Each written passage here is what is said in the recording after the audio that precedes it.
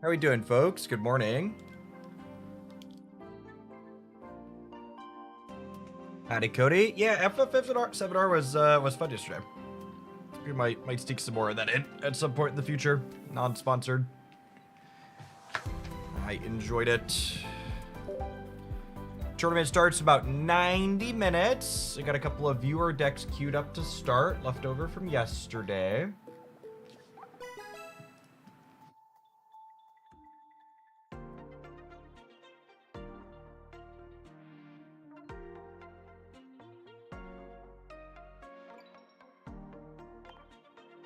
Here are missions here. Free! Free's my favorite price for Wonder Picks. Hey, Riz, thank you for the 18 months. Appreciate that. Welcome back. Those are the best for me. Need either of the other two. Kai Beal, thank you for the quarter of a year. Jake Mann with the 19 months before we fully fired up. Good morning, good morning.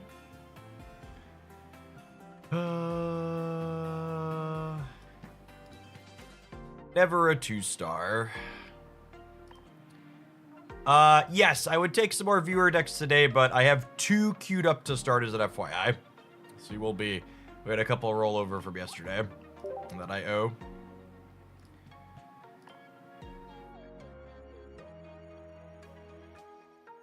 I wish the Wonder Picks just like gave us 2 stars organically, so that way I didn't feel compelled to like delete my friends list and use the rig system. It's so silly. All right, our first Wonder Pick is a fun build around. We've got, it is rip a booster pack and then build with the rarest card in the pack. Neotsin, thank you for the 20 months. Appreciate it. Good morning, good morning.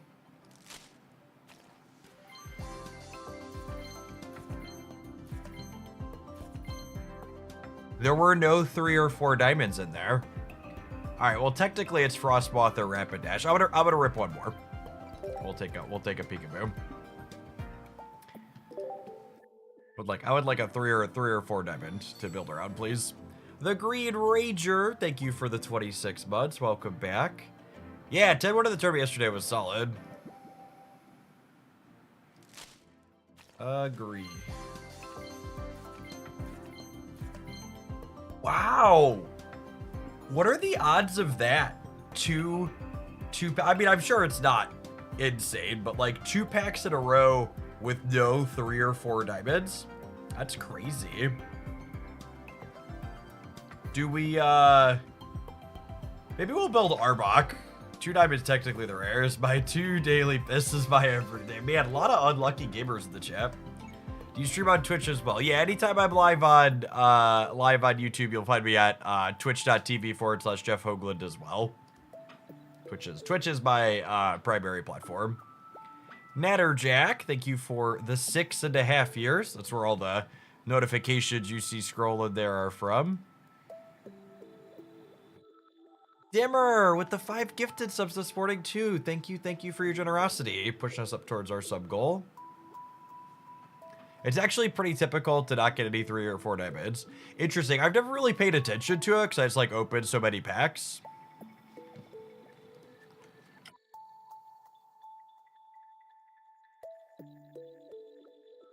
Hey, Dance, thanks for the tip.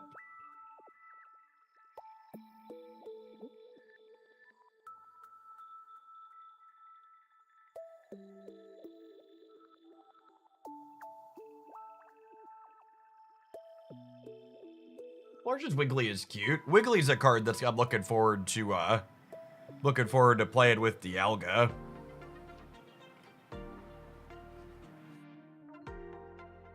Yeah, I think 2 booster packs per set moving forward would be a really good balance. I expect we'll still get 4 packs per quarter, but instead of 3 and 1, they're gonna split them 2 and 2 is my current bet. Caratog, thank you for the 10 months. Flaming Swag, coming in hot for the over 2 years. Welcome back. Good morning. Dialga Snorlax. I don't know that you're going to want to play it with terrible cards like Snorlax, but pairing it with other, like, good or close to good cards is probably where you want to start in life.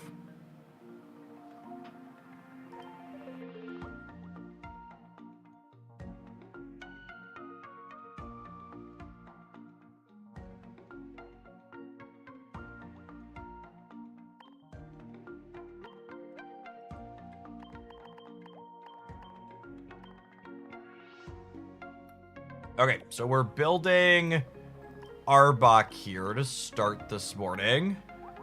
Snorlax, 6 to 7 months. What's something new we could do with Charbok?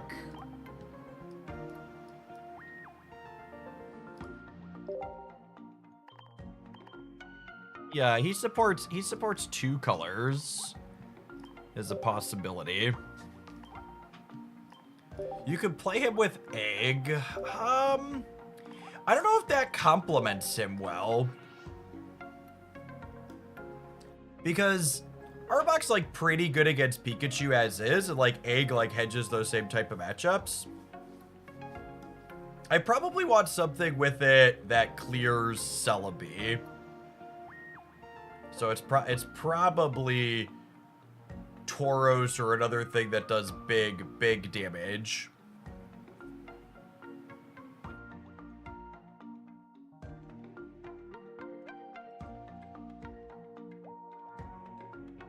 I finished top 4 in the tournament yesterday. Pidgeot's so boring. So boring, as my toddler would say. I like how I asked the question, what can I do new with this card? And everybody's just immediately like telling me all of the cards that we've played in the past.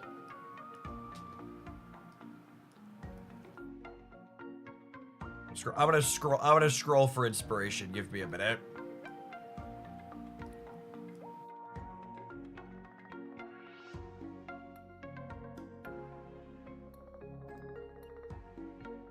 Scrimmage lost in the finals. They had a Celebi deck and died, which is unfortunately expected for Pikachu.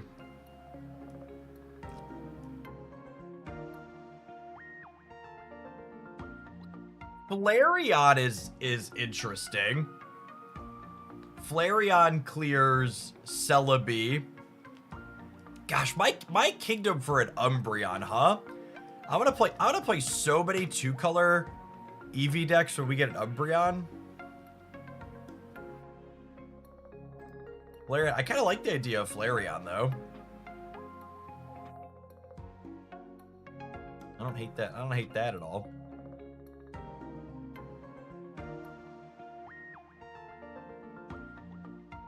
We could play like Flareon as a heavy hitter and then like play Farfetch as the extra. I wouldn't be surprised if there's no Umbreon Espeon in this next set. Expecting Glaceon, we have Leafeon confirmed.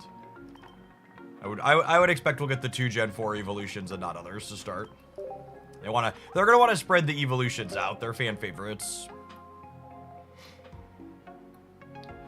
Yeah, I like Flareon. And then we just go colorless for the last slot. I don't hate the idea that someone mentioned of Wiggly either. Can I just play 3 stage 1s? Is that legal? Is 3 stage 1s legal?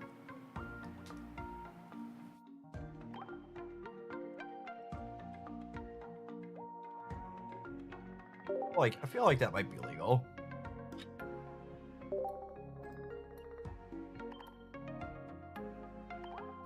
It's 12 Pokemons. It's either Duck or Wiggly. It's probably Duck. 12 Pokemon just leaves you so few slots for utility cards. And you kind of want 2 Sabrinas in here, yeah? We play 2 Ducks and then add a Sabrina.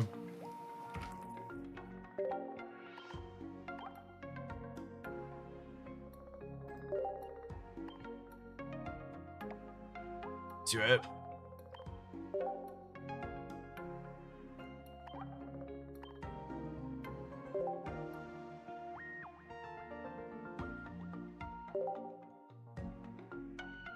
Two colors of energy for sure. I finished 10-1 in yesterday's tournament for top 4. What card do you have the most copies of? Apparently Snom, 127 copies. They're sorted by quantity here.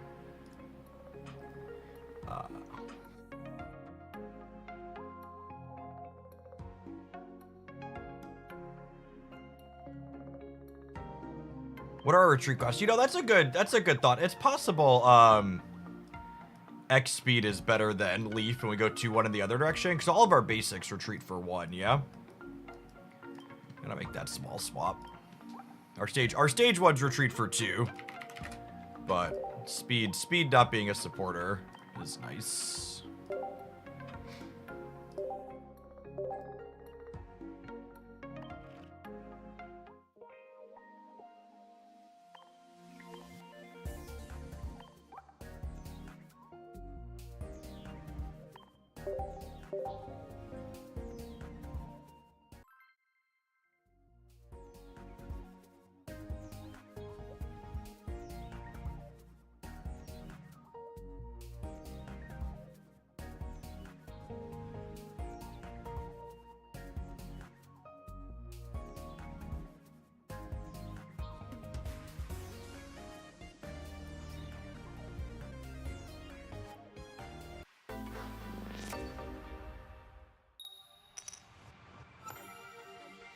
First energy advantage, and my duck sounds lovely.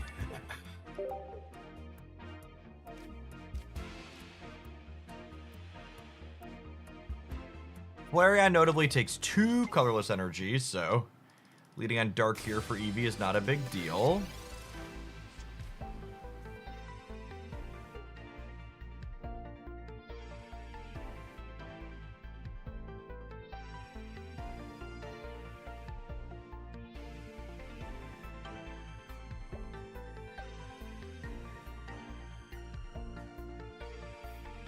It's fine, this Eevee only hits it. Yeah, this Charmander's dead. It doesn't realize it yet, but it's going to the graveyard.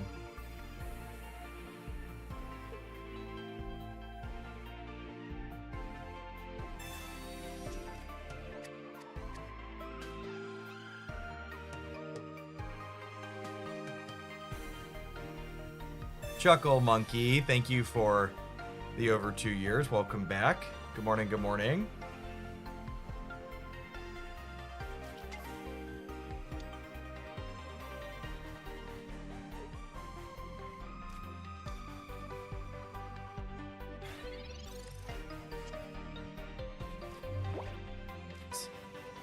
Not an ideal draw or an ideal second energy.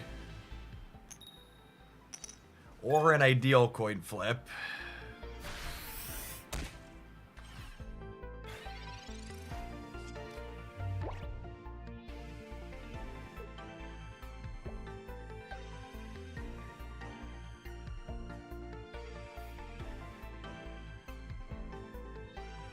Did they miss the energy equip? You don't get to an attached energy when you go first, Chesty.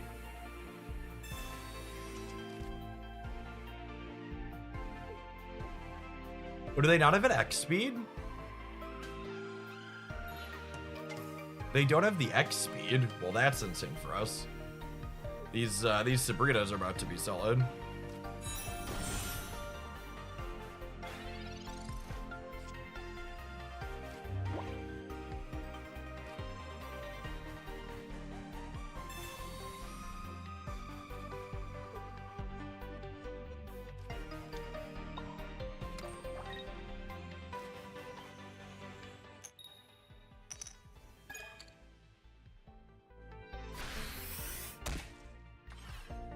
Oh, Eevee.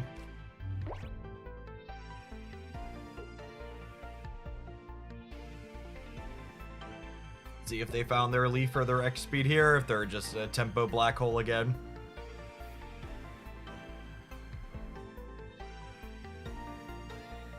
We're gonna do Rebirth after Pokemon Day. It depends on how long the tournament runs.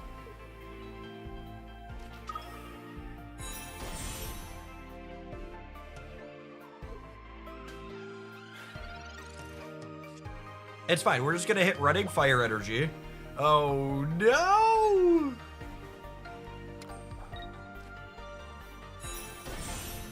Incredibly unfortunate opener.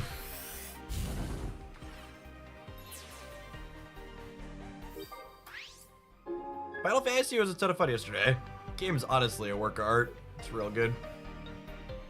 If we find an Ekans, we could still win this game.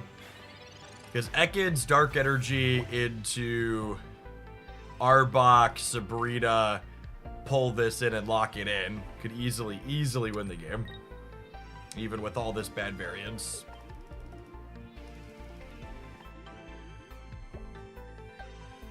We basically did the demo yesterday. We played for like 2 hours. I need Ekans this turn though, or I need 3 tails from them.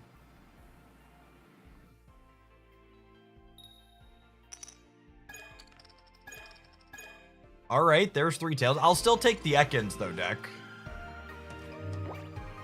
Holy forking shirt balls.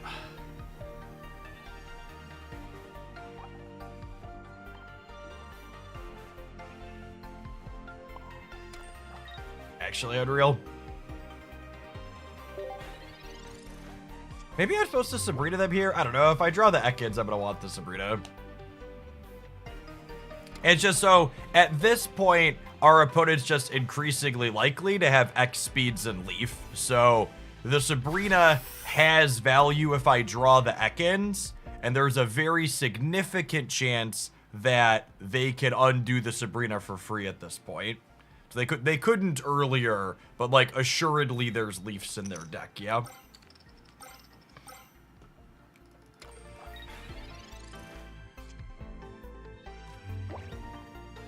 Wow.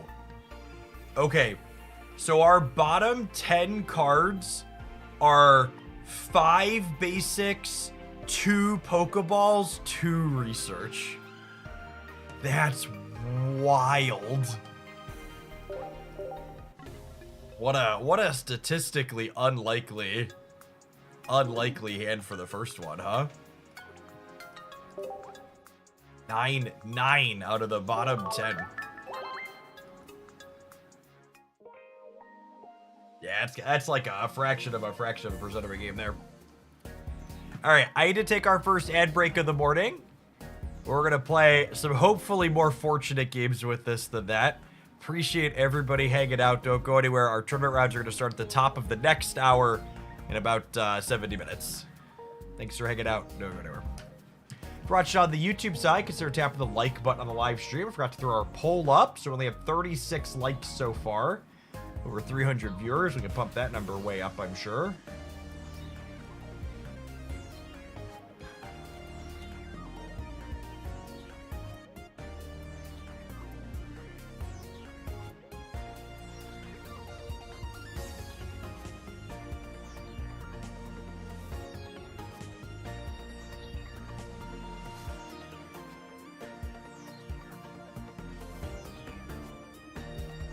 What are we playing today? The Fox Cave Battle Arena is at 11 a.m.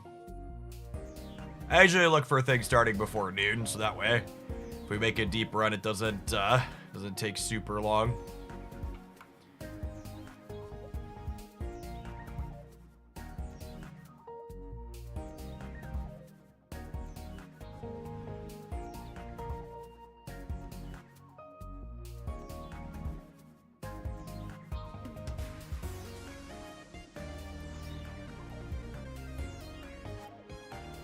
Oh, there's another one at 11:20. Do I like this one at 11:20 better? What's the structure difference?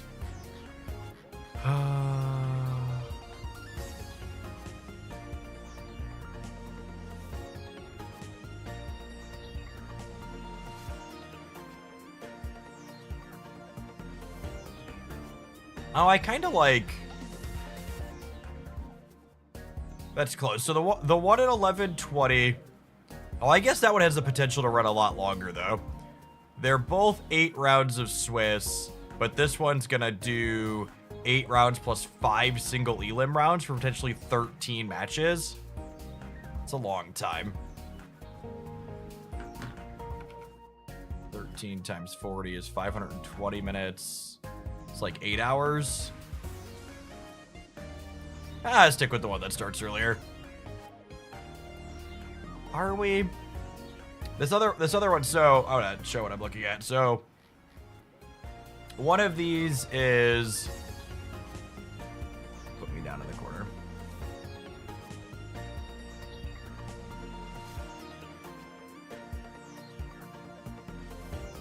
Yeah, refer. One of these is 8 rounds, players with 16 points advance to play 5 single elim. And this one is 8 rounds, 16 players advance. So maybe this one's better for content because it gives us more wiggle room to top cut. Because 16 points to advance means you only have to go 5 and 2, and then you can draw one of them.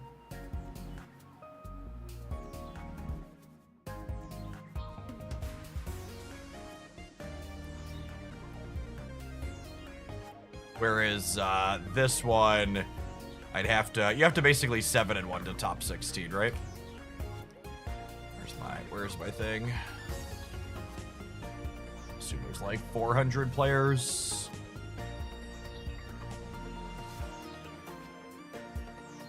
Yeah, if there's like 400 people, I guess it depends how many people sign up. This one's got 200-ish people in it. Might not. We'll see. All right, I'm gonna click register for the second one and also submit a deck list for it. And we'll play it by ear. We'll see how many people show up for each.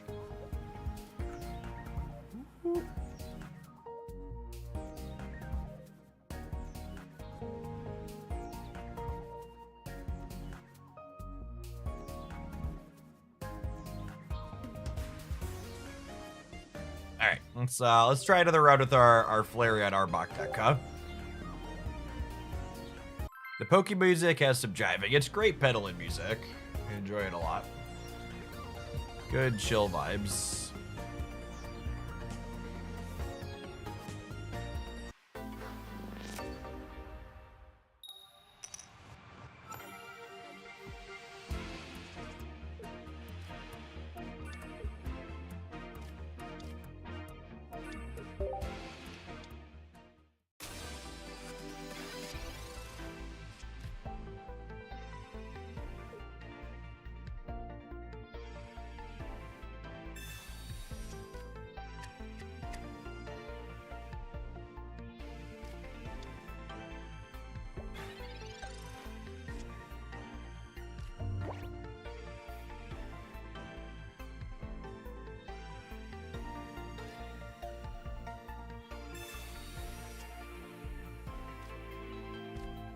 We just X speed to the duck here, yeah? And get quacking.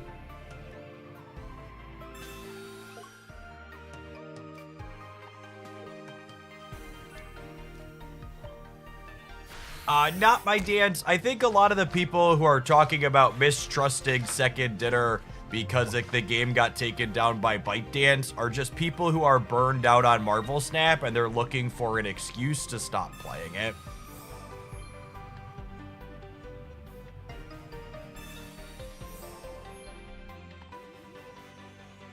Which, that's fine, that's their prerogative, but they'd probably be happier individuals if they were honest with themselves.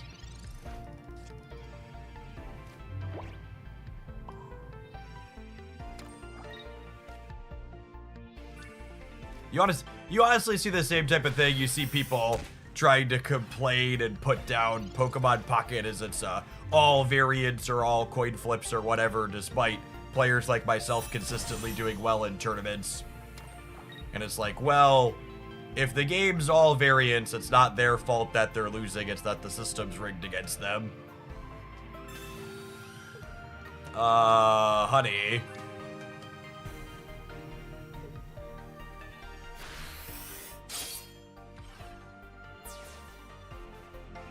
I'm doing well, Zendark. Most tournaments are hosted on Limitless, yeah. All the ones I play are hosted up there, at least. That was not the Giovanni I was hoping for Christmas.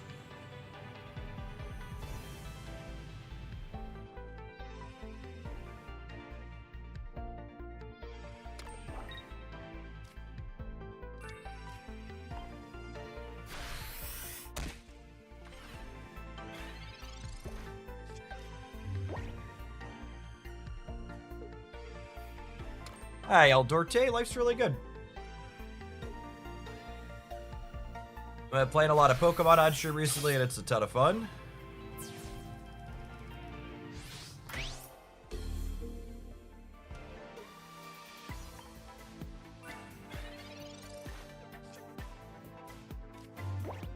Both of those tournaments have a top cut that's tomorrow. Oh, really? Well, that's interesting. Narrator. Nobody liked that.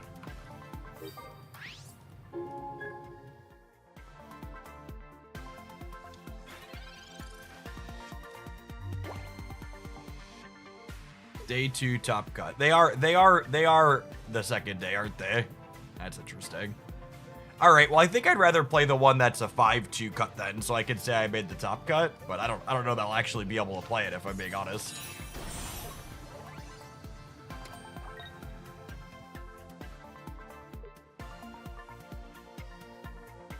If we have a fire energy under here, we win the game probably.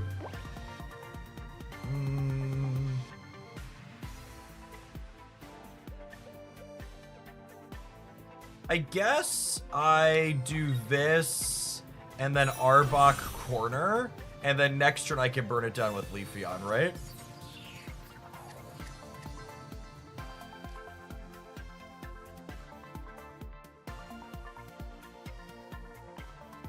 Clipped Wings, thanks for the brand new Prime. I appreciate that support. Adam, thank you for the over 2 years. Good morning, good morning. Think Melmetal Weezing could work. No, you really need Metal Energy early.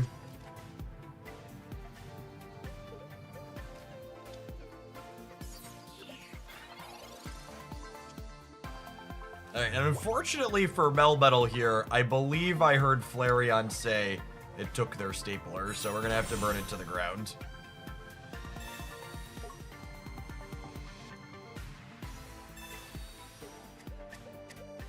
We're out of basics. We are out of basics, aren't we? Both the ducks are in the bin.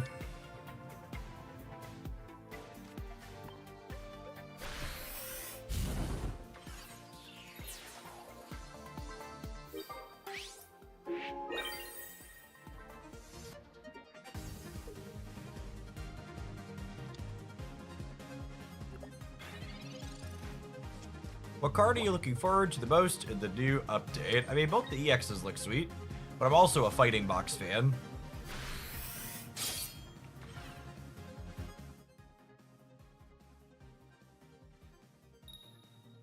We don't even need Fire Energy, right? Like, I just get to X speed this out and Arbok corners this, then we're good to go. Or my Sabrina could just like clear the Meltan to the back. We'll be all done here. Just incredibly bad variance again here, but like just enough that we're able to pull through and clean them out. Corner that little guy.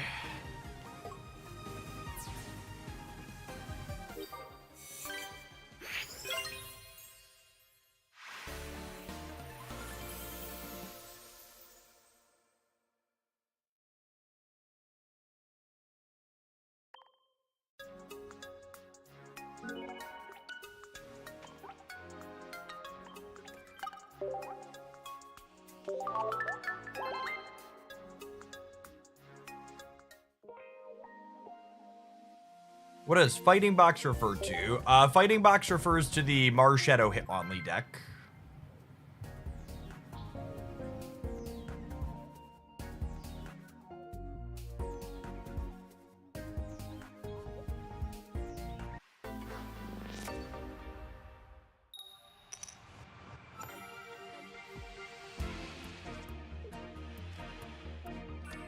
Second, and we have a Farfetch'd. That sounds lovely. Is this deck actually secretly gas, chat? It might secretly be gas. Flareon's a card that feels real close.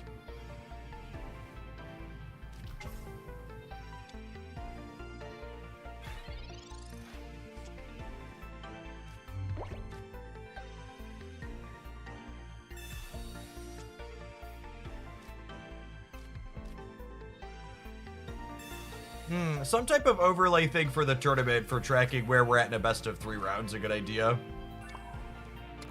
We'll have to stew on that. I don't know. I don't want to commit to doing too much necessarily, though, because, like, adding stuff like that and then missing it. I don't know. I don't know that we'll do that for the first day, the first tournament. Mostly because I don't want to, like, do it for some rounds, then miss it in others, and there's going to be a lot going on running our first tournament as is.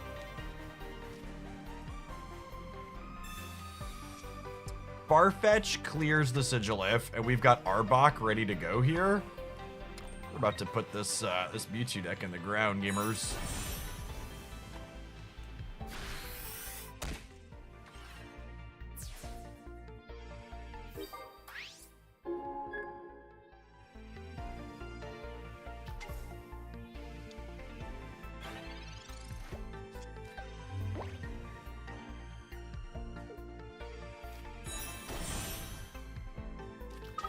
Hey, Thrap, were you the Cloister deck? You'll be our second one up today, if so.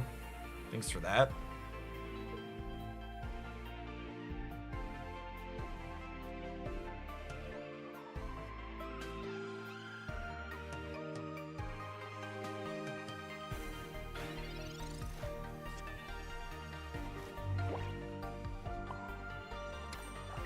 And then once Arbok locks this Mewtwo in a room, I think we're done, yeah?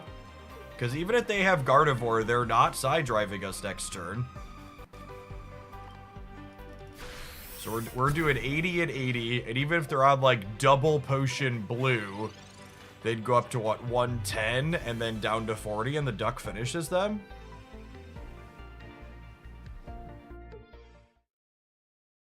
Yeah, I was gonna guess. Duck into Arbok. Mewtwo doesn't have a chance.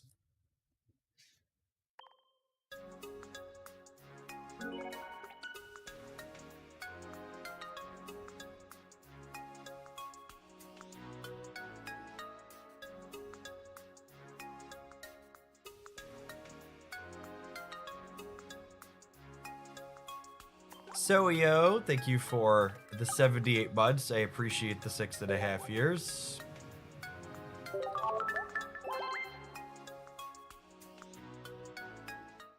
We decided on a tournament deck. Yeah, I'm gonna run back Starmie Lumineon today. It's been a minute since we played it.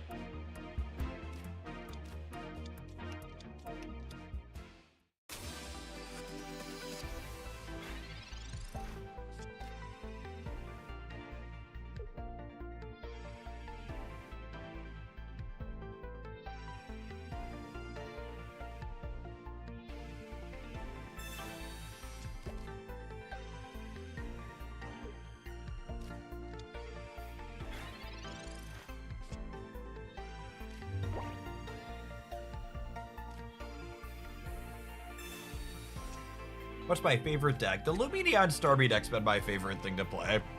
But the Fighting Box decks are a lot of fun too. The Hitmonlee Marshadow stuff. If we hit X speed, we'll put the duck up. Yeah, always.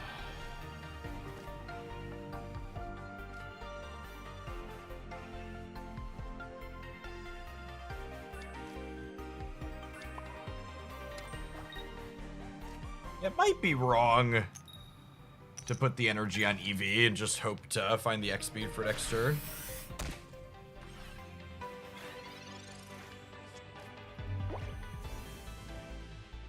I will have a trading channel available in the supporter part of my Discord server. I will not have a public part of my Discord server.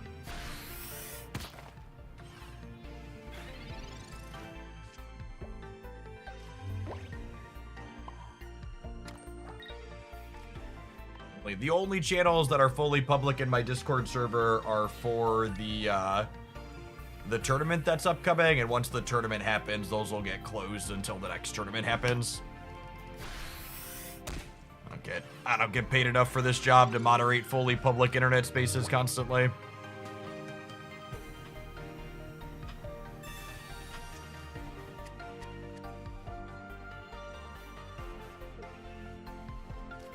No one does. Ain't that the truth?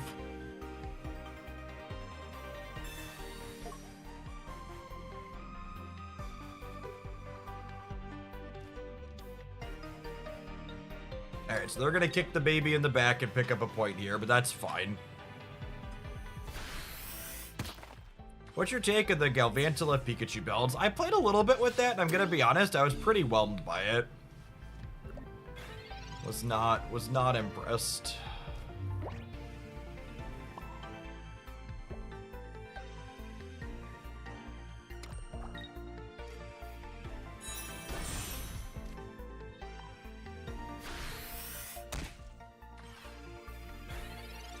When do you choose to do Pokeball and then research instead of the opposite? It depends on what you want to draw with research. If you want to draw more basic Pokemon, you research before you Pokeball. If you want to draw a non-basic card, you Pokeball and then research. Hey, Tyler, glad you're having fun with Rivals. Thanks for the super chat. Looking forward to the new set dropping on too.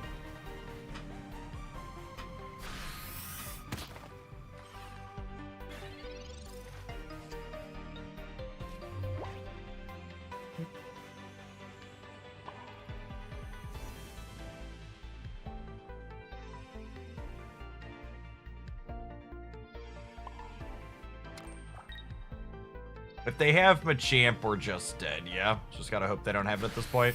Oh, you know, I should put the evolve the Arbok out in case they have second hit only. Could play around that. Can't play around Machamp. Could play around second hit only. The fact they didn't put energy on Mars Shadow would imply that they have the Machamp ready to go here. Can anyone join my Discord? You can join my Discord to see my content updates channel, but the general communication channels are locked to people who are YouTube members or Twitch subs only.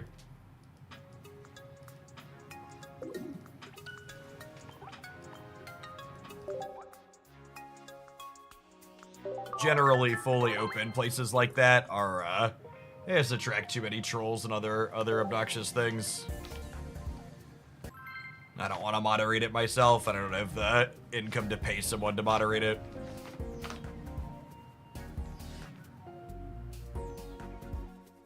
Machamp has a 3 energy, 120 damage attack, and my opponent already had 1 knockout point there, so they were just going to clear us in 2.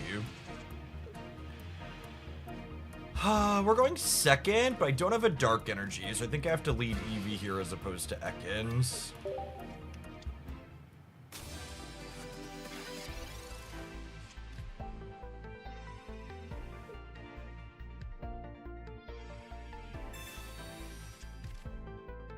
Machamp EX is one of those cards that's just like, it's so powerful when it comes together, but stage 2s are so inconsistent, they don't come together very often.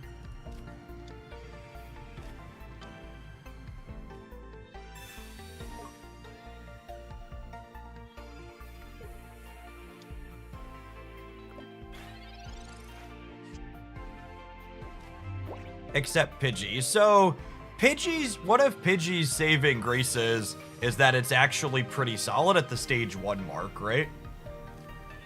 Like a big part of why that card is fine is because Pidgeot dealing 30 for 1 is like fine.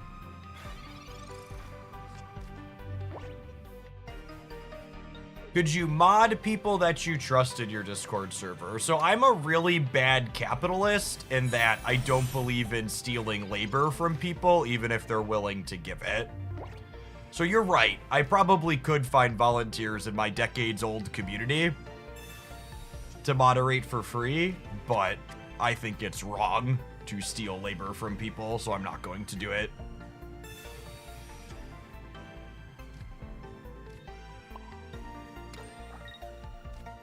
I also think having a fully open Discord server probably wouldn't improve my quality of life, and it's pretty unlikely to make me more money. So if it's both going to not be a net positive and not make me more revenue, it's probably just not worth doing. I'm gonna give you one of the best pieces of advices you're gonna hear in 2025, chat. Less social media will make your life better. Unless a particular part of social media actively makes you happier and improves your life, you should delete it.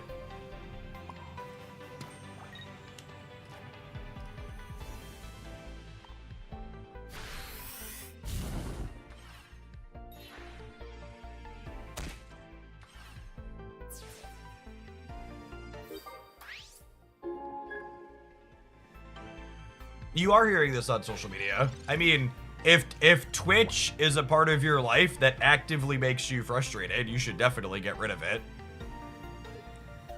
I will say, and I think this is a very important distinction, is I think Twitch especially is a different subcategory of social media compared to a lot of others, because Twitch isn't what I would refer to as an algorithm-driven piece of social media. So Twitch, you're going on and you're looking for specific types of content that you know you like particularly, as opposed to like scrolling an endless void where there's an algorithm powered to make you stay behind your screen as long as possible, and it generally does that by trying to make you angry or upset. Isn't social media designed to make you feel happier? Absolutely not. That is not remotely how social media is designed. Social media is designed to keep you behind your screen for as long as humanly possible. And the best way to keep you behind your screen for as long as humanly possible is typically to make you feel angry or upset.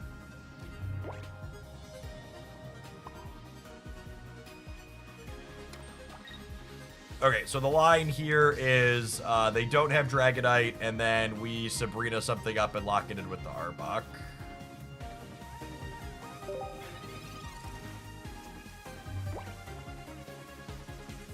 Yeah, make you feel envious is another good way to put it too. A lot of the time, yeah, envious, angry. Those are the typical feelings they're designed to elicit.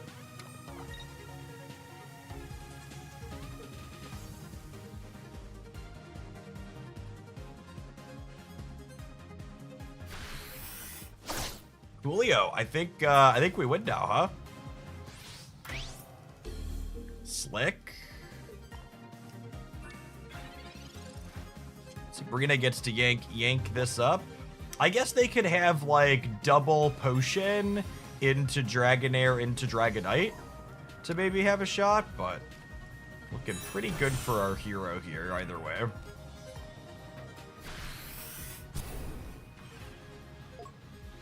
They need to both evolve this and heal it. Oh, evolving clears the effect. Yeah. Just Dragonair plus Dragonite would get us. That's true. Good catch, good catch.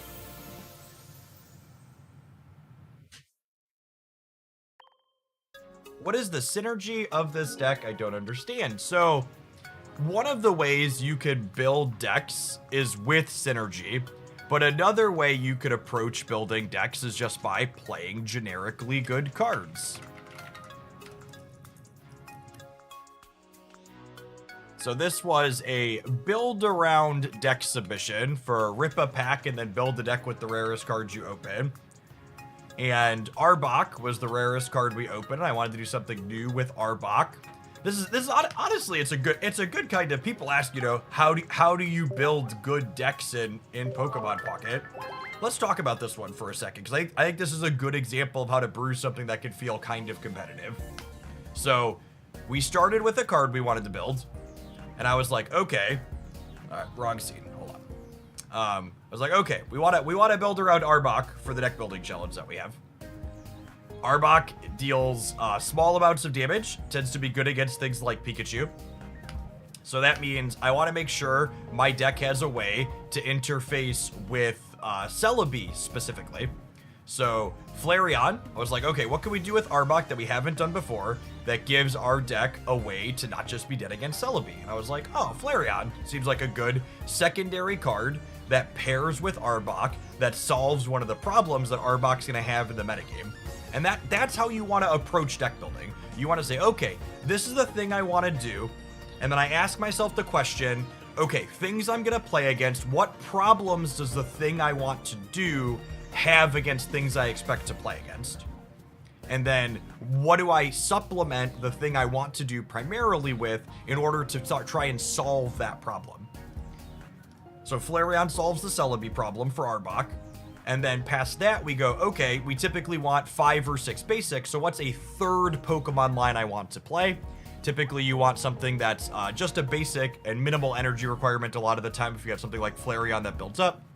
So like these last 2 slots we talked about, maybe having Wiggly EX as another finisher, but I wanted something that wasn't going to take a ton of Pokemon slots. So Farfetch'd here, and then other alternatives could be like Kangaskhan has fallen off because you can't really maneuver it around, but that could be an okay thing. Things like Tauros or Mew could be okay too.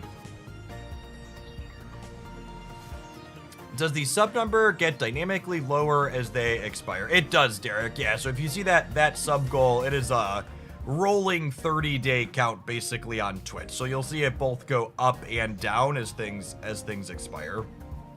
It's not a starting count from the beginning of January. So put in the counter to your problem. I mean, not even necessarily just a hard counter, but like a thing that like helps the problem you expect to have. How does this deck perform against Gyarados? Any deck that can't attack things on the bench has a bad Gyarados matchup. It's really that simple.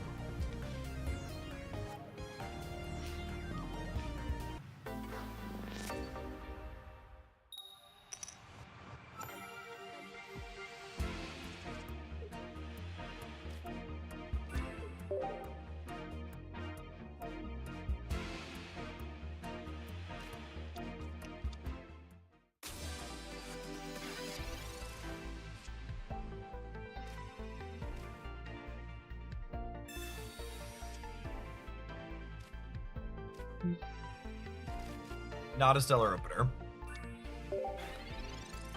Farfetch'd also not amazing against Druddigon because they trade 1-for-1 and the Farfetch'd costs me an energy to trade.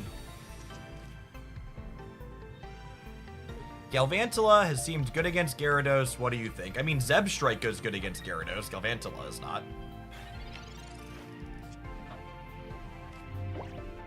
And the Galvantula decks typically play Zebstrika. Does 2 Sabrinas help the Gyarados matchup so you can Cyber Magikarp? That could be helpful against like their really bad draws, but like usually that deck has multiple basics because they have 6 basics.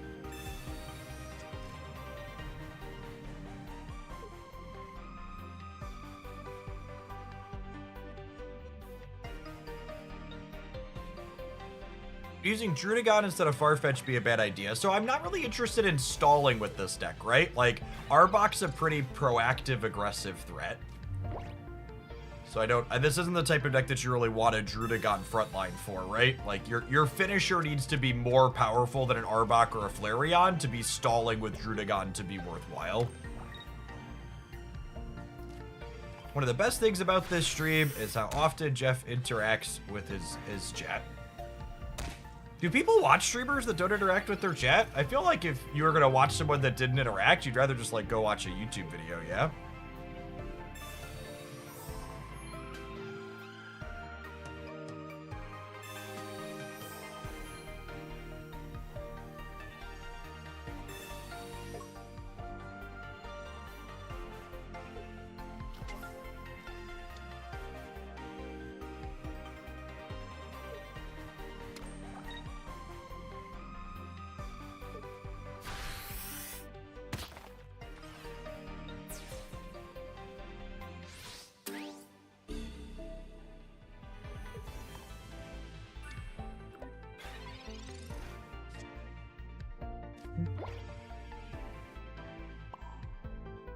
I mean, this technically wins this fight, yeah?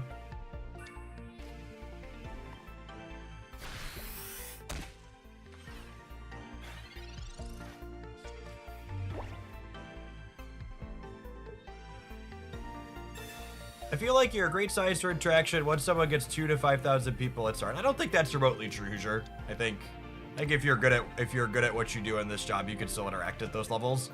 There's lots of tools that let you interact reasonably with that amount of people.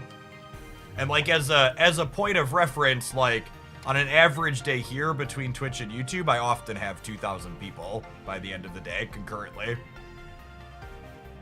And for someone, you have a newer sub badge here, but like I've regularly streamed to people in like the 3,000+ range, and you definitely have tools to make it so you can still interact with them.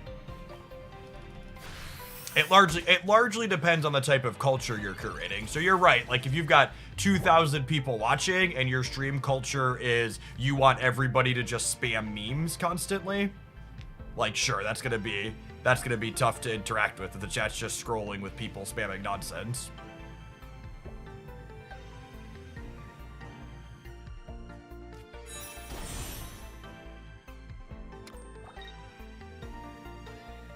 I think in general, people tend to severely underestimate how much control a content creator has over the community that they have.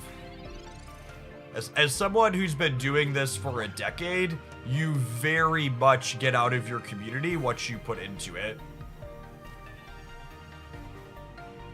I think we're dead without... I needed a Flareon this turn. If we would have hit Flareon this turn, we would have been able to burn this to the ground, and then Marshadow wouldn't have been able to finish it. We would have been able to burn that too.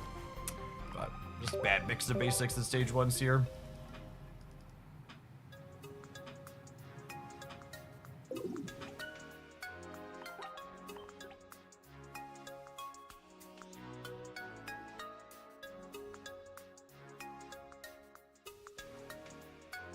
Is there a card you dislike design-wise, too overpowered or unbalanced? So that's what we call a loaded question.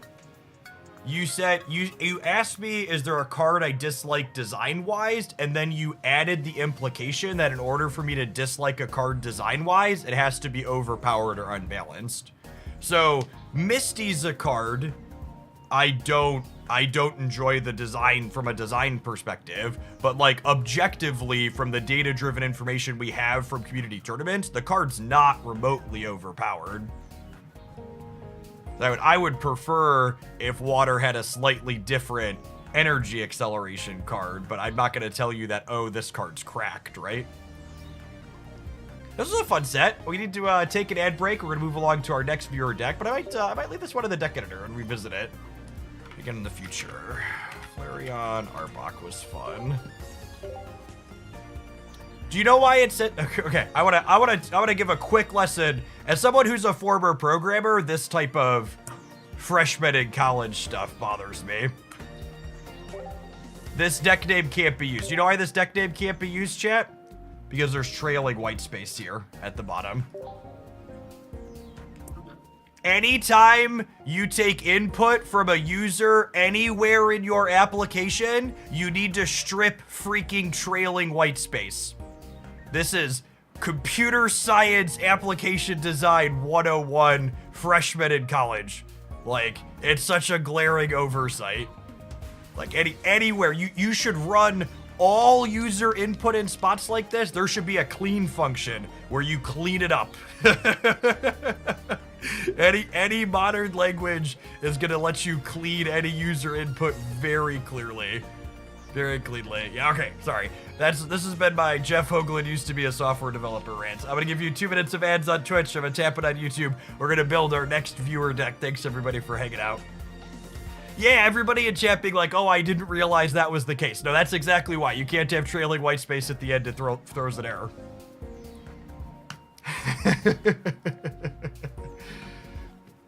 So obnoxious.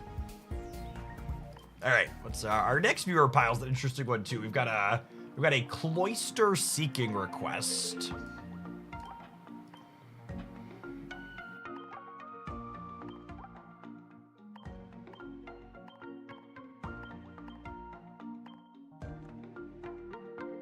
I thought it was because you misspelled Flareon. Yep, I was mad about it.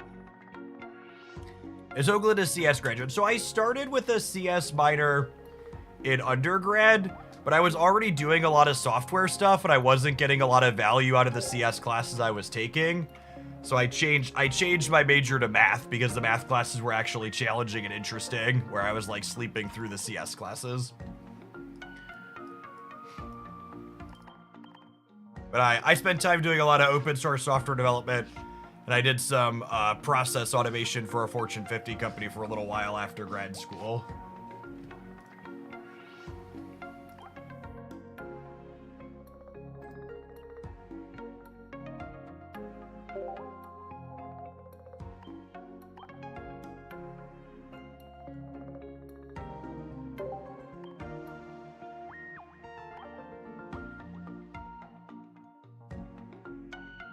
Have you ever played a deck with non-EX Blastoise, Charizard, or Venusaur? No, those cards just aren't very good. Regular Charizard's okay as a third Charizard in the regular Charizard EX deck, but generally speaking, it's pretty bad.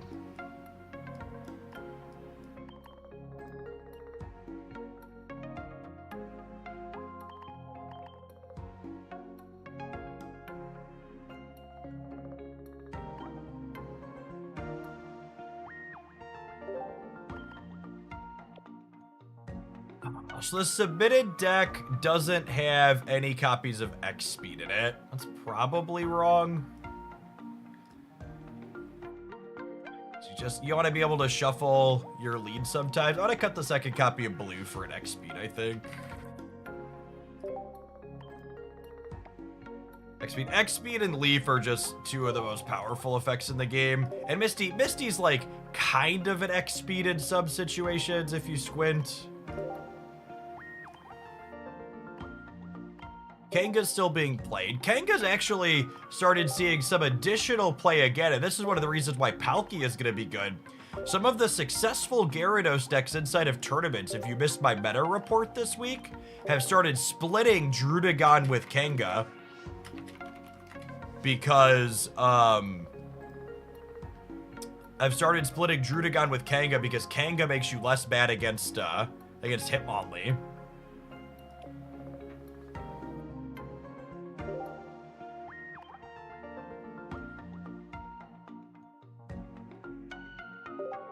And that's one of the reasons why Palkia is going to be so good in Gyarados, because it can frontline for you, but it can also just pump damage out. So if they're like leading on a Zebstrika or a Hitmonlee or something that's going to kick your back line, you could actually attack them back. You're not just a sitting duck behind the Druddigon.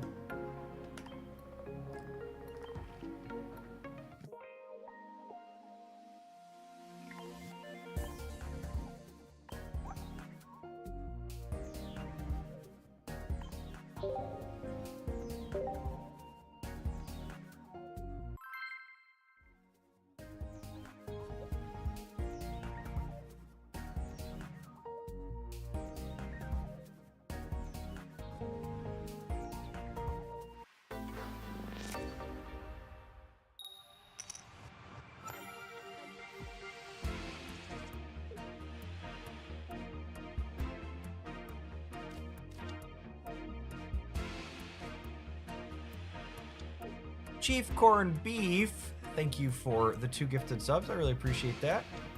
Morning, good morning. I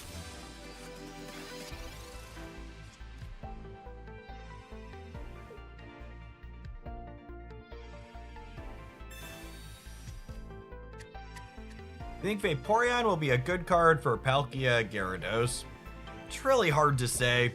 Weaving a single knockout point Pokemon into a deck full of EX often tends to be a bit of a liability, because you give a single knockout point and then they only need to clear 1 more EX to like get you, for lack of a better term. Oh, calm down, Misty. Hit him with the old tongue punch here. I was wondering if new cards will be admitted in the incoming tournament. Yeah, of course. New cards are the whole reason we're having the tournament.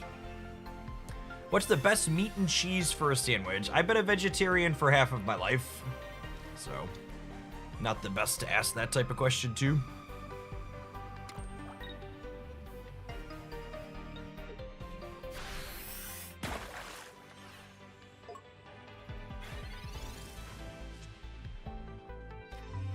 Maybe. Oh, baby. Surf's up, gamer. Cowabunga.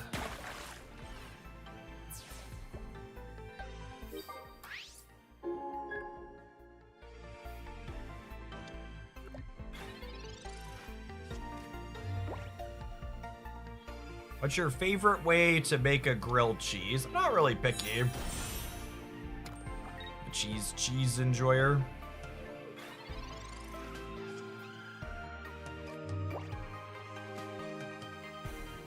Would love to start charging up an Articuno.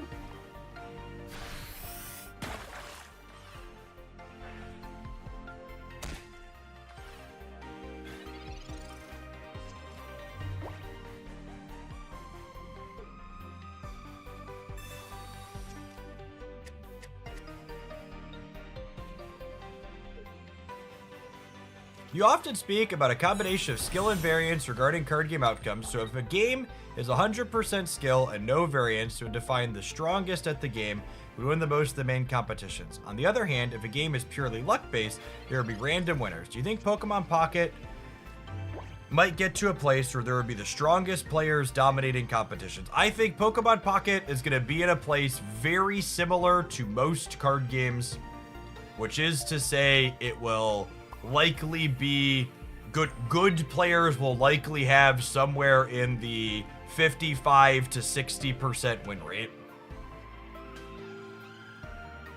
I think is a very reasonable place to be that Pocket will almost assuredly be.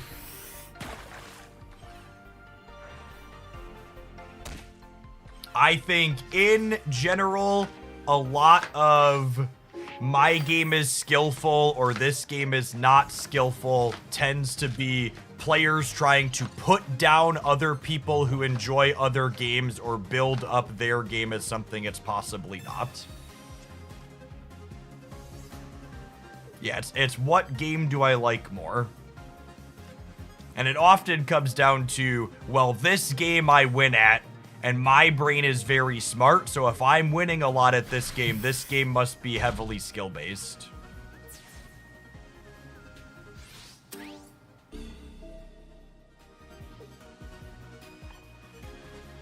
What games exist that don't have variance? Not many, really. Even chess has going first variance.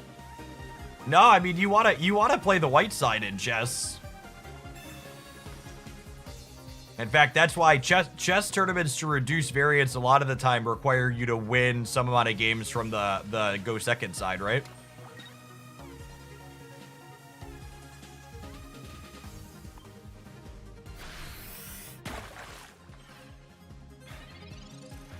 You played equal number of games with white and black branch. Yeah, typically that.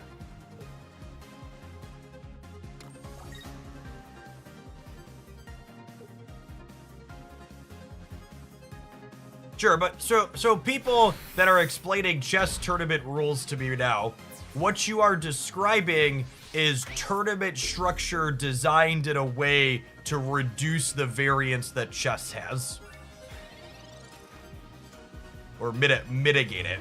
That doesn't mean the game doesn't have variance, it just means you structure your tournaments in a way to reduce it or eliminate it.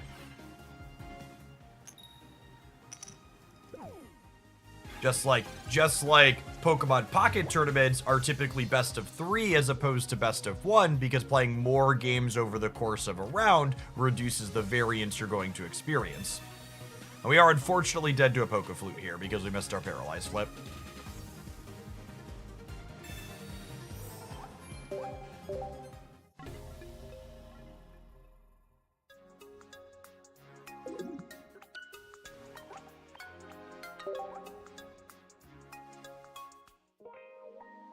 I think an issue a lot of people have because these games try and capitalize so much of our time when you're invested in them is people just refuse to be like, I'm not having fun with this, or this game's not for me, so I'm gonna take a break or stop playing it. And instead, they feel the need to be defensive and tear down the thing that they're experiencing that they no longer like.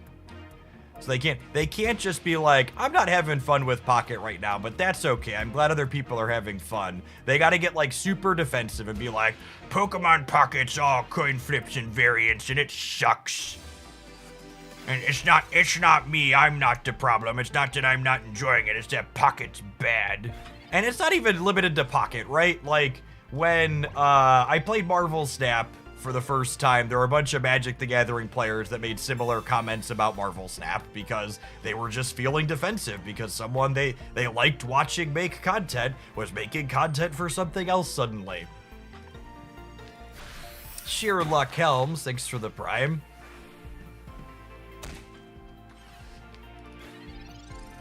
The gaming space would just be a lot more enjoyable if people are capable of being like, yeah, that thing's fine. It's not for me, but I'm glad you're having fun with it.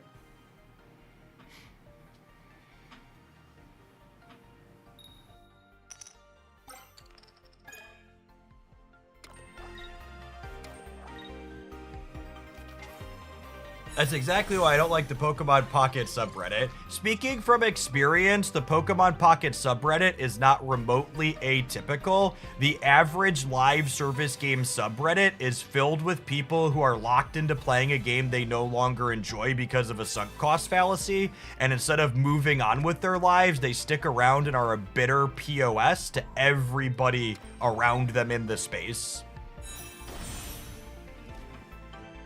Unfortunately, it's not remotely limited to just Pocket. That's just a thing with live service games. Unfortunately here, I think I'm gonna go ahead and concede we're kind of just checkmated to Gyarados. I'd have to find Articuno and hit a bunch of heads on Misty. I'll take one draw to Articuno, I guess. Got one plus a Pokeball.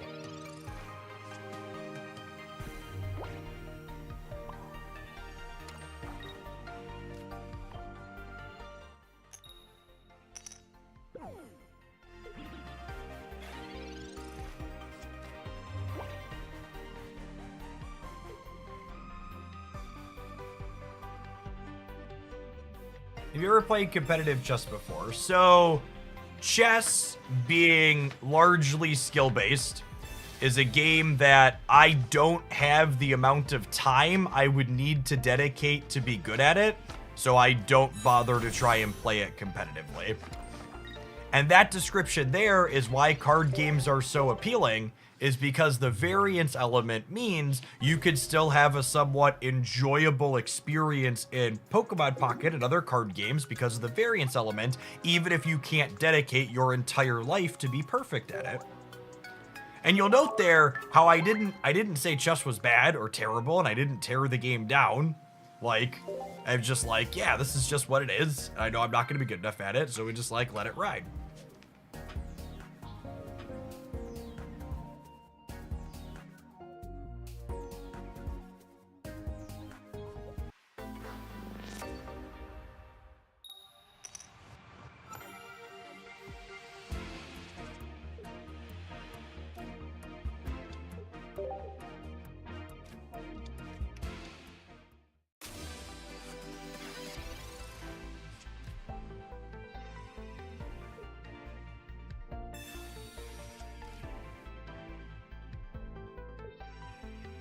When you played Magic, did you play Limited or just Constructed? Just Constructed. The part of card games that I personally find appealing is the experience of discovering and optimizing new decks. So Limited doesn't allow you to do that. I like taking a deck and playing it and iterating on it. Rebirth was a ton of fun. We might sneak some more of it in non-sponsored as the schedule permits. I'm definitely gonna finish it. I played through the first one.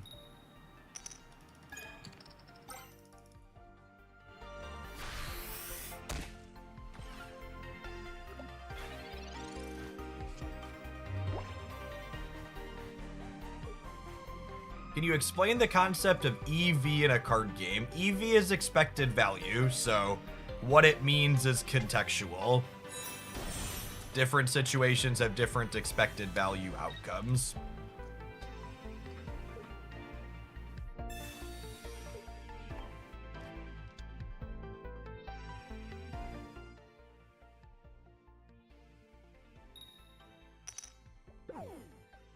Mario Kart has too much variance. My children shouldn't be able to beat me on the last lamp after I've been stopping them the whole race. Unironically, Mario Kart's actually a pretty low variance game. My then 7-year-old spent way too much time watching stuff related to Mario Kart, and I couldn't keep up with him anymore. Just like wasn't close. We were done. We moved on to playing other things because it wasn't fair.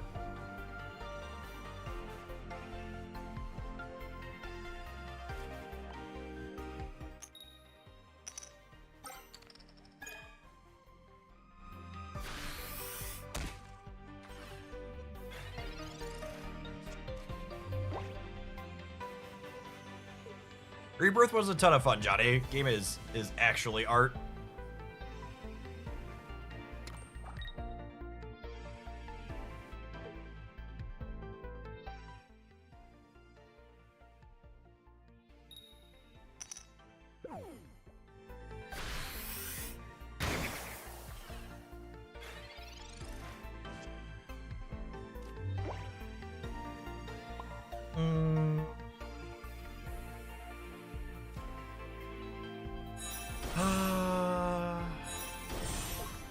This is at 80, so it's surviving a tropical swing. Am I building this up? I think I'm building this up.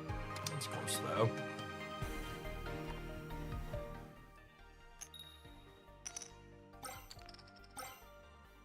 Get our boy Blue showing up on our coin here. Yeah, I was hemming and hawing whether or not I wanted to join a tournament at 11 or 11:20, and the 11 a.m. one actually got taken down, so 11:20 it is.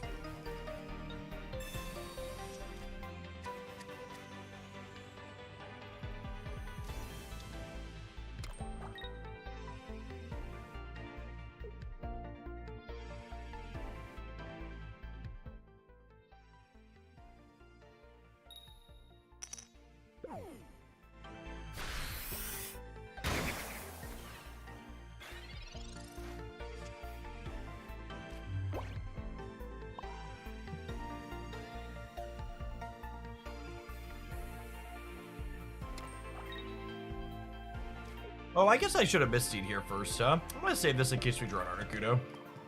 Or another Shelter.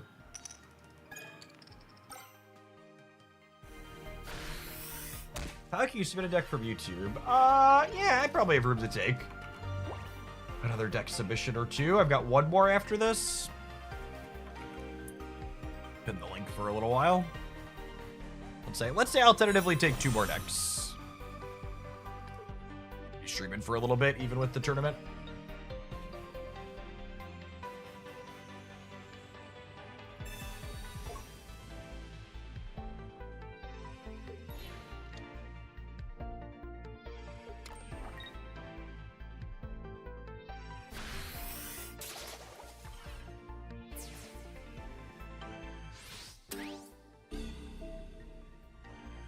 Victory Bell makes getting more basics sound a little scary.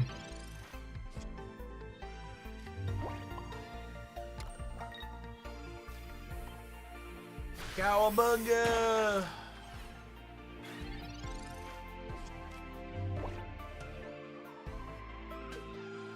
I'm almost done with It Takes Two with my wife. Do you have any other game recommendations I can enjoy with her? You know, honestly, It Takes Two is kind of in a league of its own when it comes to co-op stuff.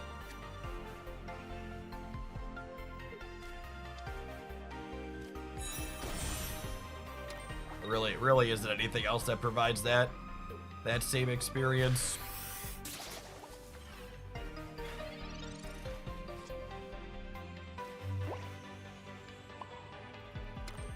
We double potion here. Lacarb, thank you for the 67 months.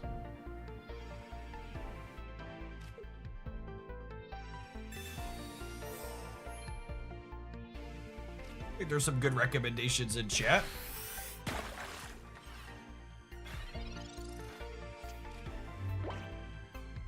Portal 2 co-op's not a bad call. I actually did that with one of my kids a while back.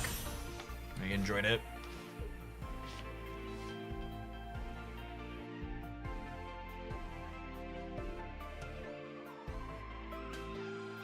My wife and I enjoy occasionally sitting and playing like the story games together and making some of the choices together, but they're not like full co-op games like Detroit Become Human or Until Dawn or The Quarry are all real good story movie games, but they're not co-op to the same degree that those other ones are.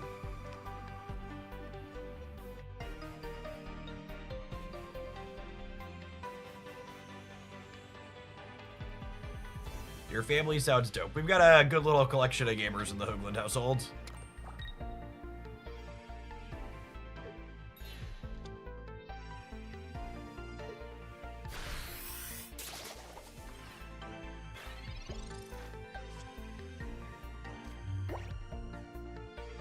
Oh, I think we're scuffed, chat.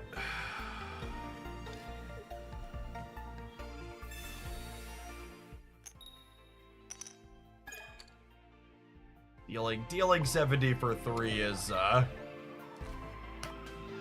not great, it turns out.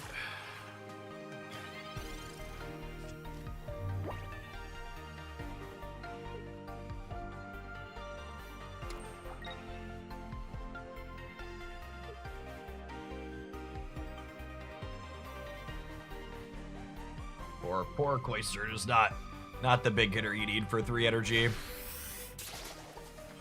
Yeah, only minus 10 damage is not super impressive. Although, them not having Victory Bell to use here could be our saving grace. Second Cloister. We have to deny them the knockout point. Let's hit heads here. Rip.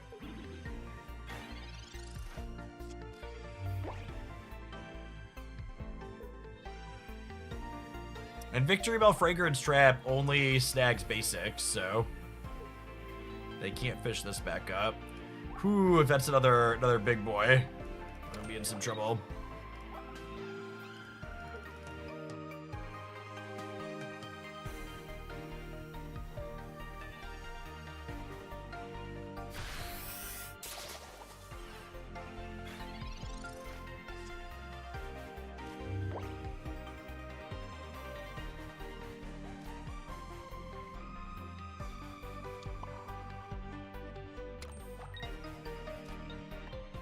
I think I do this because I need to offer them a knockout here or a knockout here, and then this gives me a window to evolve this where they can't pull it up.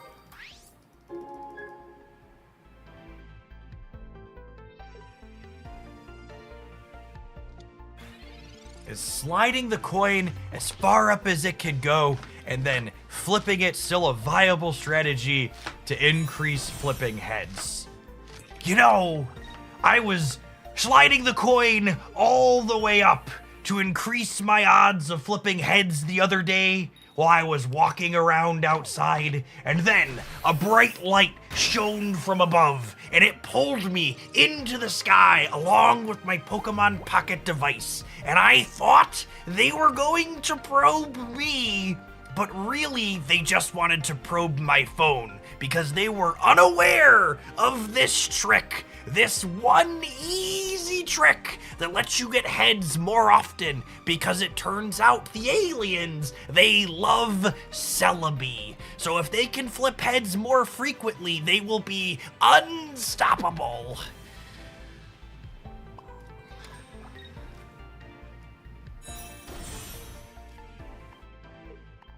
There was like a point in my lifetime where like people were skeptical of things they saw on the internet, right? It wasn't always like this, yeah?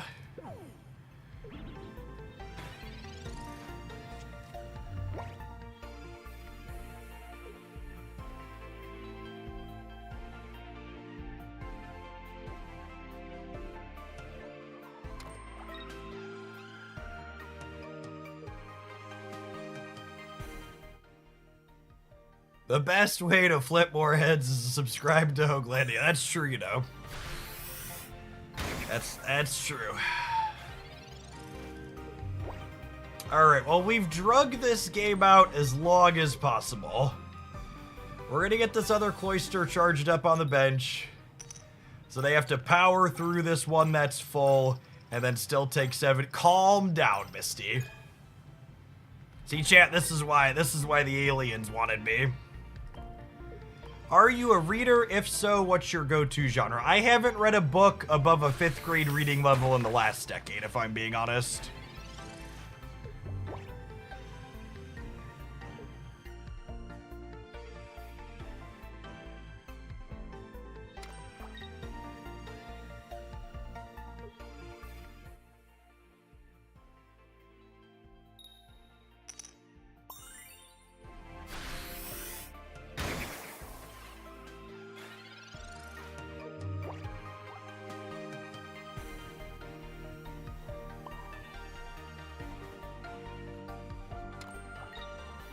What if they don't have another Erica, chat? Oh, I should have blued. If I would have blued, they couldn't kill me with Victory Bell. Did I throw? Oh, I threw. That's so sad. If they don't have Erica, I could have. Don't tell Scotty, chat. Don't tell Scotty. Listen, okay.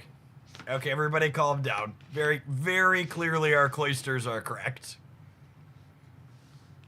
Shell the cloister.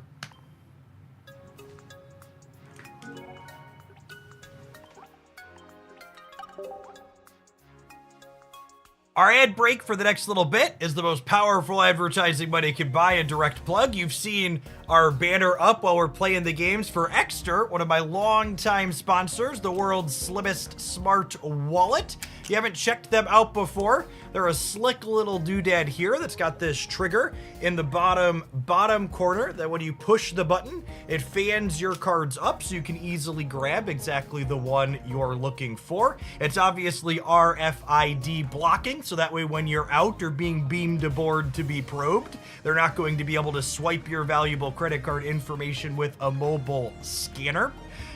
One of my questions in the demonstrations I always like to do is when I first got this, I was like, well, with the trigger, are these things gonna pop out while I'm walking around and they're in my pocket? So I always like to give it a nice upside down shake test on stream to show you that all my cards are locked and loaded in there nice and firm. I've had the Extra in my pocket for, gosh, probably close to a year now since we did my first promo with them. And,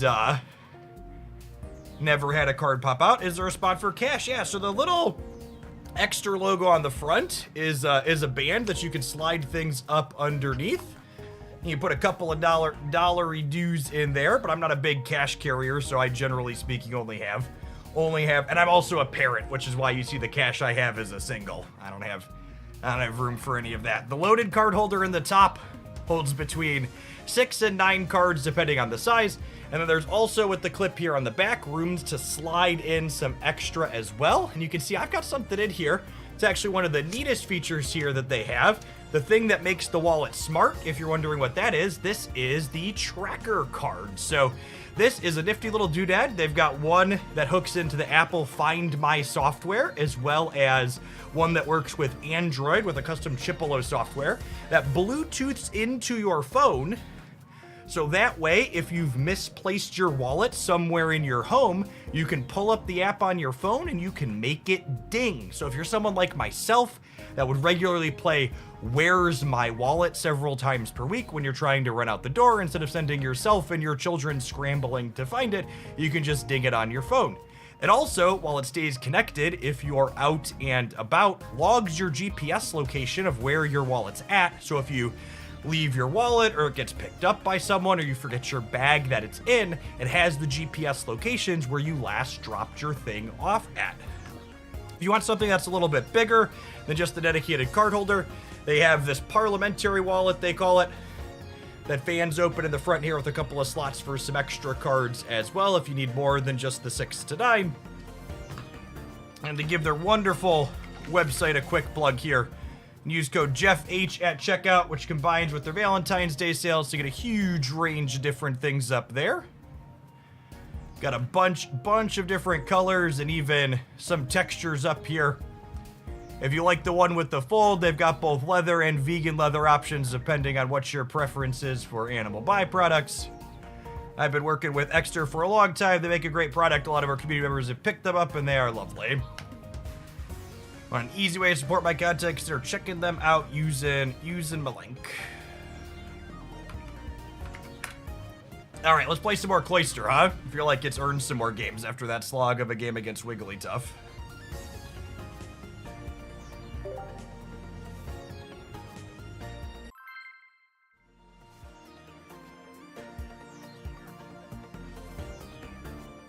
I've got a couple extra wallets in my hands. So I've got my gold-plated one still, and then I've got one of their pro models here. It's got my cards in it as well. They're all lovely. Is a wallet magnetic? It is not. Putting a magnet in your pocket alongside what's frequently going to be a cell phone is not generally a smart idea. It holds your cards in without magnets.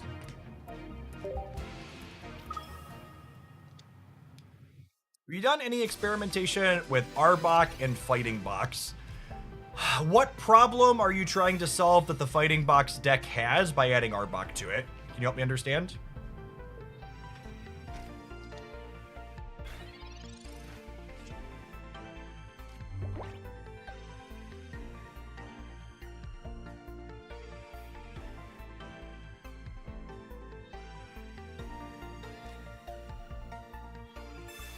The wallet does hold cash.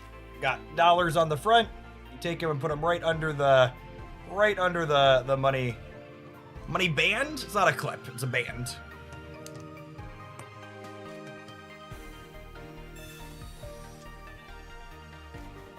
I think it's the Psychic Baby. I guess that could maybe hedge the Mewtwo matchup. I don't know. I feel like I'd rather just play Mew if your interest was hedging specifically the Mewtwo matchup.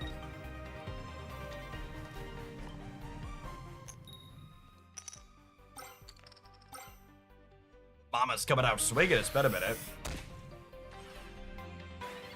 Hey, thank you for the gift sub, bunch of letters. Appreciate it.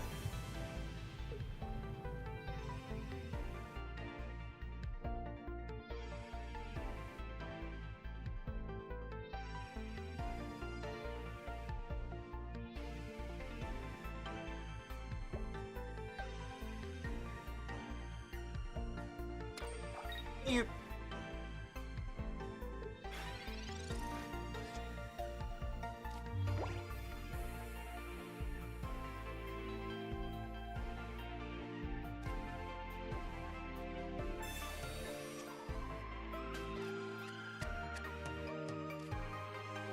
In theory, we want to just start powering this up, right? Because the Sea Kings only ever need one energy.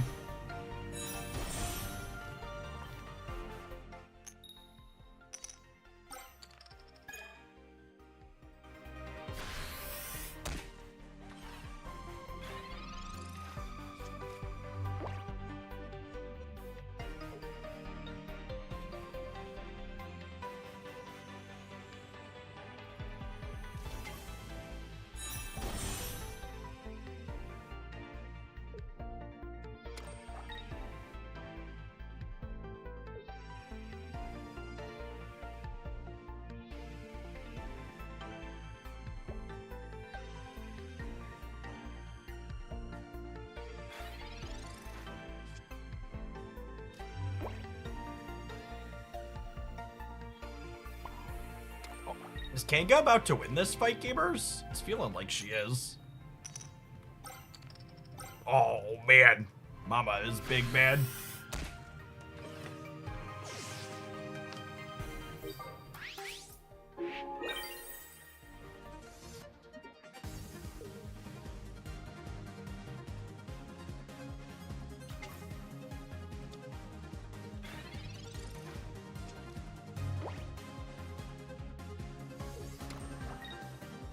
Victory Bell Venomoth. Yeah, we can do that one.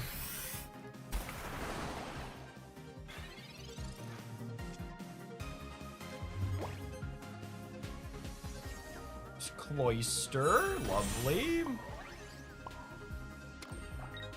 This Kanga's about to get abducted by aliens. Truth. Look at her go, chat. Holy, she can't be stopped. Flex on him, mama. Flex on him.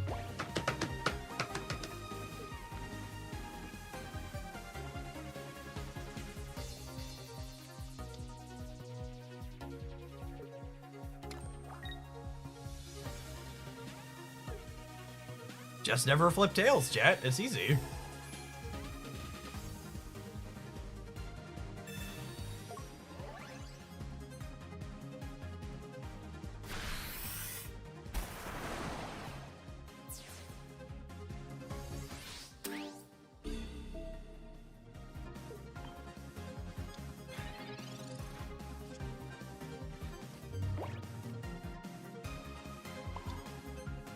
Get Cloister. Don't mind if it does.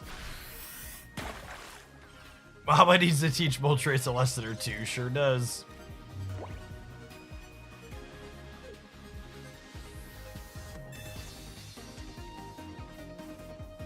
New packs are confirmed to be coming out the 29/30th, depending on where you live in the world. Should be a good time. Our early teaser looks very promising.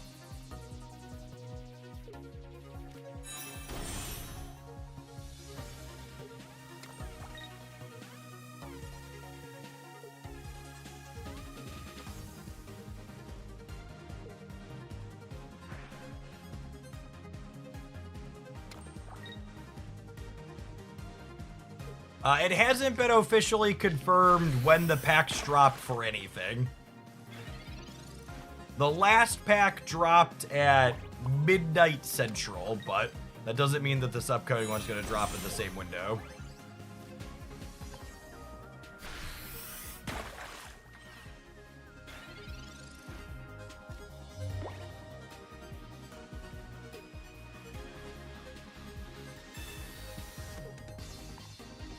Do you ever play no EX or Highlander formats for fun? No, I don't think custom formats are very fun.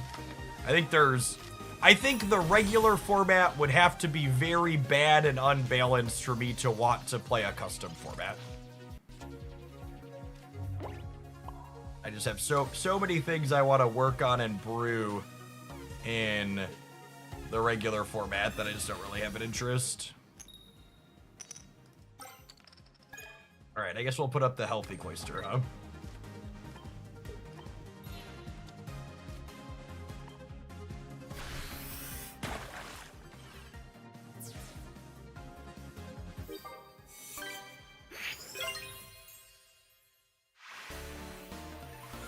Oh, we had 2 points already. I forgot that the Articuno was 2 points. Do you think they should do in-game events for custom formats? Nope. I think the regular format is still really interesting and fun. In fact, if you want a somewhat hot take, I think the only reason people remotely probably have fun with no EX formats is because it's pretty casual. I think if you added an incentive to optimize and min-max those formats, there's a good chance they're worse and less balanced than the regular format.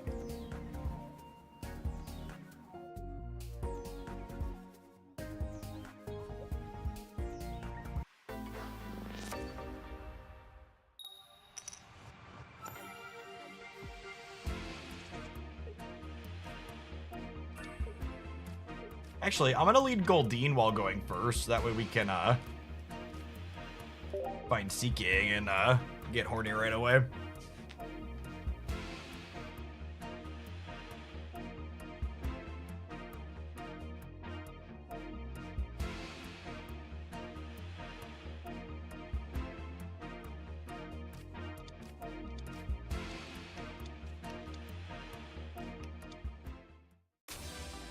Dorim, thank you for the 2 years. I appreciate that. Welcome back.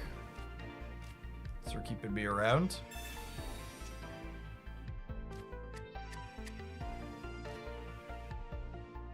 On average, how long does it take to become a shillionaire? If you're using an auto clicker to make sure that you get the maximum amount of rewards every single day while you're watching, it takes about 2,000 hours watched, which is a little over a year. Usually I stream like 1,800 to 2,000 hours in a year or so. Give or take, depending on some variables.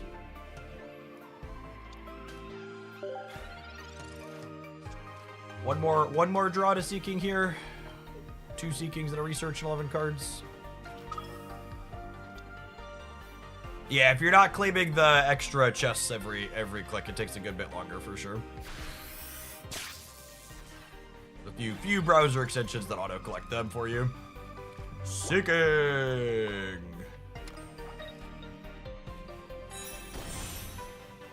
All right, Seeking, one shot, one opportunity. Your chance to roll.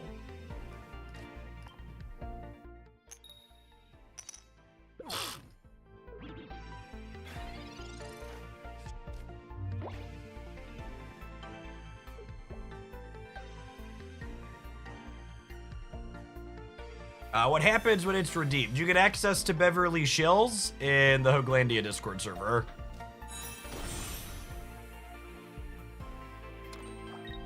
I mostly put that goal up as a meme when channel points first launched years ago, not expecting anyone to claim it, and now it's been claimed like 250 times. Because gamers be crazy, yo. That's true. Every time someone claims Shillionaire, Hoaglandia's trickle-down economy goes into effect, and it reduces the price by 1 shilling. Easiest way to tell Hoaglandia is a fantasy made-up realm is because trickle-down economics actually work here.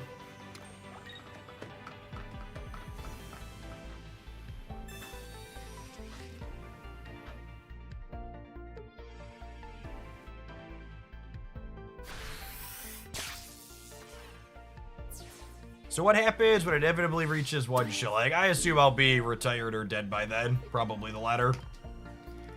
J Turbo Banana, thank you for the 3 years. I appreciate that. Welcome back. There are a few people who have more than 1 shillionaire. I think we have a couple of triple shillionaires at this point too. You know what they say, gamers? The first shillion is your hardest. I'm gonna blue here to play around a copy of Giovanni because I really need to buy time for Cloister. We're probably dead either way, but this is our best possible chance, I think. Holy, 4 tails in a row. Make it up for the last game, I suppose. Tournament starts in 8 minutes.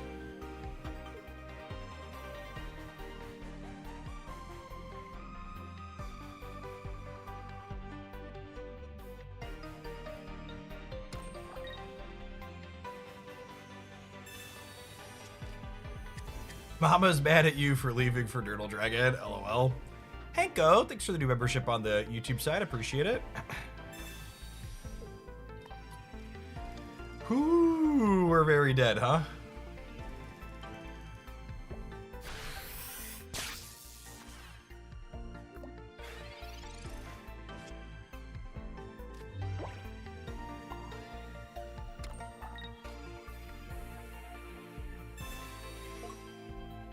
Oh, we're gonna run back the Lumineon Starmie deck for the tournament.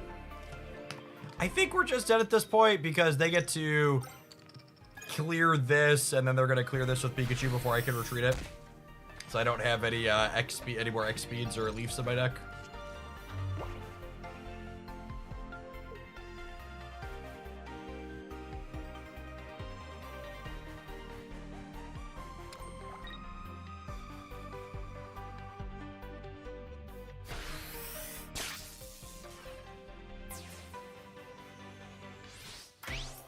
No, we lost in the semifinals yesterday. Alright, so what's the out? The out is Pikachu doesn't kill this, and then I top deck Misty, and Misty puts an energy here, and then I put third here, and I retreat it out. Even that's kind of scuffed, but I think that's the sequence. Probably needed 2 heads here at that.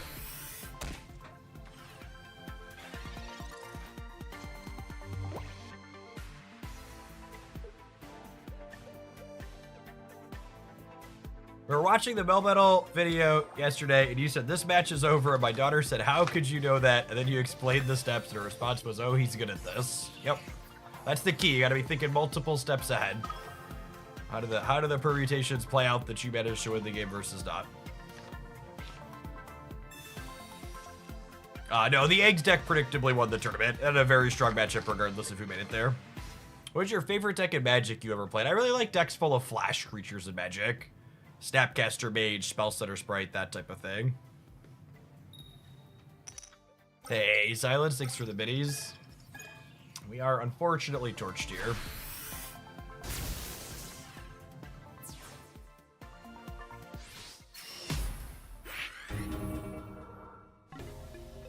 All right, our tournament round is starting in just a few minutes. I'm gonna run and fill my water bottle so I have it topped up before we start.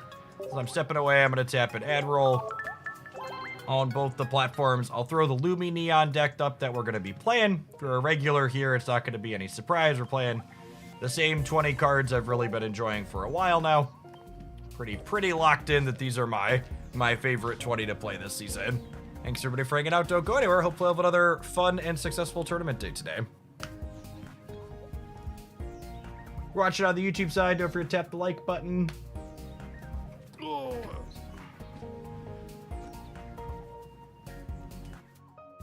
Stand up for the first round, huh?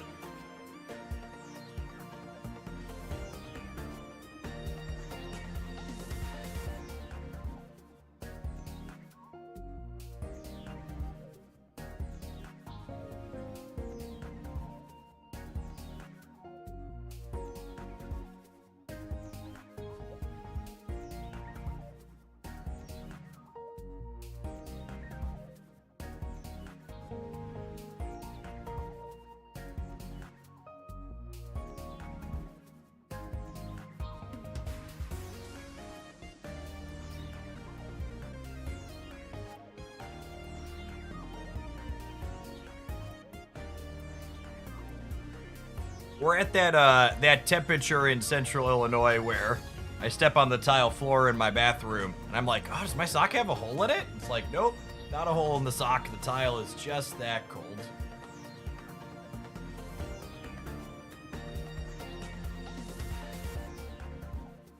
I added an 8th basic to my Pikachu X deck. It's been running more smoothly. Yeah, it doesn't surprise me, Witless. I haven't played a ton with that archetype, but 7 basics did not feel like remotely enough.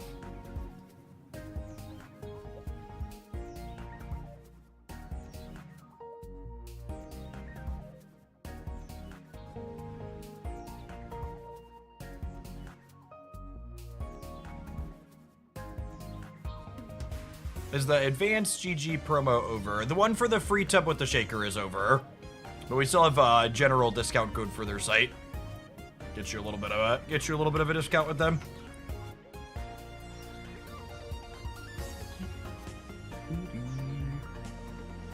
Actually, to go on and order myself some more. My blue raspberry. My blue raspberry's almost gone.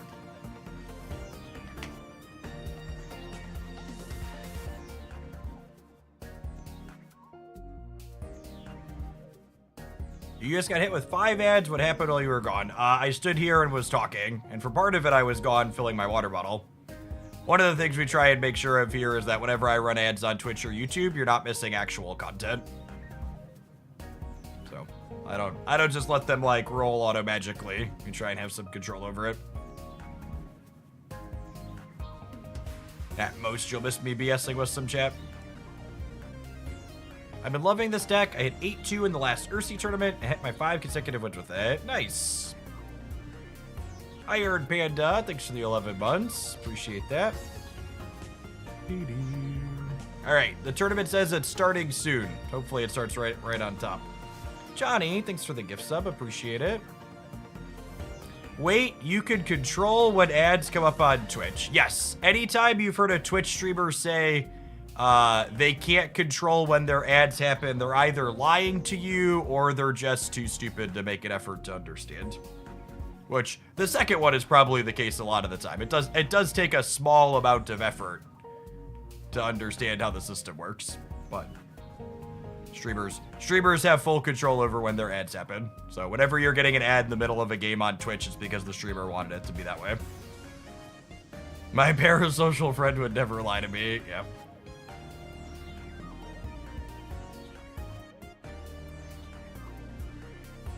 How much of the advanced GG do you drink in a day? 1 to 2 scoops usually.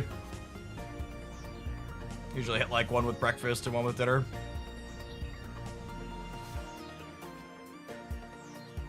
Think they'd ever make a far-fetched EX card? I think we'll get an EX Surfetched at some point, but that won't evolve from this Farfetch. Usually there'll be a Galarian Farfetched card. They probably have the ads set to auto then. Yeah, you could set the ads up so they automatically roll and you just ignore them, and they just happen when they happen.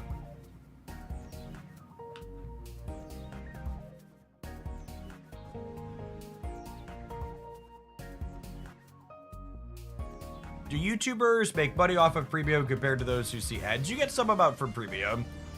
The amount you pay for premium gets split among the people that you watch in a month. All right, we're paired into Charizard for our first round. We'll see if they check in.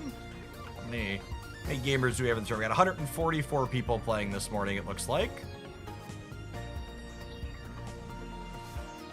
I've been watching streamers since the Justin TV days. No, Glandy is by far one of the best communities I've been a part of. Thanks, Fooner. Good to have you here. I haven't been on Twitch quite since Justin TV, but close.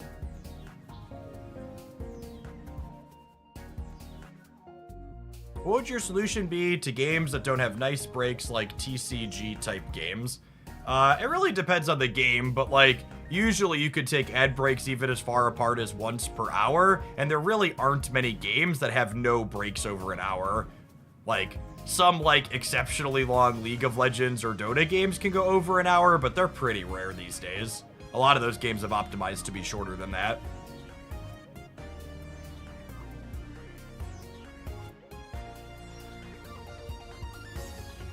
All right, we have an opponent.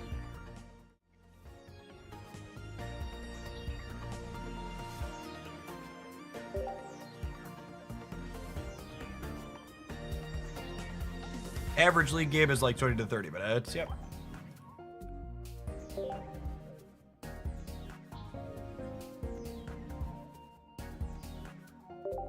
YouTube and Twitch both take 30% of paid support. All right, as always, we'll be paying a little bit less attention to chat during the tournament round. We're going to focus up. We are playing against Moltres Charizard that has 1 Growlithe, 1 Arcanine EX, and 1 Mew EX. Their utility cards are 1 Giovanni, 1 Potion, 2 X-Speed, 1 Leaf. Not an amazing opener for us, but not terrible either. It's hard to be too upset about an opener that has Professor's Research. Opponent not opening on Moltres is great for us, though, so things you love to see.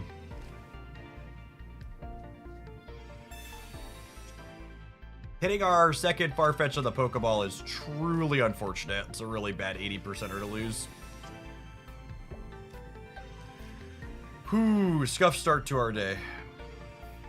No red card, no Sabrina. Not a huge reason to play the other duck out.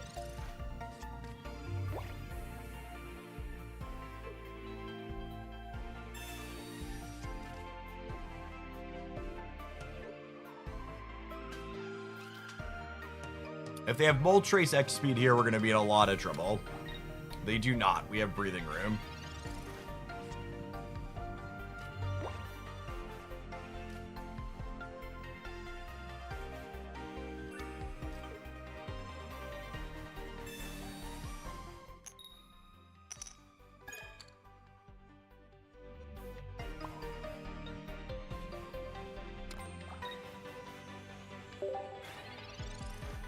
It's close, but I think I'm supposed to just get the Lumineon in here ASAP.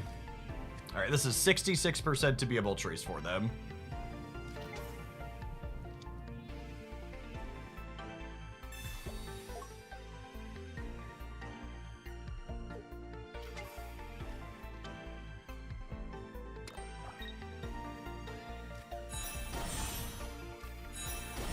Reason to not go more aggro and X-speed the Fidian in. I am gonna X-speed the... Oh, you mean hit the Growlithe? Yeah, sure. I should have taken the hit on the Growlithe. That was relatively free.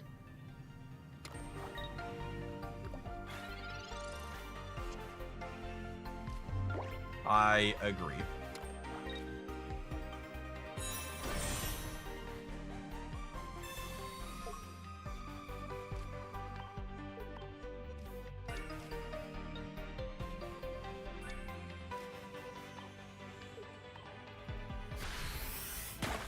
All right, no Charizard. One time, dealer.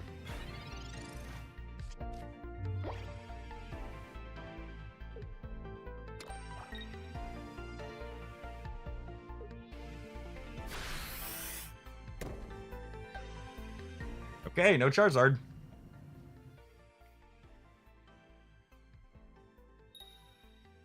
It's worth noting here, too, if I would have, well, shoot. If I would have tapped the Growlithe, I would have been able to kill it this turn, which would have been ideal.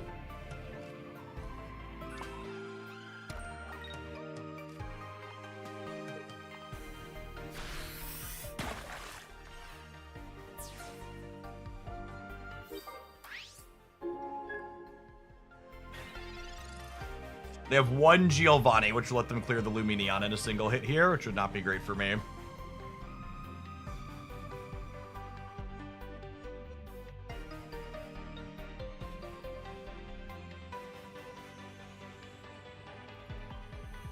Eight cards left in their deck. If I would have used the X-Speed aggressively and tapped this, my Starmie would be able to clear... My Starmie would be able to clear the Arcanine here. And I didn't, so I can't now.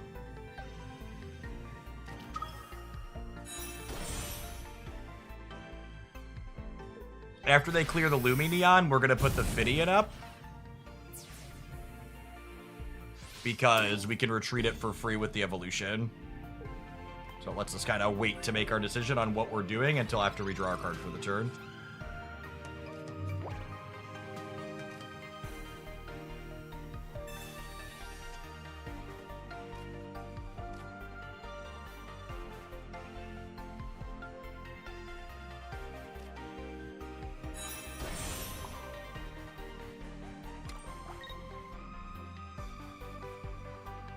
If I put the Starmie up and attack with it, I lose to Giovanni because of my missed damage earlier. So we're going to go ahead and do this.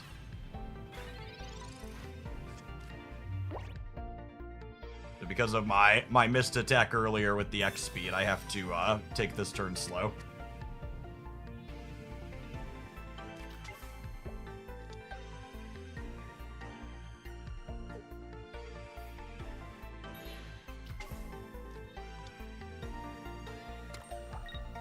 That missed 40 damage is huge. It's probably going to cost me the game. That was the decision I made on turn 2. And these are the parts of this game that are so difficult for people who are inexperienced to understand. Is like, if I lose this game, it's probably because of the decision I made on turn 2 that snowballed out to this point.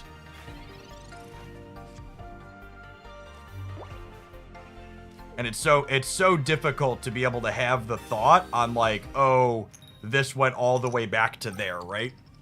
Okay, now, Misty popping off here means that we're probably fine, yeah?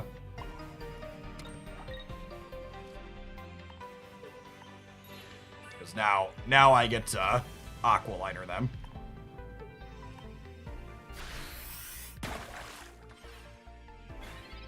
And I get the Misty hitting a bunch there is nice, but we only needed one on the Misties there. This deck basically only ever needs one on Misty.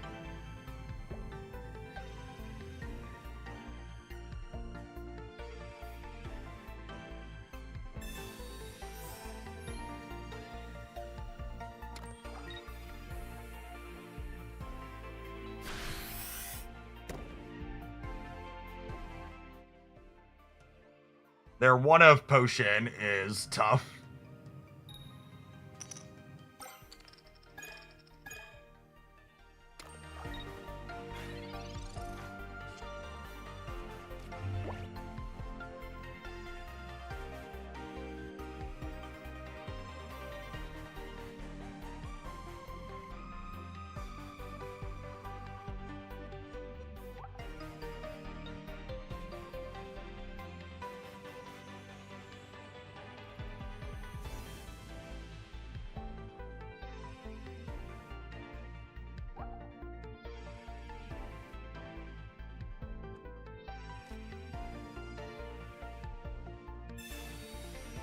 I want to Sabrina them because they don't have another leaf.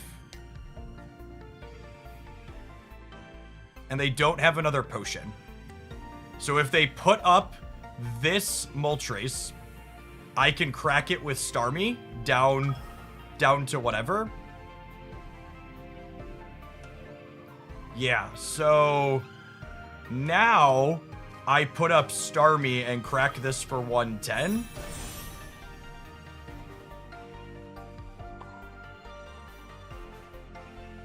Is that the line? I cracked this for 110 and then they have to retreat it out. They could retreat it out to... No, I lose to Geo with this line, yeah?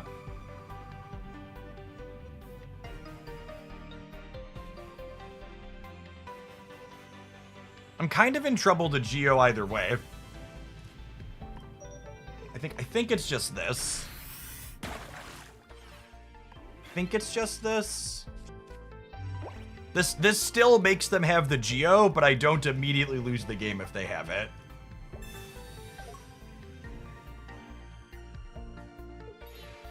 If they'll Geo here and then Geo with this. Okay. They don't have any Sabrinas. They don't have any more Giovannis.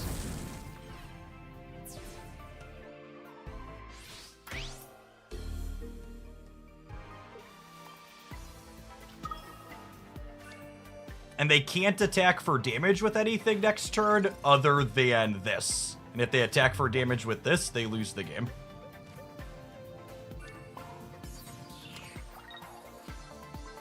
Does playing Giovanni do anything here?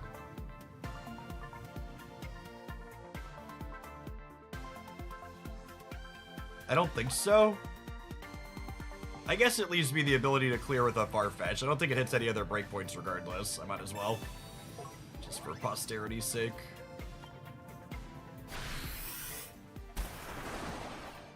Yeah, there's no Sabrina, there's no potion here. And they have one more X speed. They have four cards in their deck with their draw this turn, and one of them's a research.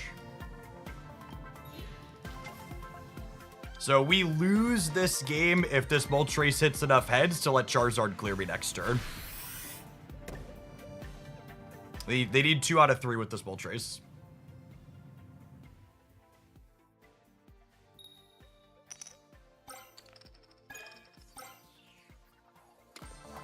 All right, and now they need this or this to be X speed.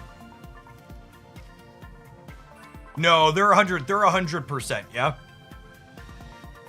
I think we're checkmated now because the Charizard only hits me for 60, but then I can't clear it on the backswing, and I don't have another Sabrina or Lumineon. Yeah, I think that's checkmate.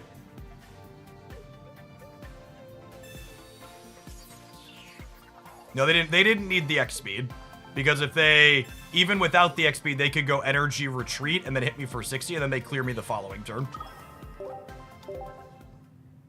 That really long game with a ton of decisions, I lost because I missed 40 damage on turn 2. If I X speed up the fish, the Arcanine dies there, and we win the game.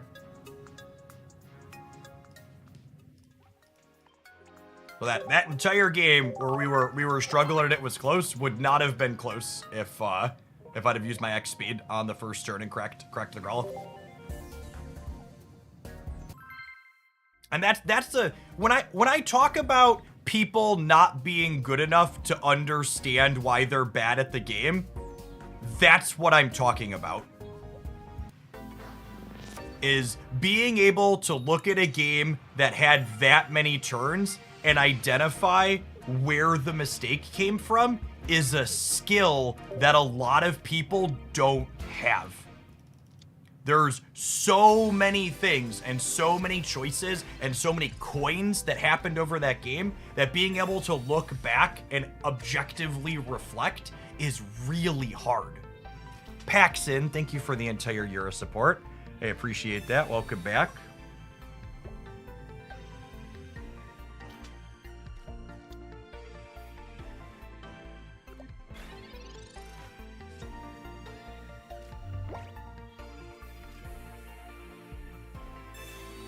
I think I'm gonna learn from my mistake, and we're gonna Sabrina this Growlithe up and put some damage on it, yeah?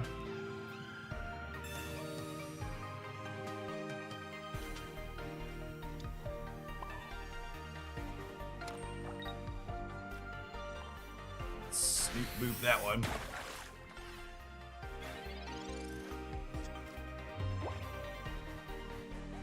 This is the only Growlithe in their deck. They're playing one Growlithe, one Arcanine, by the way.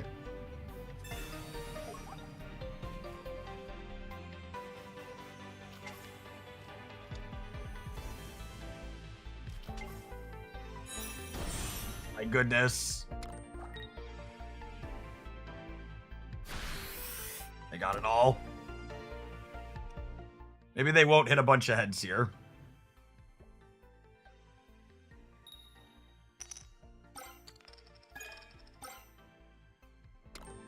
That means that they have their Leaf. They've already played 2 X speeds. They need exactly the Leaf.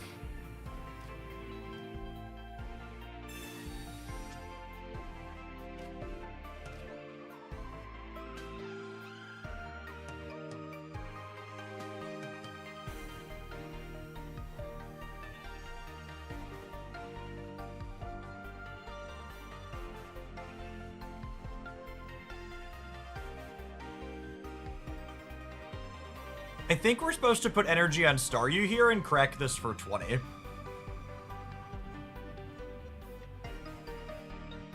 Because if they have the Leaf, I'm not going to clear this in 2 regardless. It takes 3 turns. And this way, if they have the Leaf, the Starmie clears. Otherwise, if they have the Leaf, I have to hit heads on Misty.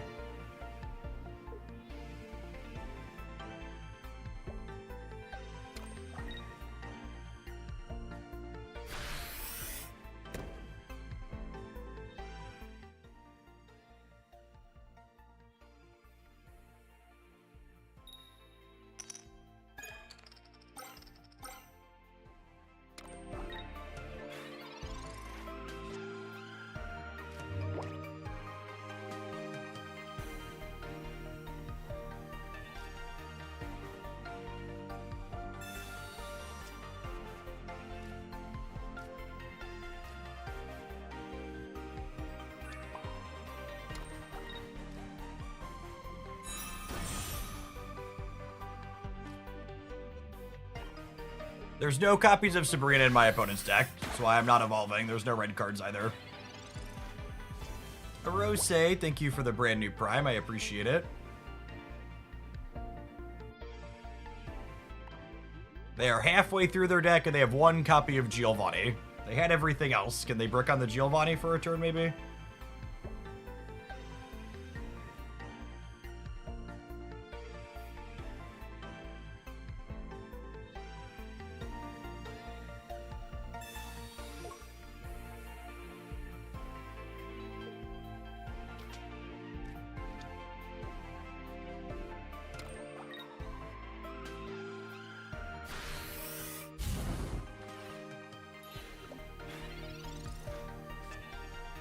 This is cute.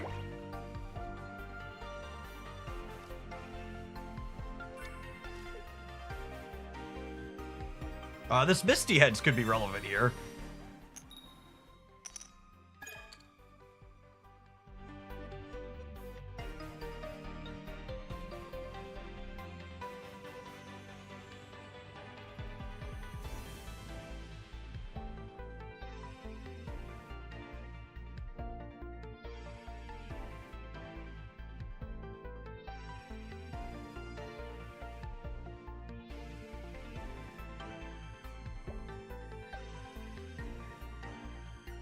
I'm trying to figure out if I can beat a Giovanni. I don't think I can.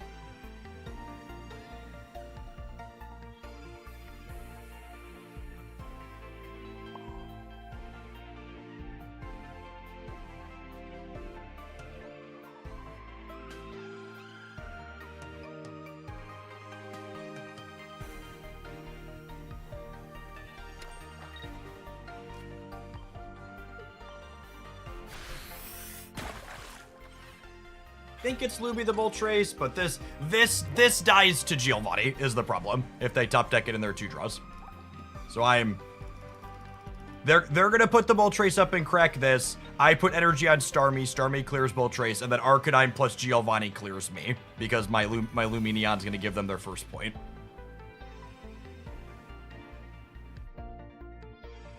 This is, again, you got to think through the forward permutation and figure out, can I play around things like, and I can't envision any line in my head that sets me up for a win where I don't lose to Giovanni. So then now the line is, hope they don't have it. A top deck Lumineon beats Giovanni. It would, yes, that's true. I did put an energy here so top deck Lumi can beat Giovanni, and I have 6 cards here. So if they put this up and clear this, that's their first point. I put fitting it up, Lumineon clears this for my first point, and then Starmie clears this.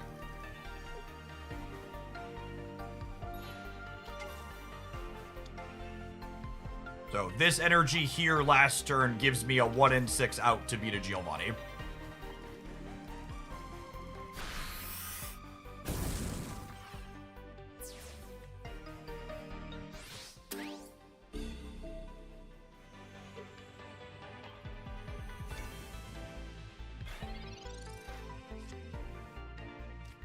Yeah, okay, so we're just dead to Geo now.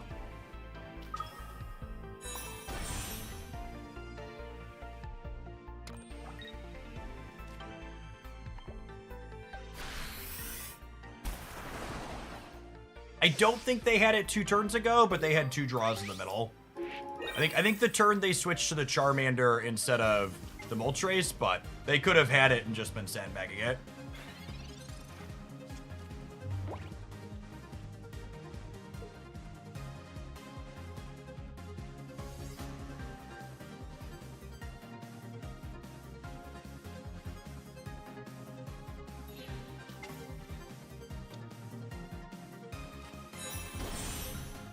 All right, 20% to draw Lumineon and win the game. 20% to draw Lumineon and win the game.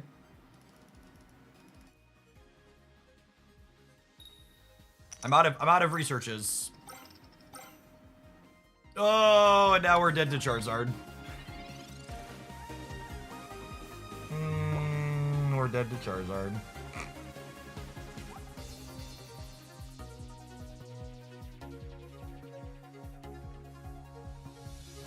Oh, wait.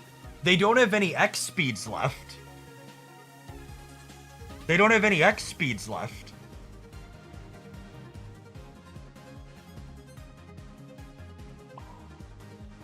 So they can't evolve Charizard and there's no X speed, no leaf. So they can't evolve Charizard, put a 4th energy on it, and get it into the active spot.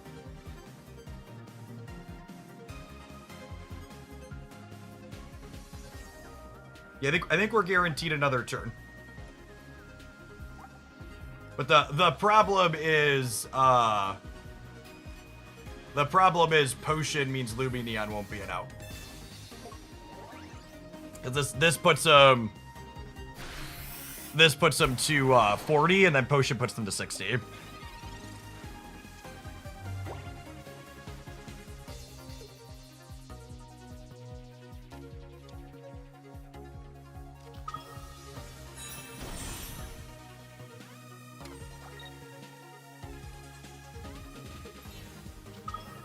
I have to draw Lumineon, and I need them not in the Potion. If this is Potion, we're dead. If it's not Potion, we have a 1 in 4. No, I'm out of Sabrina.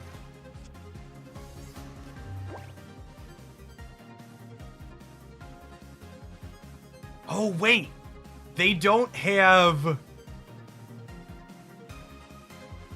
Oh my goodness, they only have 1 point. They only have 1 point, gamers. God, what a set. What a set. Oh, man, my brain is cooked that it's round 1. This is game 2 and we're down a game because I messed up.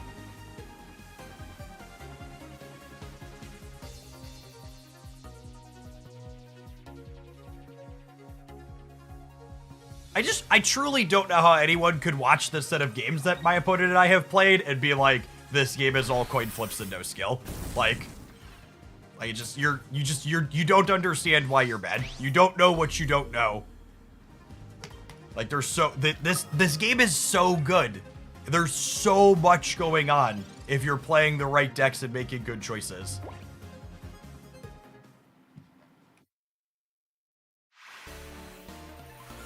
Really, really awesome set of both these first two games are just really good. It's another good game 3, huh?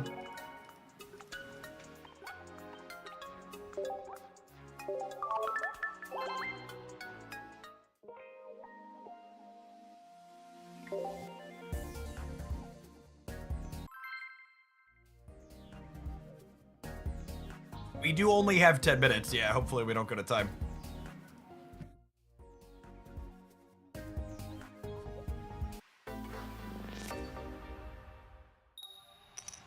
First energy advantage is good. Can our hand be good as well? Staryu Starmie is a pretty good opener with first energy advantage. They're opening on Moltres, though. That's very good for them. This thing not being weak... This thing not being weak to water is such a freaking travesty. It's a big part of what makes the Charizard deck so good. Just not having any real type weaknesses.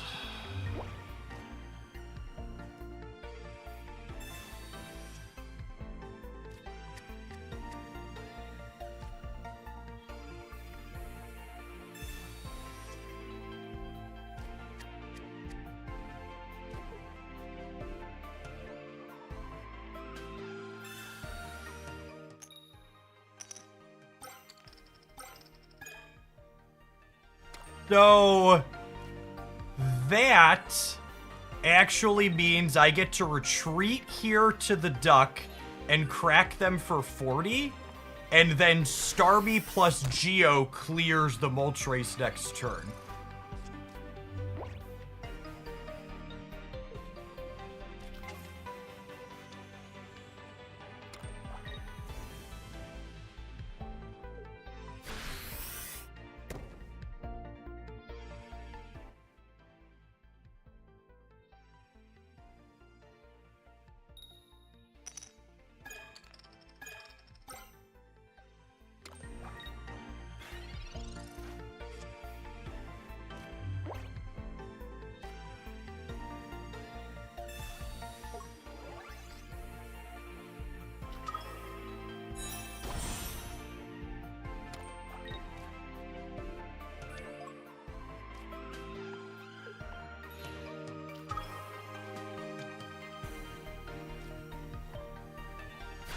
This is one of the reasons to play this deck.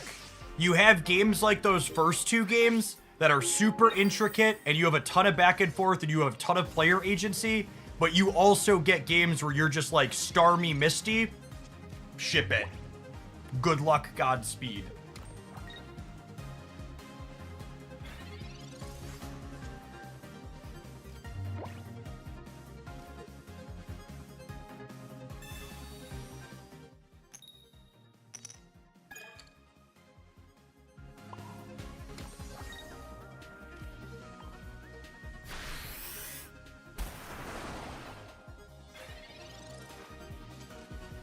My opponent is salting in the chat right now.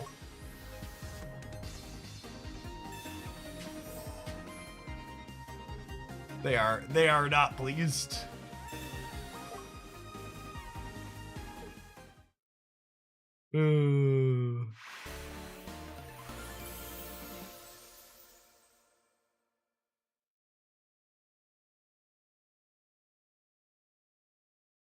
All right. Turns out 10 minutes was in fact enough time for the last game. No, I'm not showing the game on stream. I don't want to encourage people to behave like that against me.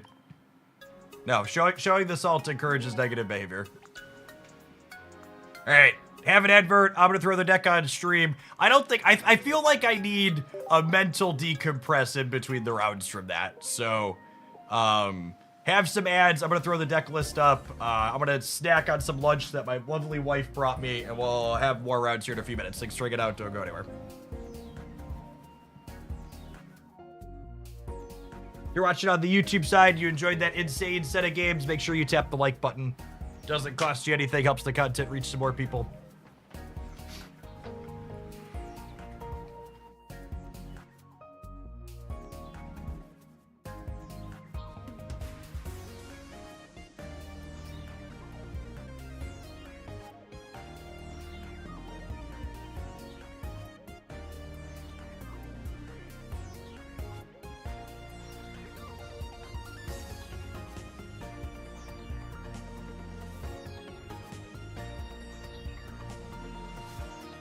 As a viewer, that was a super educational set of 3. It was really good. Honestly, that set of 3 could almost be its own video.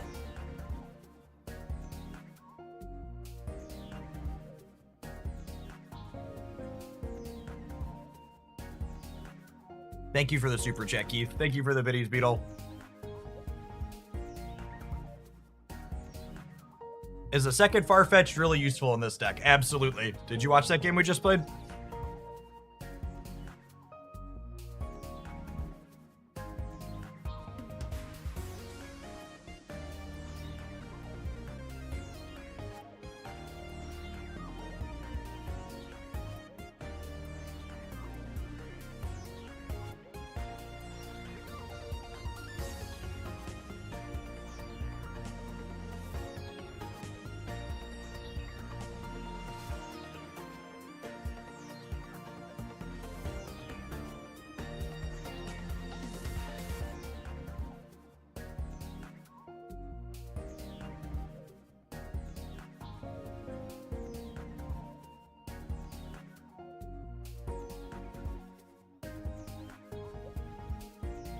We're gonna have a little bit of downtime here while I stack up my lunch and wait for the next tournament round. That first match took a lot out of me. There was a lot of thinking.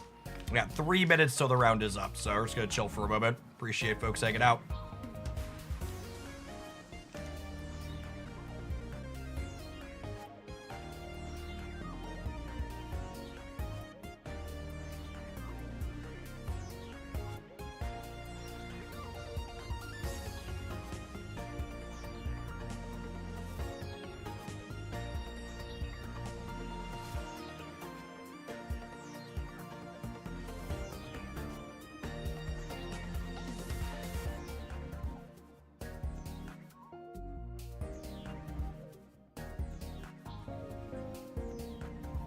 Stop and love the bomb. Thank you for the 48 months. Rogue Ninja coming in hot for the almost 2 years. Welcome back.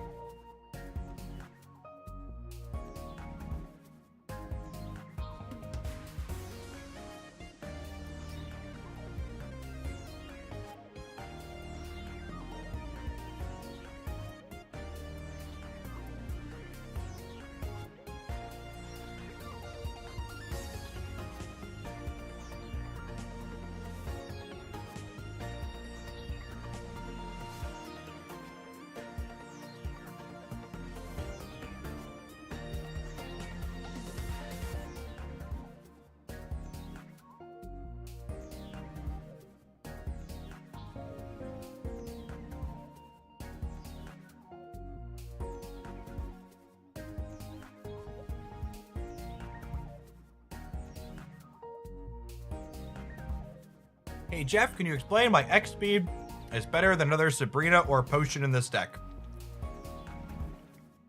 Well, Potion I don't think is very good in this deck at all. There aren't a ton of breakpoints you're saving yourself from with that card with any frequency that I can think of. Like, Potion doesn't save Lumineon from 2 hits for 50. It doesn't save Farfetch from 2 hits for 50. So Potion's definitely bad. As opposed to another Sabrina, X-Speed's just a very good card. It's one of the best cards in the game. If you could play a non-supporter trainer that said add an energy to your Pokemon, you would play it. And that's basically what X-Speed says in a lot of spots. People hate playing cards that add more consistency to their deck, and X-Speed's a card that adds more consistency. Being able to remaneuver your starting Pokemon, it gives you consistency in how you opening in the way you want to open.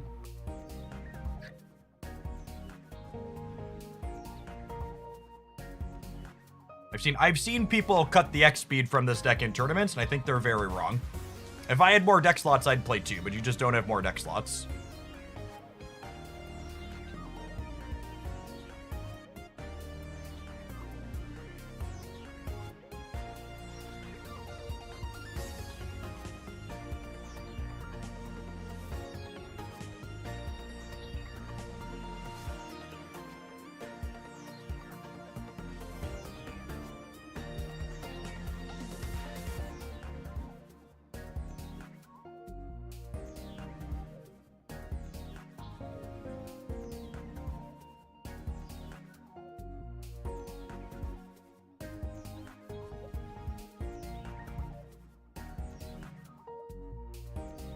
You cut the second duck. Yep.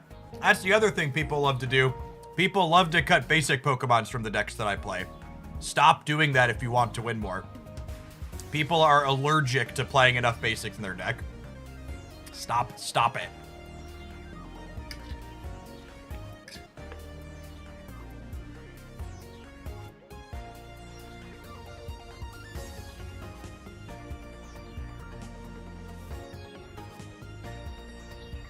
No, 2 Sabrinas, 1 Giovanni. You definitely want 2 Giovannis in this deck.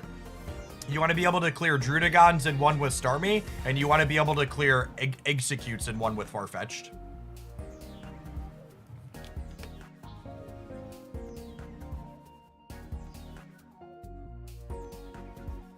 I want to make it very clear. I don't optimize decks often. I have played an incredible amount of games with this deck this season. I am very confident these 20 cards are correct. You will very, very rarely hear me say that about any deck, because I play a lot of decks on stream. I've played this deck a metric ton. These are the 20 best cards. I think you're wrong if you're playing something else.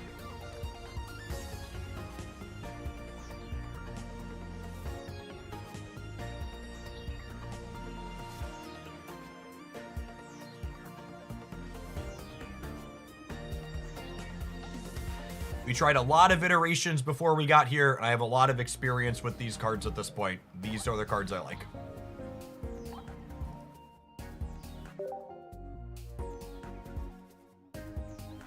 We're playing against a really weird build of Pikachu this round.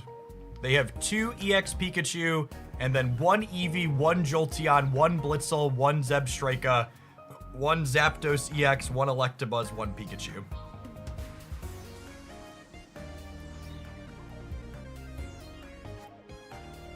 I only have 1 Misty. Would you play an extra X speed or an extra Sabrina? I would spend pack points on Misty. Unless you're going to continually open Misty packs, you should spend pack points to get a second Misty.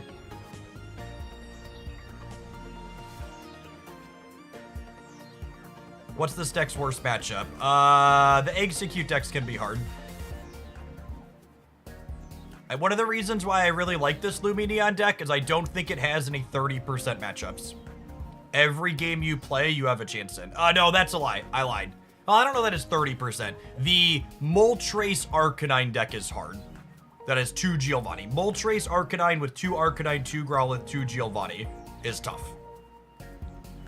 They're good. They're good starts. They'll run you down. All right, second round is starting. I'm going to go back to ignoring chat and try and focus here. Thanks, everybody, for hanging out. Behave or the mods will bonk you.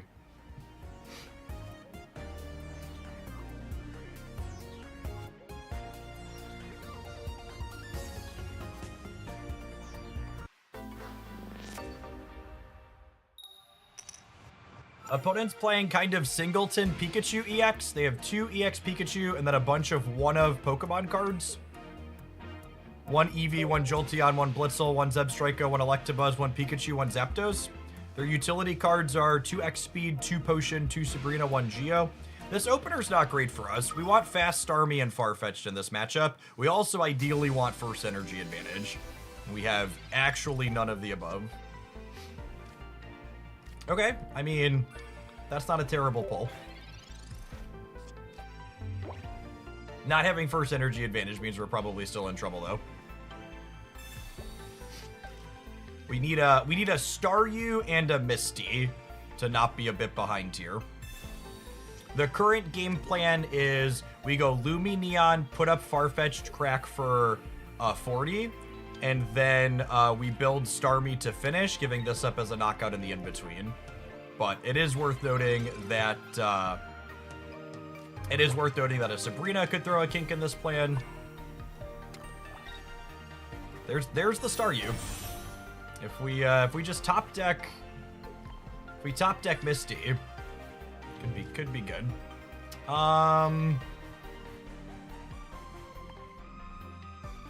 My lose condition here past.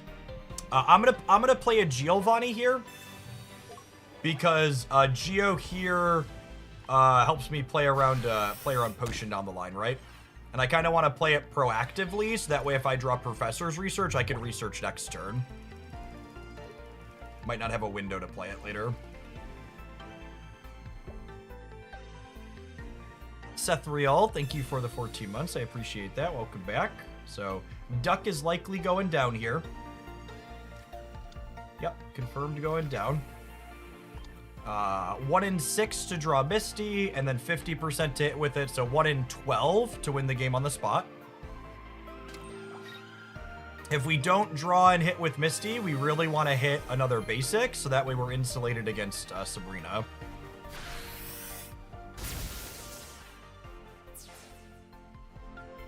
So, Misty into heads, absolute nuts best, second best, any basic.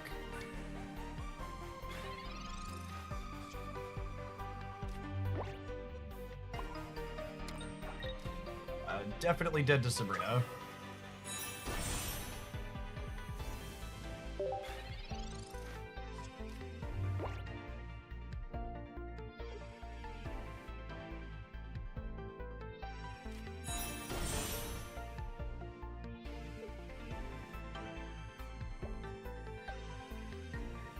Honestly, not in a good spot regardless. They're probably supposed to retreat the Pikachu, Zebstrika, Mark 30 on my Starmie, and then I can't put the Starmie up and crack them. Yeah. Yeah, if they Zebstrika the Starmie here, we're not in a great spot. Alright, so now I need to draw and hit with Misty, so we can use Lumineon to pressure Pikachu.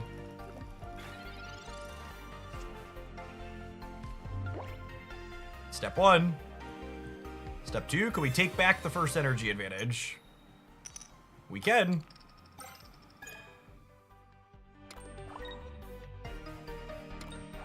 We are still dead to their 2 copies of Sabrina here. Is noteworthy. We don't have a basic, so we can't play around that. They have two Sabrina, and they are 14 cards into their deck, so statistically very dead here.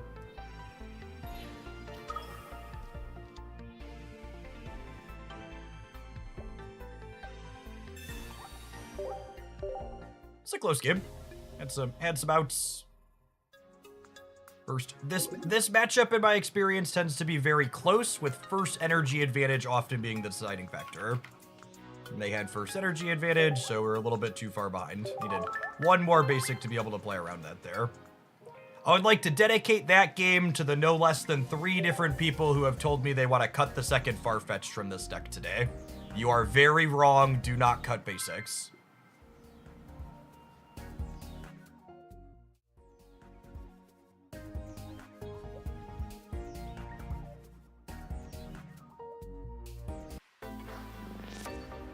If they have first energy advantage and you flip heads on Misty, are you ahead? Usually, but not always.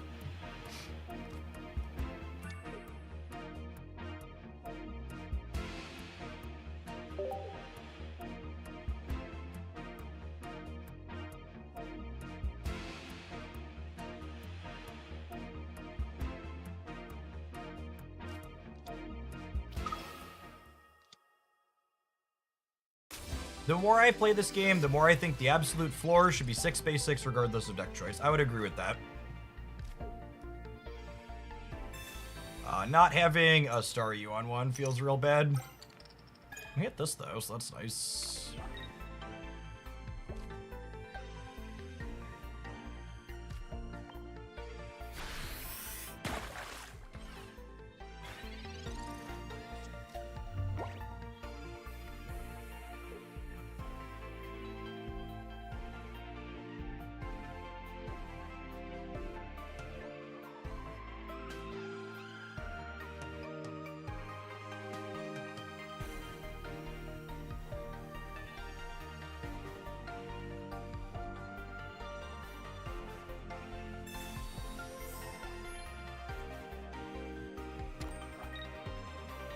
Just need a Staryu. Just need a Staryu. Could be a friend.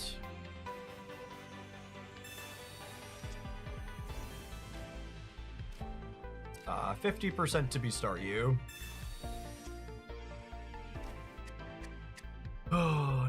Okie.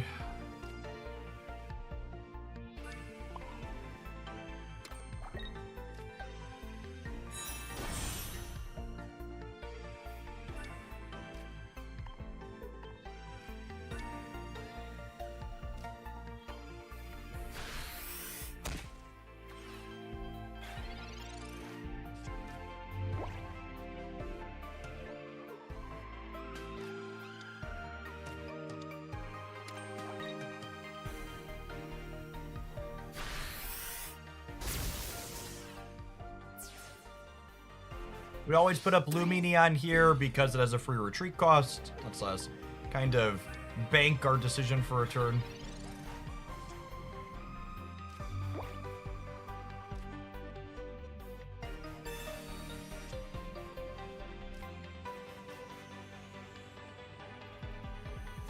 I think that's all she wrote.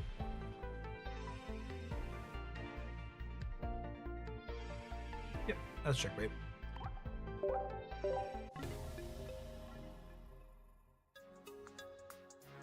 Them to beat sometimes. I think it's genuinely educational to have back-to-back matches like that. We had one match where we had a ton of choices, there was a ton of back and forth, there was a lot of things going on. And then we had a match where our draw was bad and opponent had first energy advantage twice in a row.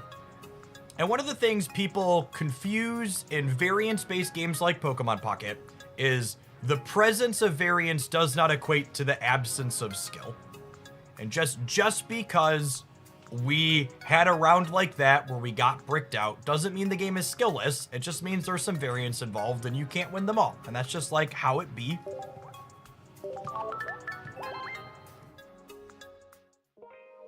We'll shake it off and we'll come back in the next round. Good players are going to win games of Pokemon Pocket more frequently than bad players.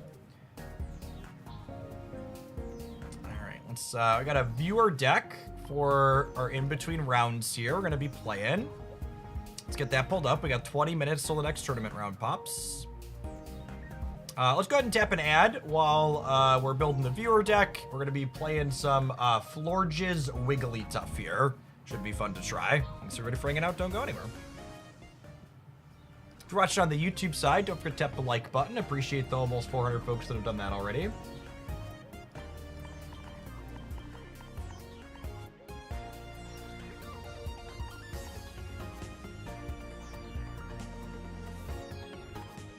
Oh, this is I've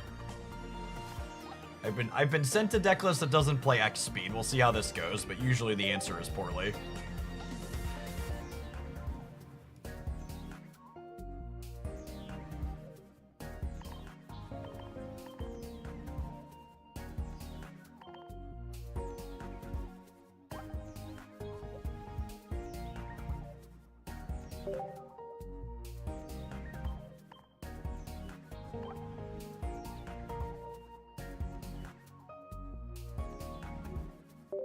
My gut instinct is that playing 2 Budding Expeditioners probably not good, but we'll play some games with it and see.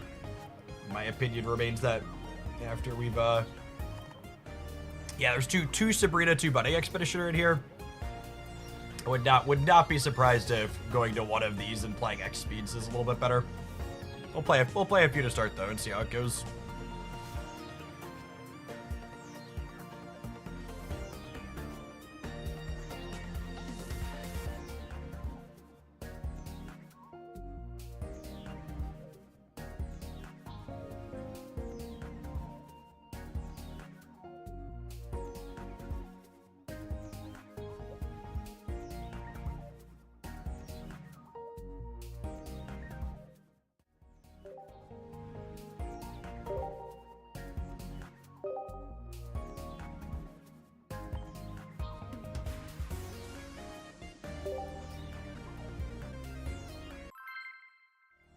If you would like to submit a deck to be played, there is a link pinned above both the chats with instructions on how to do that. I got room for probably one more today. I've got this one and one more in the queue, but we're only going to be playing them in between tournament rounds, so it'll take us a little bit to get through them.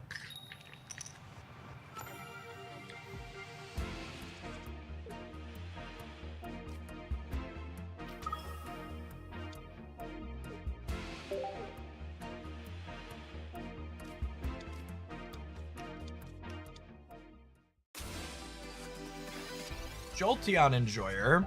It's fun.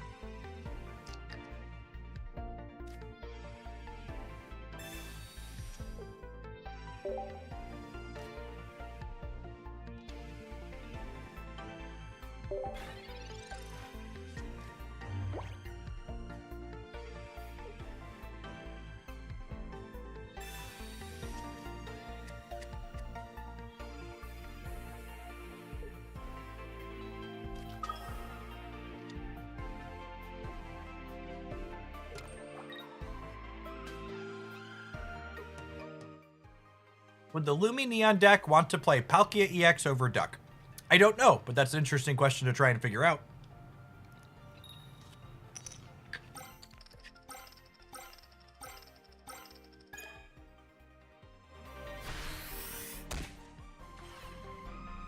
Ow.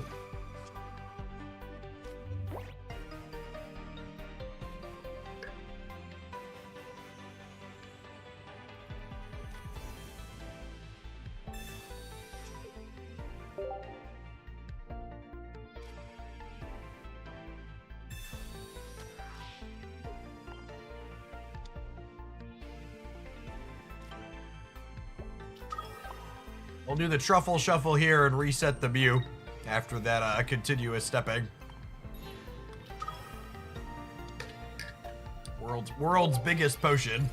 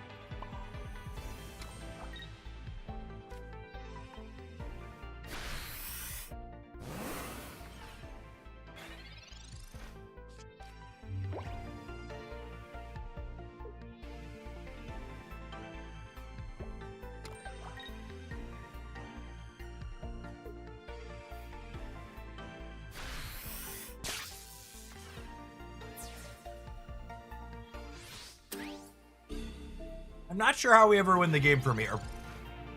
Things not looking great for our hero. Oh, that gives me a line.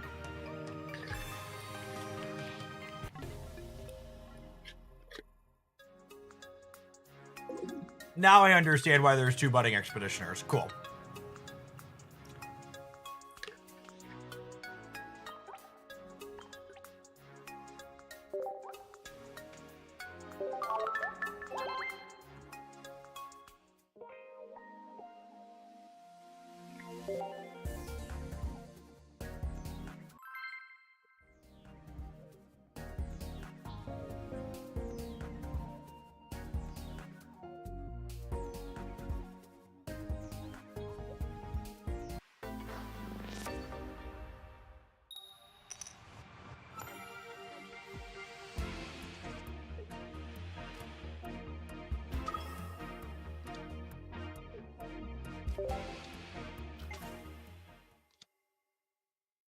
Anyone else prefer to eat their salad out of just like a massive mixing bowl?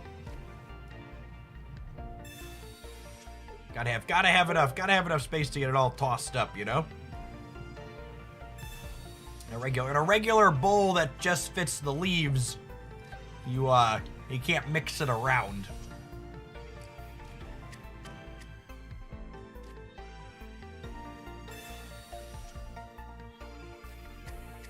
Saves dishes, yep.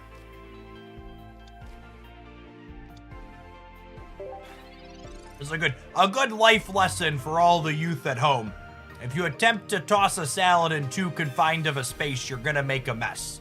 So make sure you have proper equipment and space if you're gonna pursue this activity.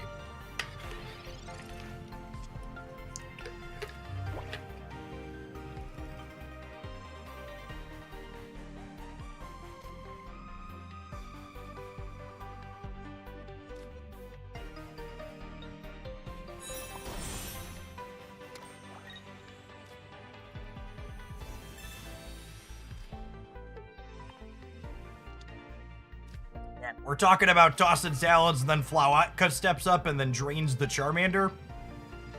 I don't know about this stream chat. We might need some extra tags.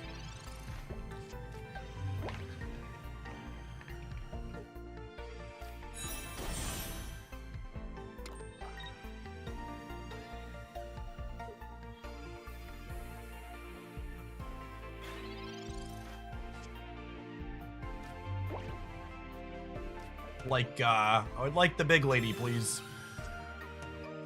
There's the big lady. This card's super good when you play it on curve. 80 turn 5 on the play is good. Hank says, I've been playing GA Golem with Drudagon Tauros. It works best for me, but I can't make up my mind on the energy type to use and whether to add Mew. I would love some advice.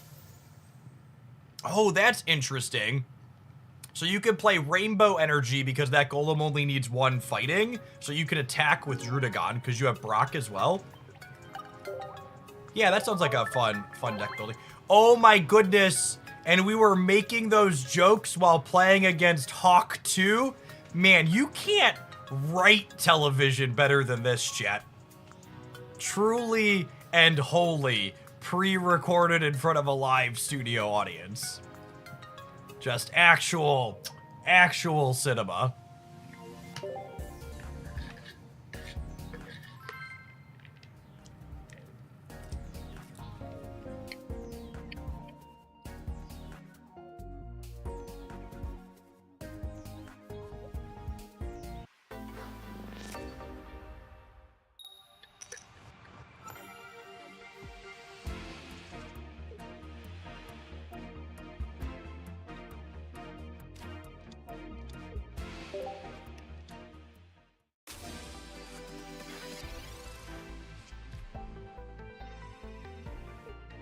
Where's the laugh track, Jeff? Why don't we have it? Yep.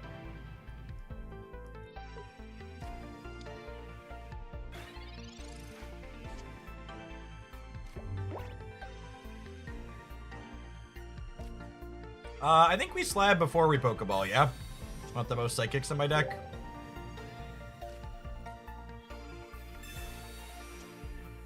Ooh, a Pidgey Aerodactyl Enjoyer. Someone after my own heart.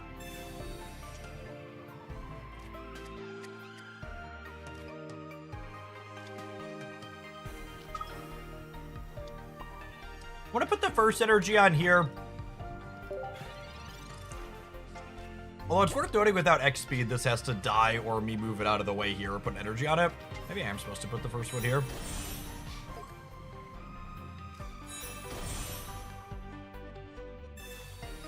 No, the tournament deck I'm playing definitely needs 2 Lumineon, unfortunately. Seadra is a much worse card.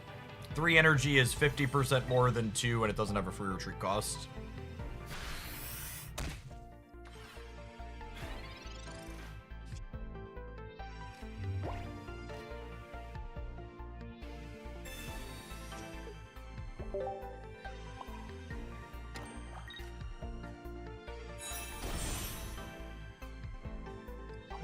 I guess I'm probably not supposed to do that because,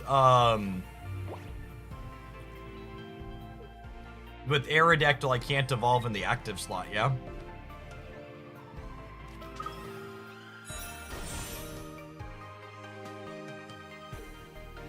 Honey.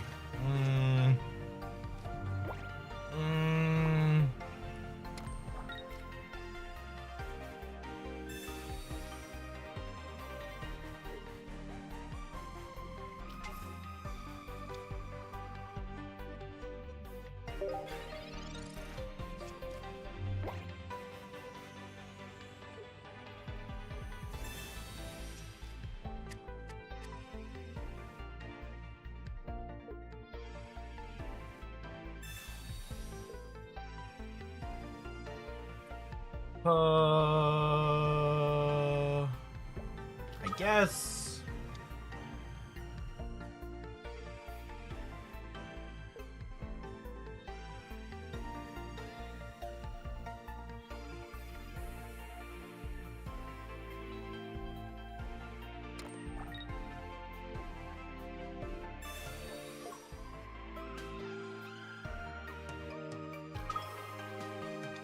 I got about 10 minutes till the next tournament match pops.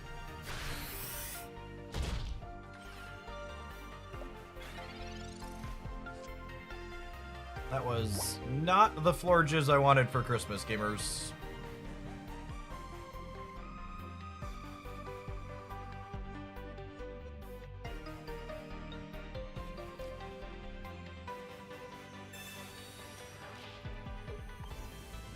All right, Wiggly Poof. I need you to do your thing, girl.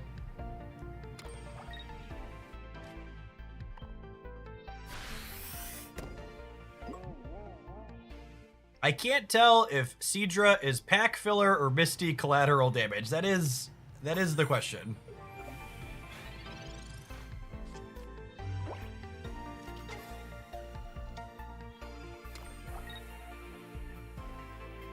I believe we have died again. Yeah, all right. I don't know that it's gonna necessarily fix anything, but I'm gonna cut a budding expeditioner and a Sabrina for 2x speeds. At a minimum, give us some maneuverability. I've yet to play a deck where 2 budding expeditioner ever felt right.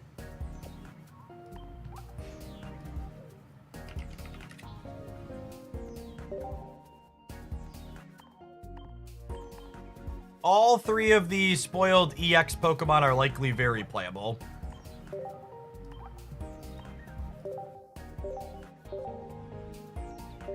I would be very surprised if all 3 of the ones that we covered in the review video aren't really solid. If you're just joining us, you didn't catch the news yesterday, we got the teaser for the upcoming set. It's confirmed to be 2 booster packs. There's a full review on the Hooglandia Pocket side. If you missed the third past Dialga and Palkia, it's covered in my review video. Be sure to check that one out.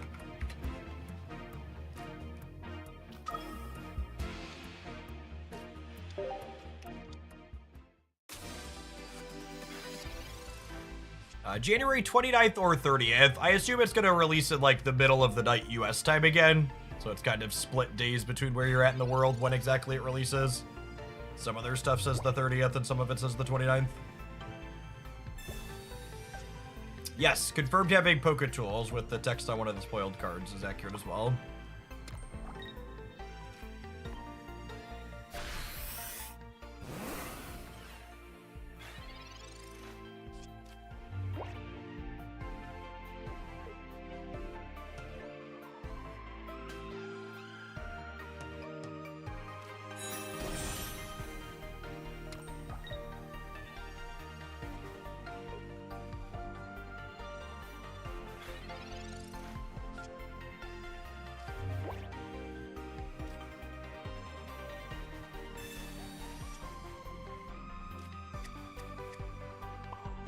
I guess we just keep working up here since I don't have a Forge's Insight.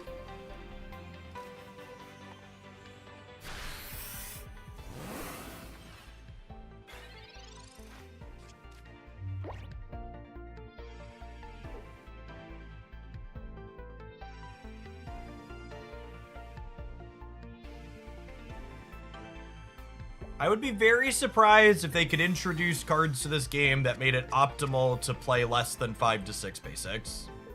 I assume deck building will remain very similar with Poké Tools. You'll still want 2 primary Pokemon lines, 5 to 6 basics, and then fill in trainers after that. You'll just have more choices for the trainers you're playing now.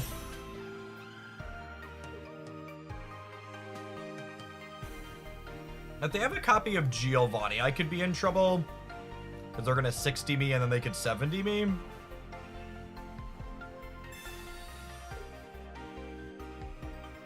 It's unfortunate.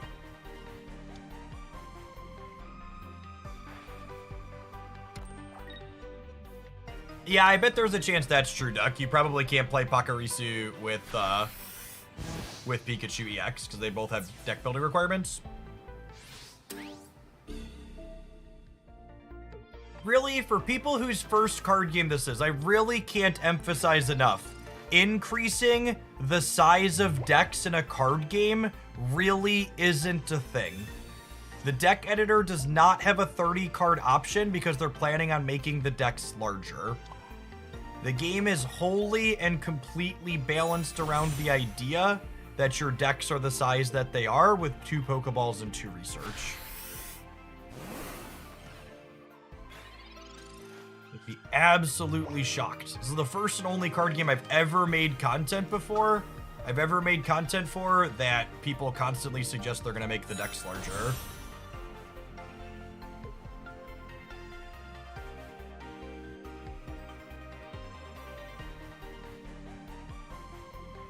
The deck editor is pretty bad right now, 100%. I could probably write a 6-page report on quality of life features we need in the deck editor. It's real scuffed.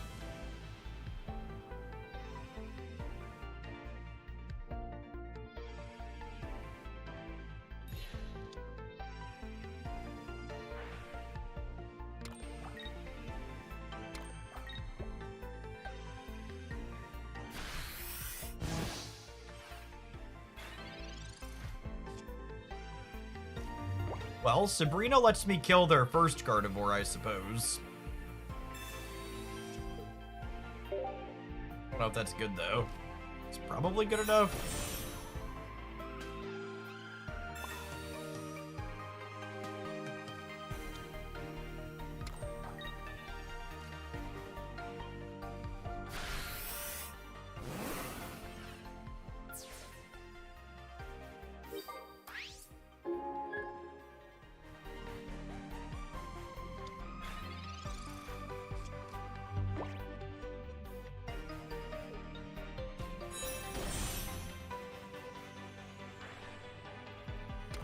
Alright, so we need to draw Florges next turn.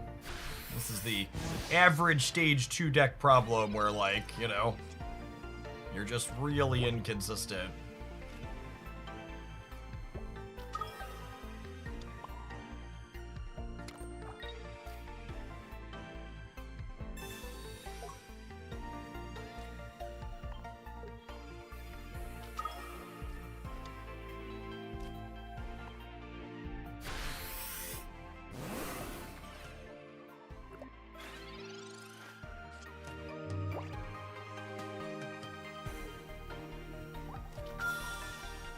All right, we've got 2 Florges and a Research and 6 cards.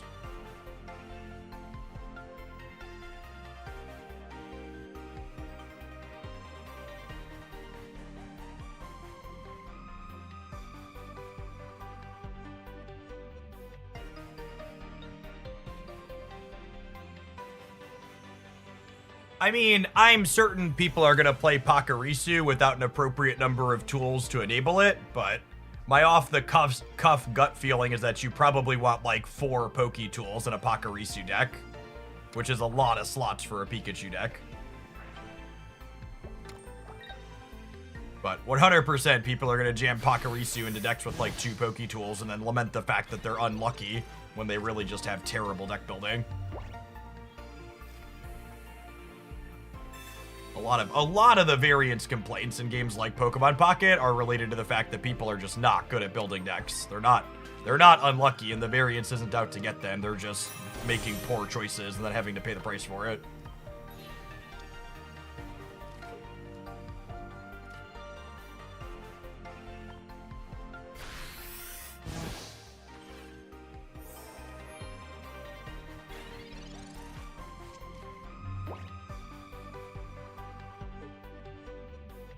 Alright, does Florges show up soon enough here? Are we good to go?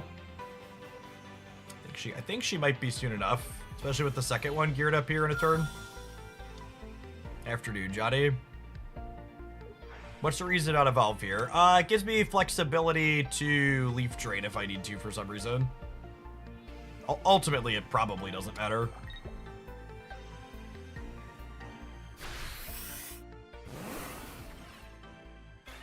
Hit 5 win streak with the Aerodactyl deck. Nice. Congrats.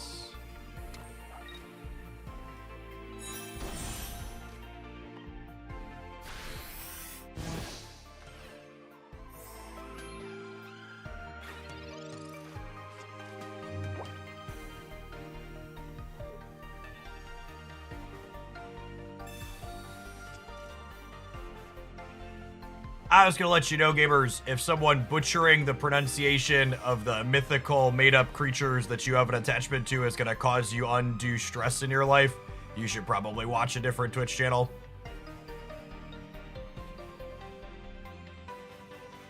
You can't teach a dumb dog new tricks. I'm not about to make an effort to learn how to pronounce all these characters' names. There's 1,000 of them.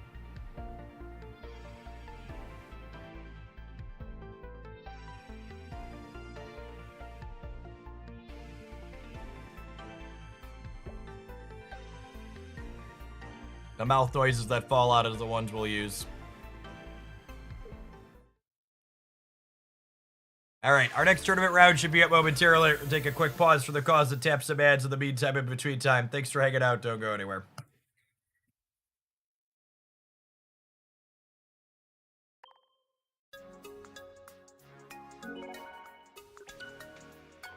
We'll make some flashcards, Jeff, and then quiz you daily. Yeah, something like that.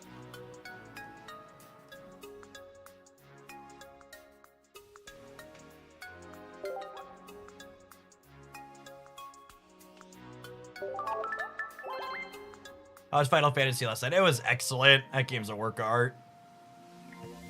Don't forget to tap the like button if you're watching on the YouTube side, gamers.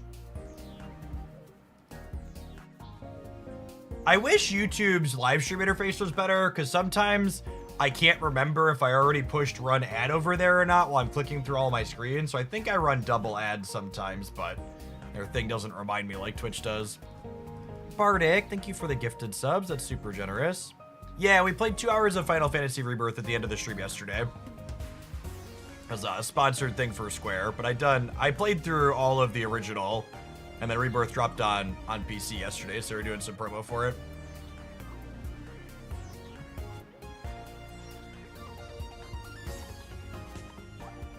Alright, our tournament match is paired. We're waiting for our opponent to check in. Throw the deck up while we're waiting. We are 1-1. If you missed the first round of this tournament, I think I might actually cut a dedicated video to it. It was honestly one of the best sets of Pokemon Pocket I've played in terms of, like, decisions per game. There was so much. Such a good set.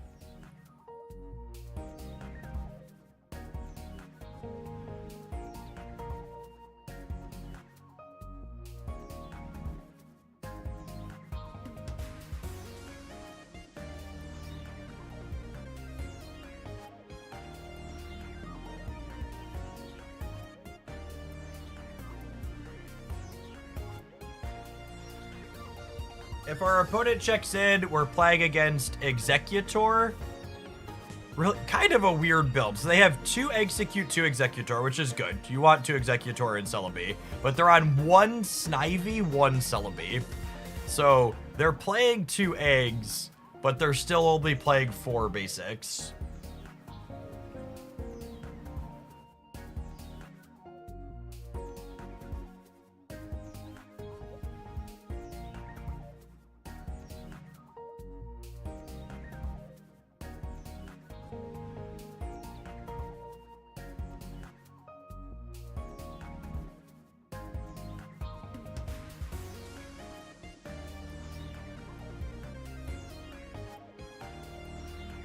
We're 1-1. Sometimes people take their first loss early and just drop these events, so we'll see. Or might get a fur they drop without clicking the drop button. I love this list, and I played a tournament on Saturday. It's a ton of fun. Easily the most fun I've had playing Pokemon Pocket to date.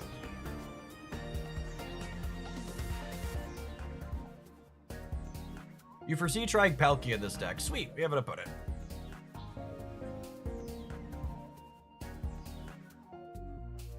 Yeah, I think you'll probably want to test Palkia. If you're playing Palkia, you probably want to play copies of Leaf. There'll be something to noodle out. Do you need to play regular Final Fantasy VII to understand Rebirth? So, the Final Fantasy VII Remake is a 3-part modernized series.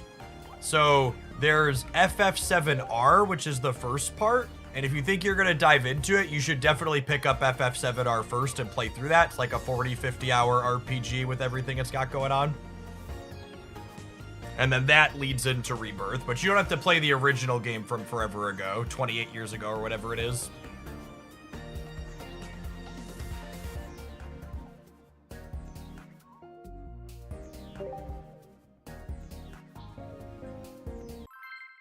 Self-contained. All right, we've got to put it. As always, I'm gonna pay a little bit less attention to chat. Behave or the mods will bonk you.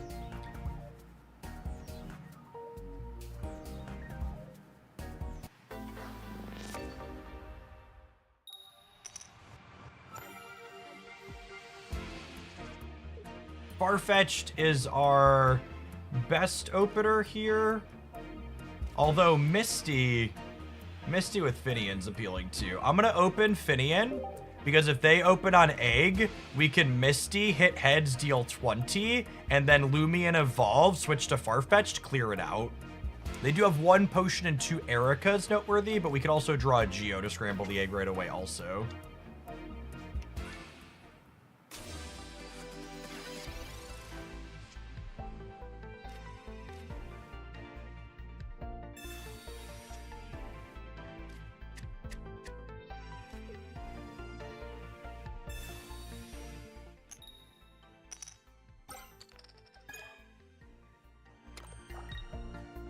Is there any reason to play my basics out? They have 1 Sabrina. I think so.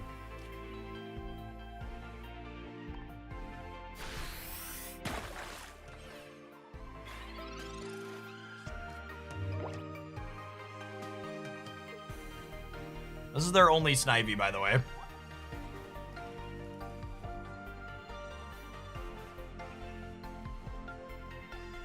Only Snivy, only Celebi.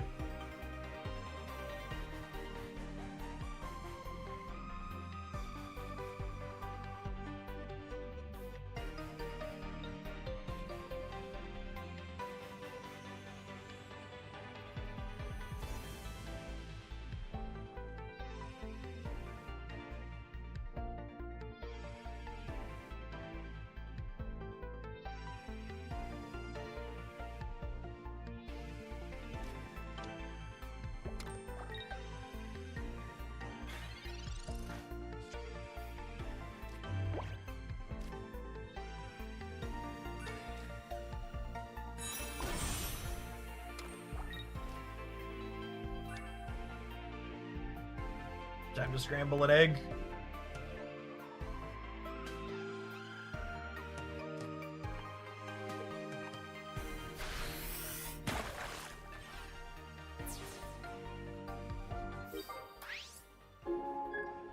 Alright, we're gonna need a Starmie here.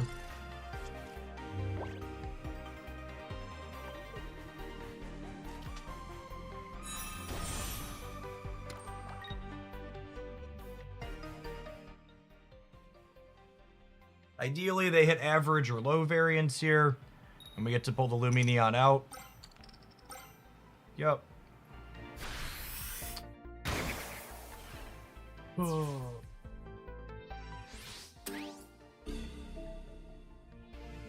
So, not looking good for our hero.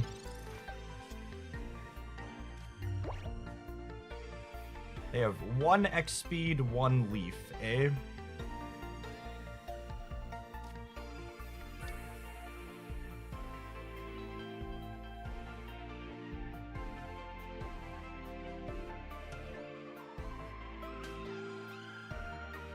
The problem here is without Starmie or Misty, I can't attack with this and threaten a Starmie attack next turn.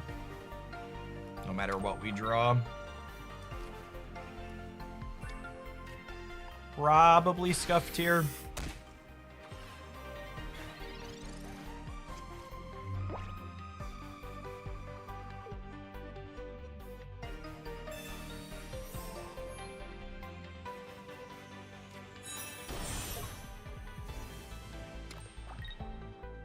I understand why my opponent plays 1 Celebi and 1 Snivy now.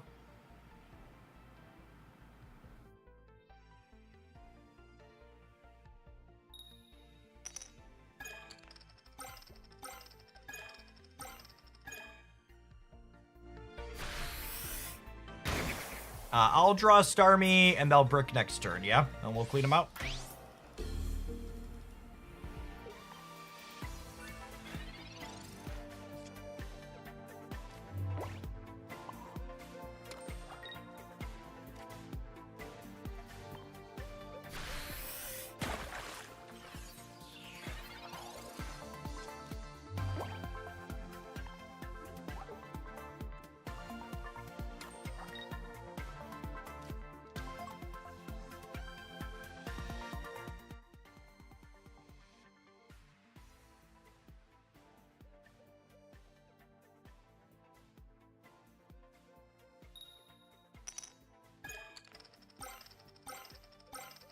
If you want to know what kind of person my opponent is, they reported this game as a win before they flipped their coins. I'm so glad this game doesn't have emotes, because the small amount of interfacing you have with people on... what's it called? Just reminds me that gamers are gamers.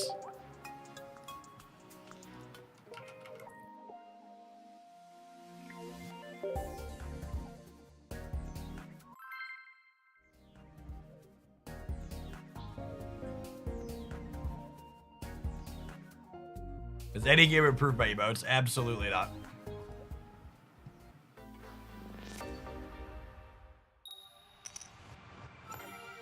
They have first energy advantage 2 games in a row. Is pretty unfortunate for us. Really bad opening hand for us also.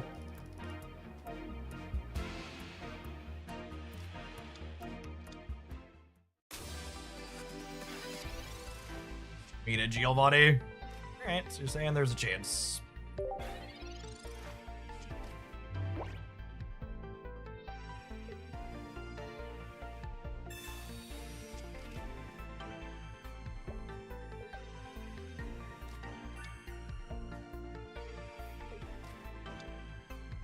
Oh, they have second egg. Rip.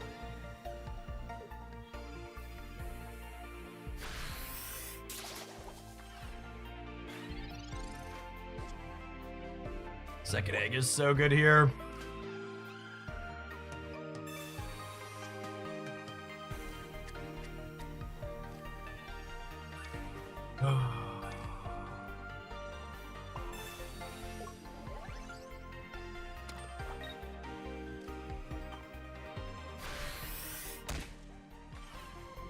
Based on how the rest of the set is gone, I assume there's an executor.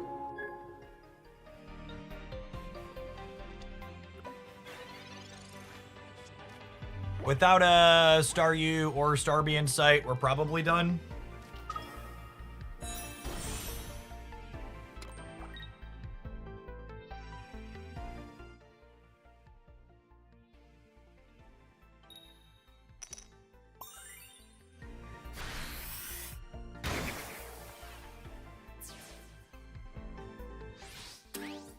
I think there's a chance this is the best card in Pokemon Pocket right now, unironically.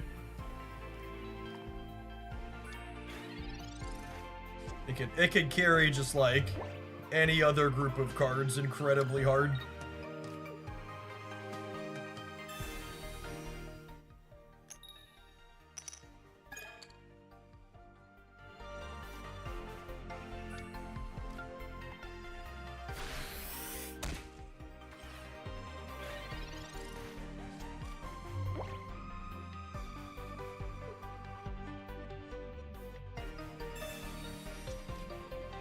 I mean, the Misty doesn't matter. I need Star U into Star B here to have a remote shot, and I need them to hit a Tails this turn. I need them to hit a Tails, then we need to have running perfects here. That's only to have a shot. It's not even guaranteed to win.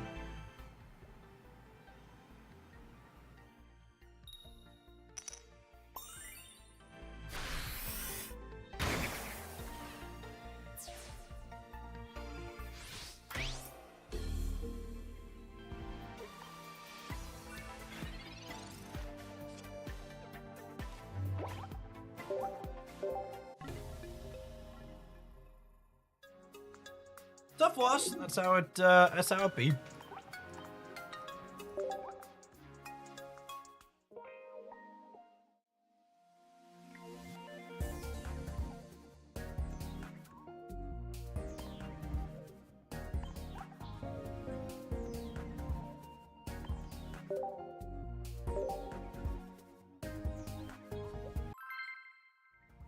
The structure of this tournament means we're not dead, though.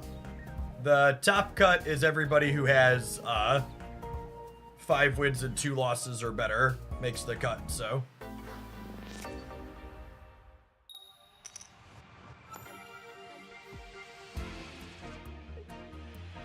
I get to play at least one more.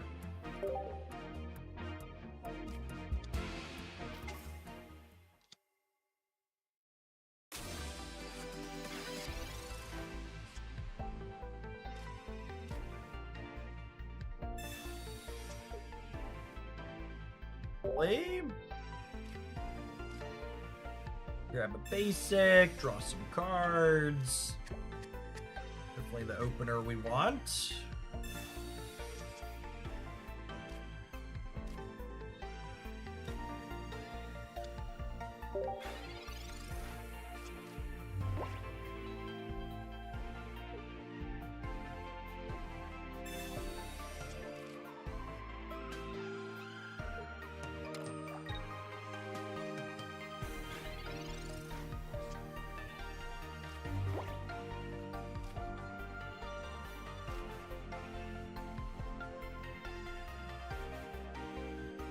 What do the breakpoints look like here? I hit them for 40. They hit me for 40 down to 30. Yeah, these are fine, right? Because I'll be at 80 and then I'll heal back to 100.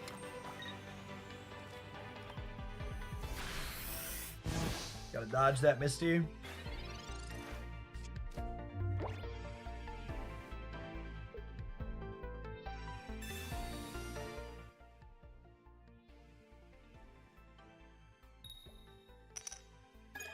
Sometimes lucky, rubber ducky.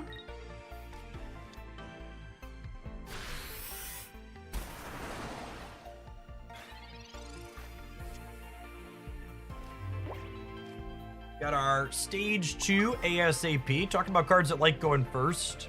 So a number of stage 2s like Floor Jazz are really solid when you get to go first with them. And you have all the bits together. Just getting all the bits together can be tough.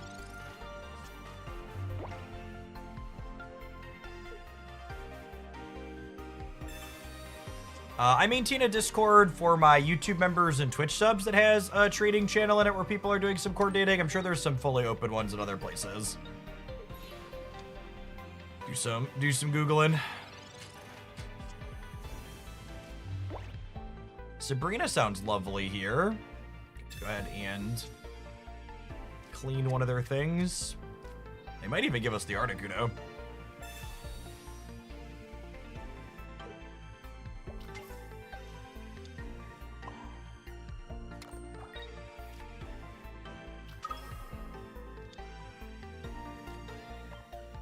All the way up to full here.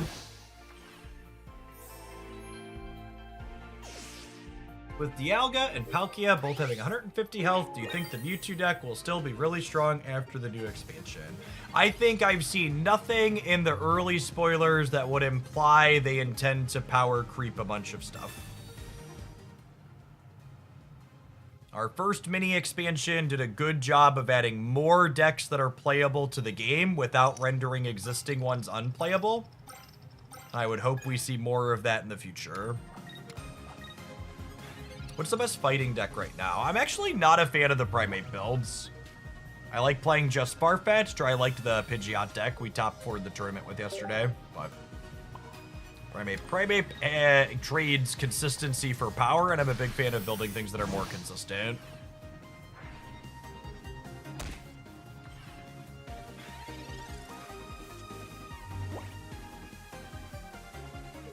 Curious to see what tools look like without replacing trainers. I'm expecting a lot of conditions on the Poke tools. Like things that like give a boost to just like Psychic or just fighting or non-EXs. So they'll be situationally better than other trainers as opposed to being strictly better than other trainers.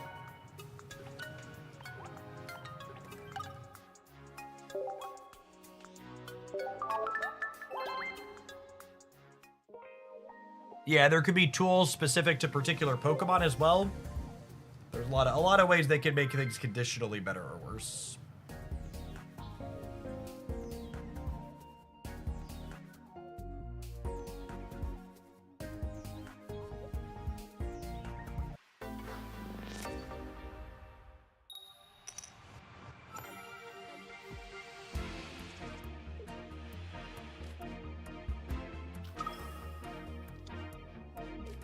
Hey, Shadow Duels, thank you for the Prime. Appreciate that direct support. Working us up towards our full-time Pokemon sub goal. Good afternoon. Tools are like an equipment pizza crust. They attach to the Pokemon and apply their effect until the Pokemon goes away or until the tool gets discarded for some other reason.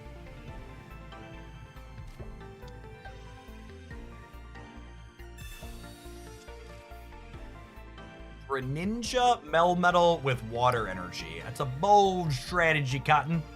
See how it plays out for him here.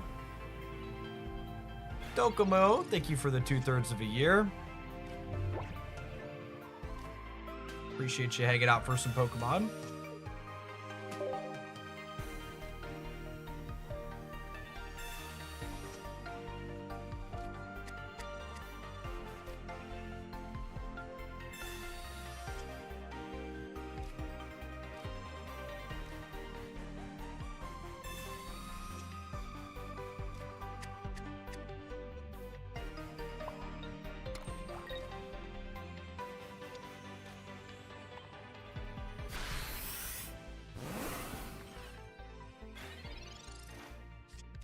I was just thinking I needed to stand up, not my dance.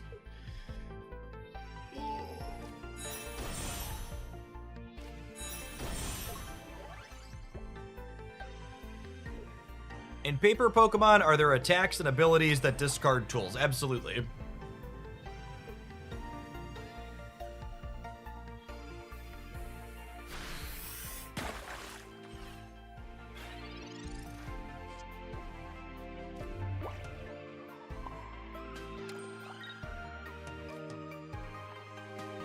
This thing needs 3 metal energy. That's so many. They have Greninja on curve here. We're probably just scuffed.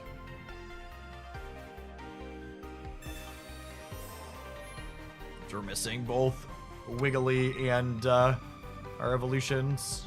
No Greninja. Okay, we take that. Blue. Da-ba-dee-da-ba-die. Da-ba-dee-da-ba-die. Da-ba-dee-da-ba-die. Yi-yi-yi.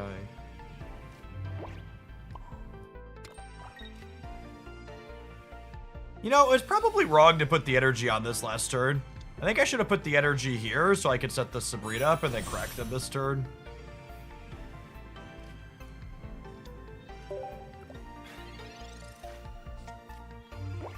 What do you think about an Eggs Frog deck without water energy? I think playing Greninja without water energy is generally bait/bad.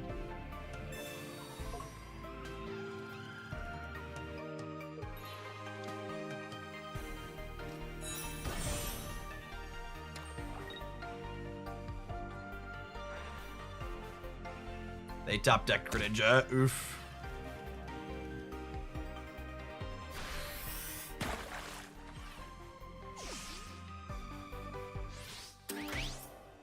Because I didn't put an energy here, I can't top deck Florges this turn. Need to sleep them.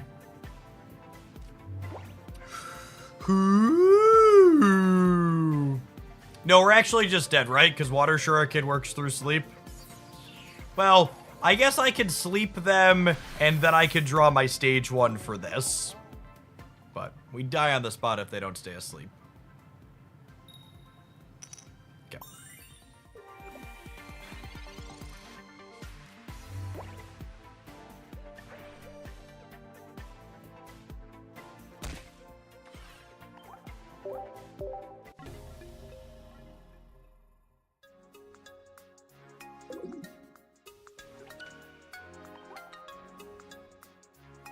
I only have one Executor EX. Do you think it's worth buying a second one to play it? If you think you're done, opening Charizard packs, yeah, Executor EX is likely going to be a staple card for the foreseeable future. It's very good. But if you're still opening Charizard packs looking for other things, I wouldn't buy an EX out of that pack until you're moving on to the next pack. That's true. Trading's supposed to open up in 4 days as well. If you have extra EXs, you could maybe swap with someone else down the line.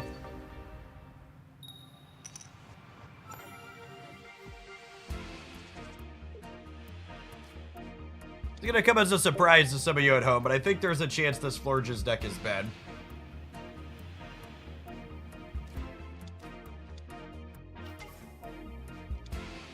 I give it like 1 or 2 more shakes, but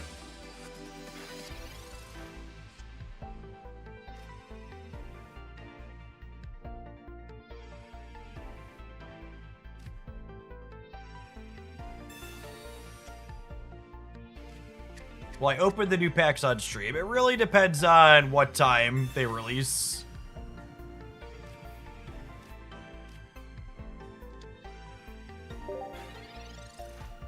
If they release at midnight my time again, probably not. So I want to just get them open and be able to figure out what decks I can build before I go live in the morning.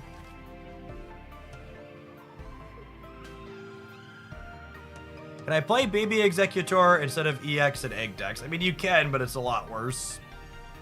It's worse with Erica's breakpoints, and it does significantly less damage against things like Pikachu and Mewtwo.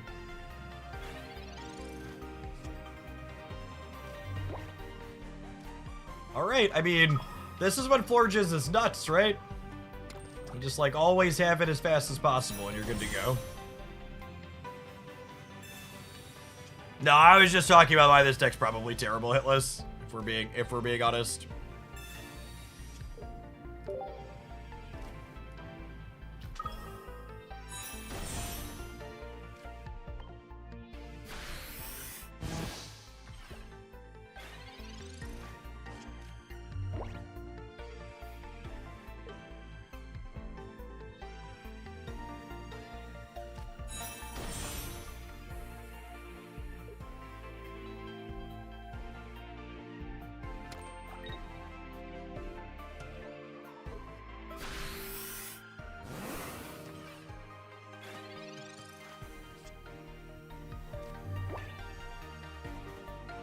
I'm gonna Sabrina here, so that way they have to have Leaf in addition to, what's it called, to clear this out next turn.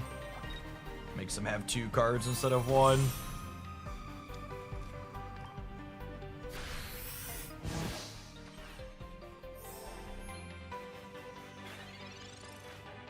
Have you tried a deck that uses Apex Golem without fighting energy and only depends on Brock? I posted a Wheezing deck like that once upon a time. That was kind of neat. And then, unironically, one of our viewer deck submissions today is asking me to do that with Drudagon as maybe a tricolor energy deck. Sounds fun. We'll be experimenting with some genetic Apex before we get here.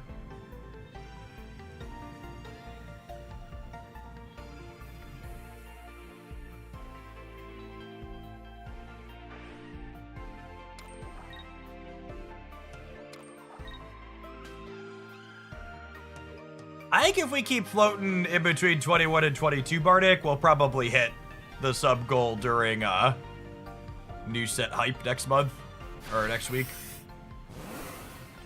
You're giving me a knockout here, really? Seems good for me.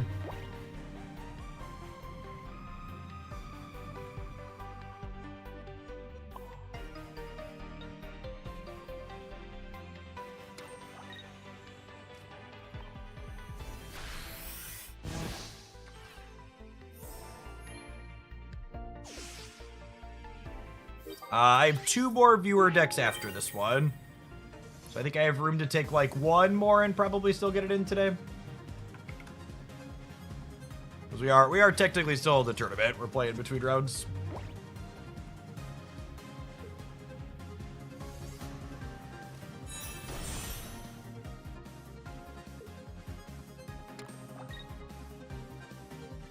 I was expecting them to put up the Mewtwo and Chunkus. Them giving me extra time to build my Mew in the back seems good for me, yes.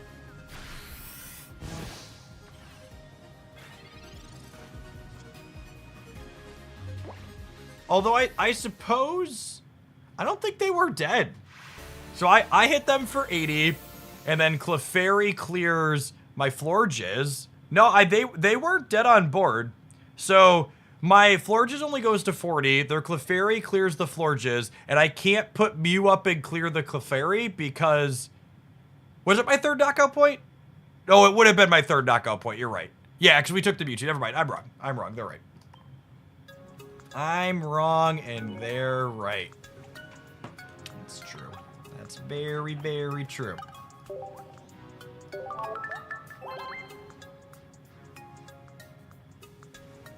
Before our next tournament round pops, we have some of those powerful advertising money can buy a direct plug on a live stream. I'd like to give a shout out to our longtime stream sponsor, the Extra Smart Wallet. I've been carrying one of them in my pocket with all of my cards for almost a year now, since we first started working with them. If you haven't seen them before, their card holders are really slick. They've got a little trigger button here in the corner, and you push it up and it fans all of your stuff out there, so you can grab even one right in the back, whichever one you need at that current point in time. Obviously, like any good wallet today, they are also RFID blocking, so when you're out and about walking around, nobody's going to nick your information with a scanner. One of the big questions I had when I first got this before I agreed to do promo was, okay, they pop out nice and slick, but does that mean my cards are going to pop out in my pocket while I'm walking around? So I like to give a little shake test on stream to show that even a year later, that's still nice and grippy, and they're never gonna pop out unless you're pushing that button down in there. The top loader holds between 6 and 9 cards in it, depending on the size of those. And then there's another spot on the back here as well that you can slide things into. And if I push this up out, this is what makes my Extra a smart wallet, their lovely tracker card. They've got one of these that works with the Apple Find My software, and there's another one that works with an app called Chipolo on Android. It's a Bluetooth doodad that connects to your smartphone that lets you ding your wallet wherever it might be. So if you're someone like myself that frequently would play Where's My Wallet as you're trying to run out the door and you have yourself and your children scrambling to find it, you could just use your smartphone to make it ring wherever it's at in your house. It's also great for theft or loss protection with your bag or your device. As long as it's connected to the Bluetooth on your cell phone, it's going to track your GPS coordinates for you. So if you get disconnected, you leave your bag on the ground or it gets picked up out of your pocket, you can look up the GPS coordinates of where you disconnected from your Bluetooth. I've got a plain black one in their Pro, but they have a range of colors. I've got a gold one here as well. Let's go ahead and pull up their wonderful website. An easy way to support my content, you can check out the sponsor to do that. Lots of Hoaglandians have picked up Extras and are very, very happy with them. Got a big range of colors and textures and different symbols and things that you can get on them to fit your style. They also have, if you have more than 6 to 9 cards, they have, I forget what they call it, just the Extra wallet. It used to have a different name. We worked with them for a while. That comes in both animal leather and vegan leather options up here that fans out in the front if you're looking for a little bit more space in what you're carrying around as well. So shout out to Extra for being a long-time street sponsor. Use code JeffH at checkout to save a little bit extra with them. I'll drop that link on the YouTube side as well. It's also in the video description. All sorts of wonderful stuff. Well, they have a key tracker too that clicks into. Oh, this is actually my favorite. Some of them have a little extra add-ons in there. Something else that fits in the back part of the wallet. Never be without a box cutter when I need one. Little tool card. It's got a bottle opener. It's got an edge that'll cut tape on a box. Handy dandy doohickey. Be prepared, gamers.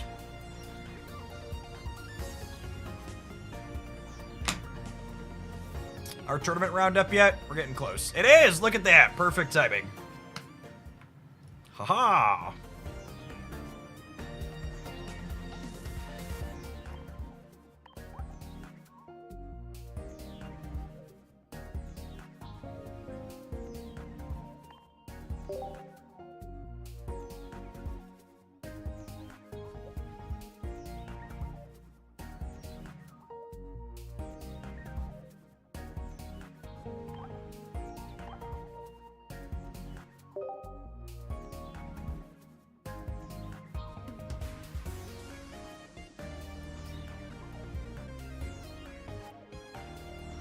I'd be absolutely shocked if Darkrai is not one of our 10 EXs coming in the next card packs.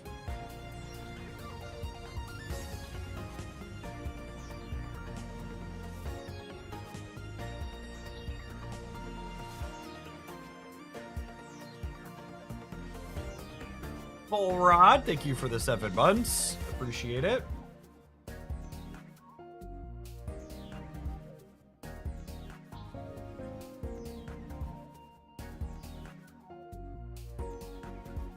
One thing that I think is really interesting, a lot of these community tournaments have pretty nominal prizes associated with them, but there's a constant obsession about what do you get from playing in these tournaments. But as someone who's lurked in a lot of streams and other games that have ranked ladders, nobody ever seems to care that ranked ladders effectively give you no prizes in most games. They're just like content to watch a number go up and watch people compete for the sake of competing. But there's a hyper obsession with the tournament aspect of, okay, what are the prizes here? And some of them have some small amounts of cash and some of them don't.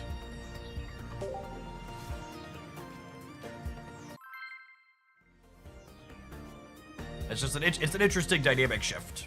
All right, our tournament round is up, so we're gonna focus up a little bit. We are playing against fairly stock Mewtwo Gardevoir, 1 Mew EX as a 5th basic, 2 Leaf, 1 Giovanni, 1 Sabrina, 1 Blue. No red card here is noteworthy. 1 Giovanni is a good one to know about too, because it means they can potentially clear my Duck on their first deal 50. We really want to open Farfetch to this matchup, but we ideally want another basic as well. Not having any of those is unfortunate.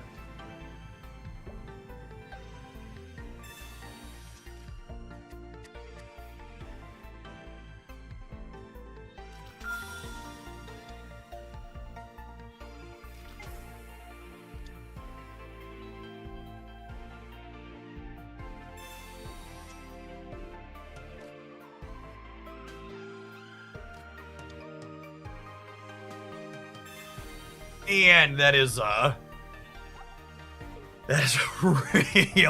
real good start.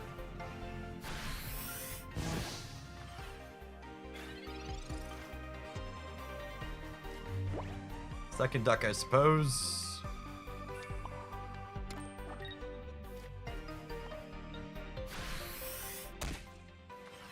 They churned through 11 cards on turn 1. This matchup is tough with this list. Completely disagree. I think this is another matchup where I frequently feel like the person with first energy advantage is ahead, and I have the ability to flip heads on Misty and be ahead by stealing it back. I think all your matchups with the deck I'm currently playing are hard if you're not playing well.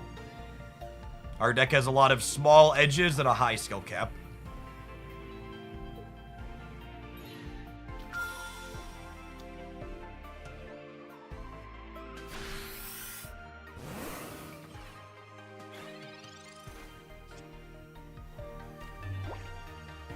We would have drawn Staryu this turn. We would have been in a good spot because we would have been able to go energy and then 90 after 40 would have cleaned this.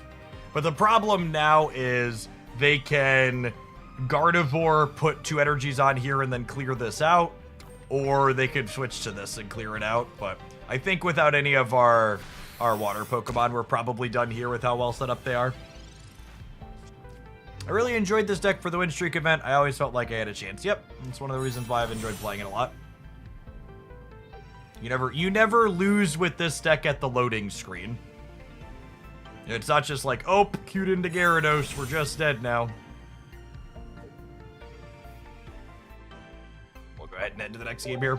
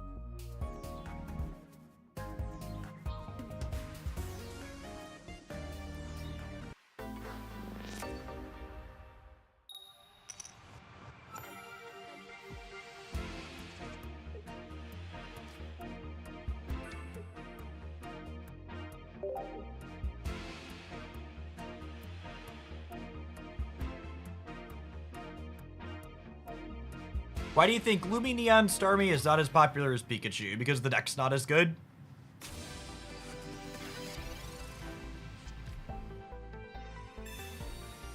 I think this deck's competitive and I enjoy playing it a lot, but it's definitely not as powerful as any of the 3 best decks in the format. A lot of people have this idea that, like, if you're not playing, like, the strictly best thing you could possibly be playing, it's not worth playing it. And a lot of people don't understand that, like, how much joy you experience while playing these types of things is going to impact how well you do in them a lot of the time. It's very much worth playing something you're going to have fun with rather than something that's, like, you know, 3 percentage points better or whatever. What are the 3 best decks? You should check out my tier list of the best and most popular decks in Pokemon Pocket right now.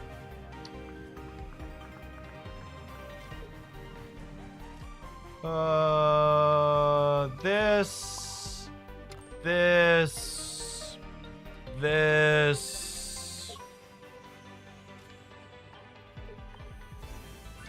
Misty,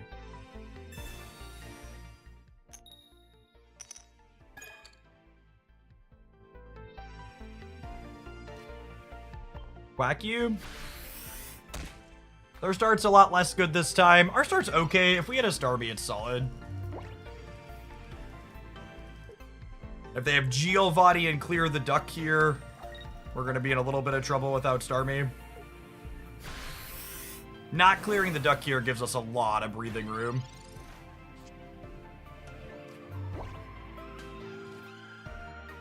This is 50% to be our other Farfetch, which we would love.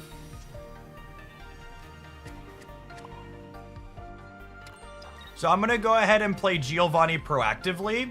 This gives up a little bit of information, but it means if they retreat this back to the bench, they can't save it with blue.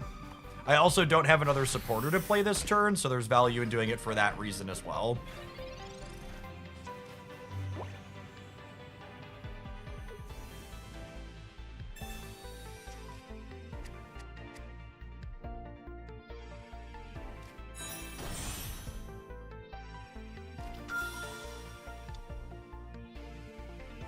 So I assume we'll see them switch out here and clear with the Mew.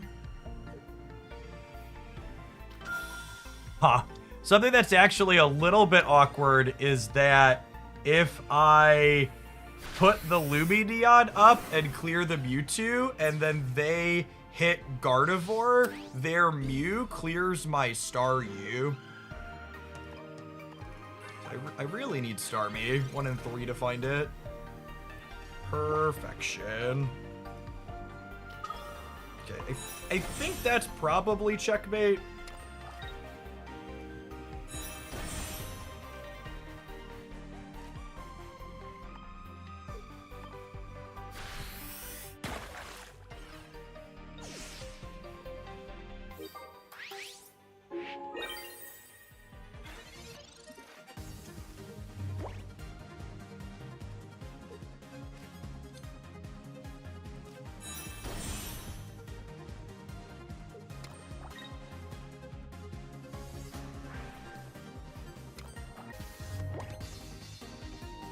So that play means I can't push Starmie up.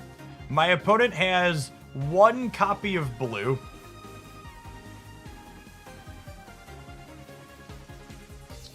Which means that if I tag this Ralts, they're checkmated, yeah? Or is they can't kill this next turn, so if I tap this, it's my 3rd point guaranteed, because Krillia only has 80 HP. That's checkmate. If I take the duck line, I don't have checkmate next turn if they have blue. So there's no reason to take that line and give them an out to buy a turn.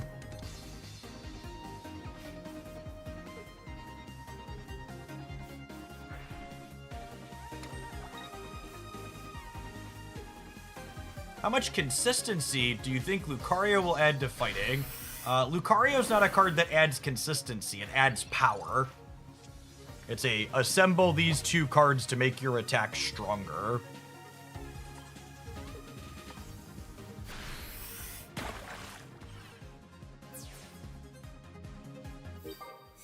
I think it will likely be good, but consistency isn't the word I would use to describe the effect Lucario is going to have on that archetype.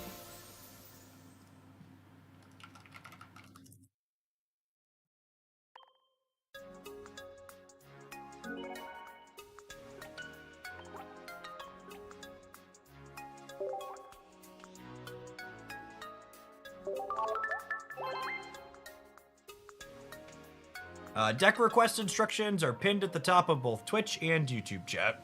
I have room for one more today, but keep in mind, I have 2 waiting to be played, and we're playing between tournament rounds, so it'll be probably an hour or 2 before we get to it.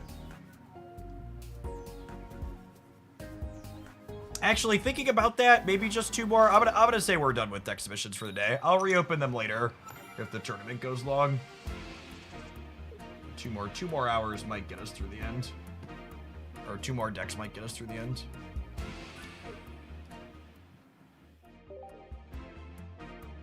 Not an amazing start with just the Farfetch, but I have both my stage 1, so we just need a couple of basics here.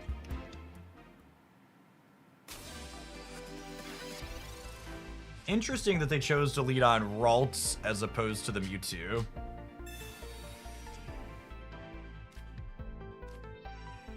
Well, this is 66% to grab me Staryu. Cool.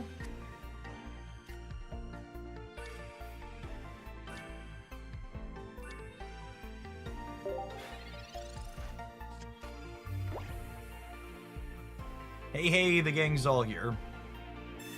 I think the only thing we need to get better from this is a Misty with a heads or 2.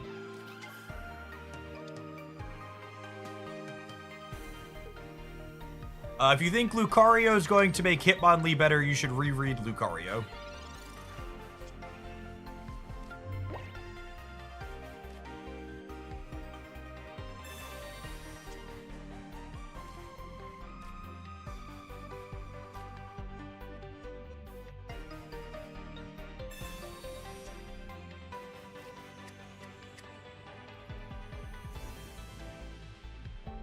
Them having first energy advantage still makes this kind of scuffed for us.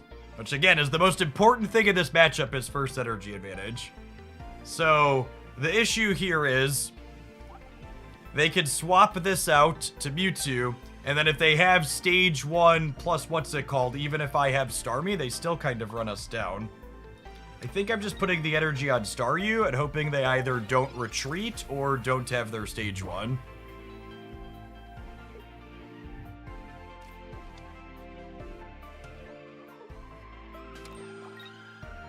But they have Leaf into Krylia, we're in trouble. Just kind of have it all. No Krylia, we still get to play a game because they can't threaten to clear the Starmie next turn. But if they have the Gardevoir ASAP.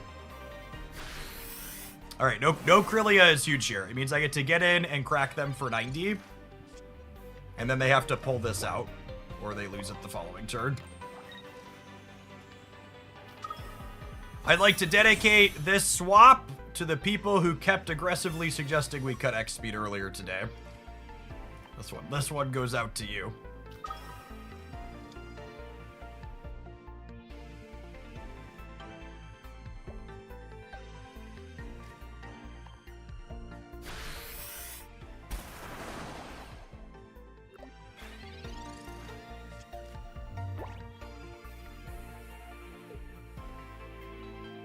What would you replace X-Speed with? Another Sabrina is a card people like to try and fit into here. Which is not a bad card, but... Alright, well that Mythic Slab bricking means they drew the slab for the turn, and then it bricks, so they should still not have their stage 1 here. The games where they don't have their energy acceleration, they end up in trouble. Do they have another Leaf? Or do I get to clean this out? What does this Giovanni do? It doesn't do anything, right? Because they don't have a second one? If they had a second Giovanni, it would let Gardevoir deal 70 to clear me, but that's just a bad Giovanni.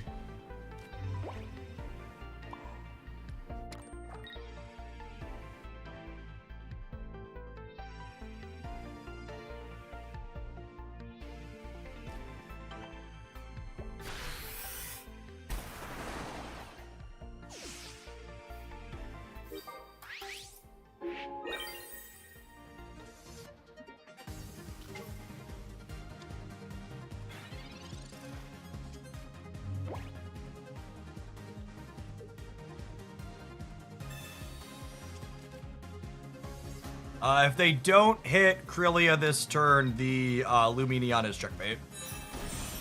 Okay.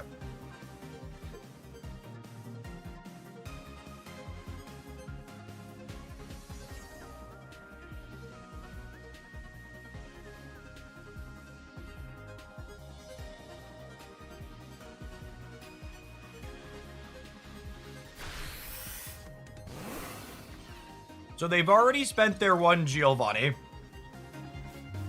And that's just lethal, yeah. So if we didn't top deck the Sabrina on the 1 and 5, we were going to switch to the Farfetch'd and Quack them. And it would take them a side drive to get through this. But we top decked the Sabrina, so we're just done.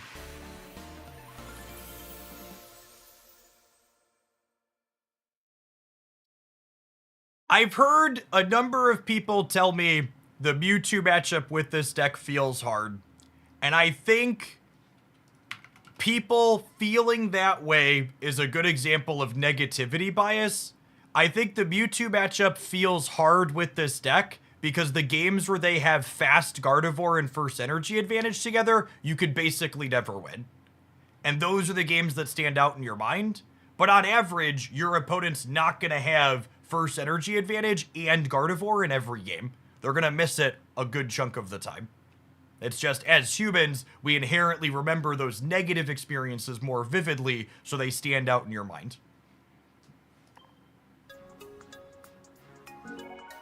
A lot of this deck's matchups come down to both first energy advantage and can you steal first energy advantage back with Misty. So you're a little better than 50-50. Because the games where you just straight up have first energy advantage, you tend to be ahead. And then some of the games where you don't, you get to Misty and take it back and then still be ahead. Yes, exactly that, Kamikaze. Mewtwo is a top tier deck because it rarely loses the games where it goes first energy and Gardevoir on curve. Yes, it is what makes their deck good. They are good most of the time. All right, I need to run to the restroom. We're going to take a brief pause for the cause while I do that and let some adverts roll. There's 15 minutes till the next round. We're going to build a viewer deck and play a game or two with that in between. I'll throw this blue tempo deck up on the meantime in between time. If you're watching on YouTube, consider tapping the like button. You're enjoying the tournament vibes. Appreciate everybody spending part of their Friday here with us in Oglandia. Don't go anywhere. Pokemon feels more chill than Step. It is. It's the slow build-up as opposed to constantly getting blowed out on turn 6, I think is the big vibes difference. All right, beer me.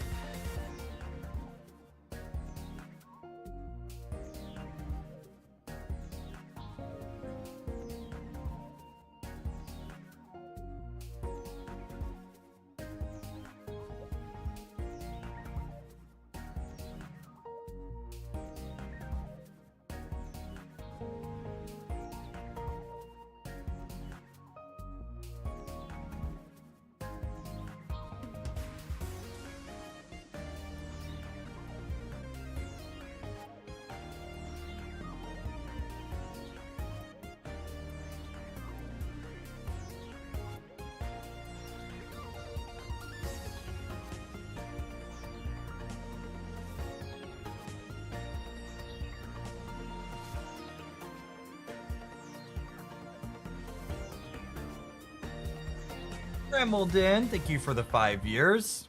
Iverns, thank you for the brand new primer. Appreciate that. Volrod, I think I missed yours during the match. Thank you for the 20. Thank you for the 7 months. Have we looked at this tournament's betting game? Oh, we haven't actually. Good shout. So a smaller tournament. Well, that's unlucky. Greninja Gyarados is the most popular deck, and I haven't gotten to play against it yet. Rude. Our next Gyarados matchup is so good.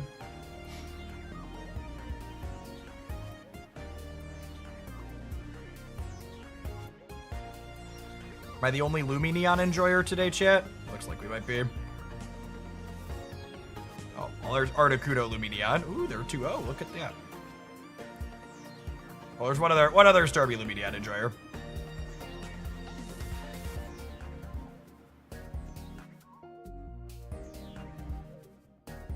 Mewtwo having a good tournament so far. My shaker came in from Advanced today, and seems to be super high quality. Yeah, they make good stuff. I always try and get products in hand from places before I'm willing to advertise them, because I think you shoot your credibility really quickly if you start promoting things that are not good products.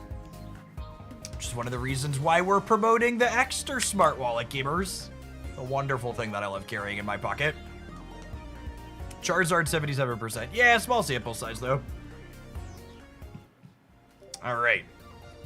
We have a request to build some Victory Bell Venomoth, which probably still wants Executor. Let's see what that looks like.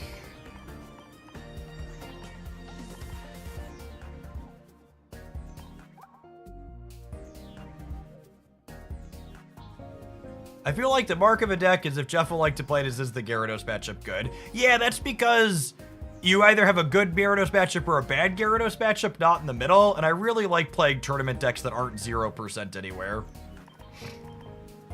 So if you're going to have a not 0% Gyarados matchup, it's probably a good one.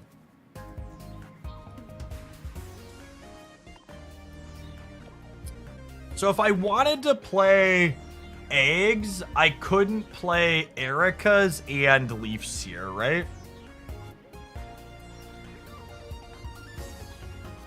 Maybe that means the angle is no EX Pokemon. We just don't play eggs, and our last line is another basic. We just like duck them out.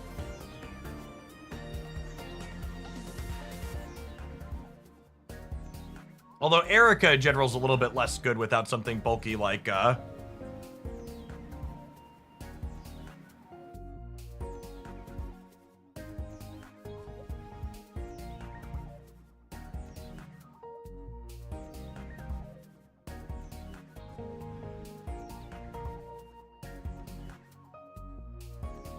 Dashanines, thank you for the brand new Prime.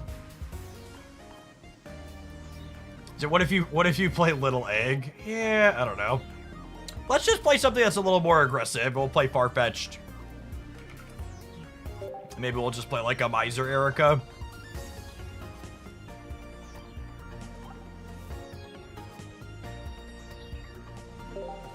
Play like 1 Geo, 1 Erika, and then 2 X speed.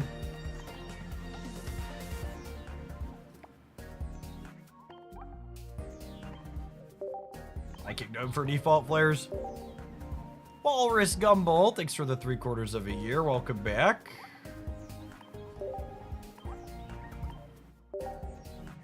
It's been a minute, but you get this from me every month. Thanks for taking the time to drop that off and making what I do here possible.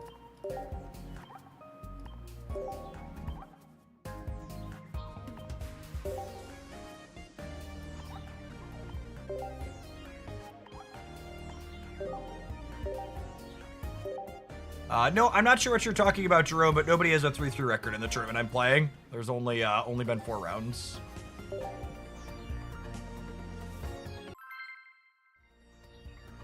Could we play a Tauros here? Maybe.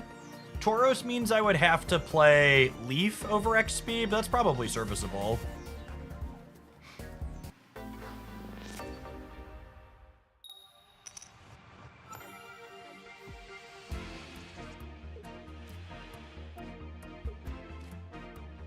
Bellsprout Victory Bell on the play is actually pretty solid. You don't get to attack with Weeping Bell on 3, but you get to attack with Victory Bell on 5, which is great.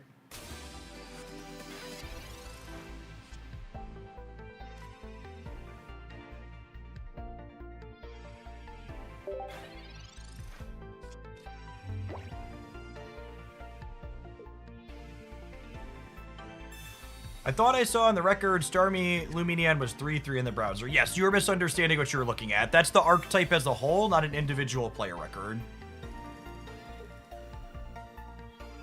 That was the sum total of everybody playing it in the tournament at fun, and I'm now 2-2.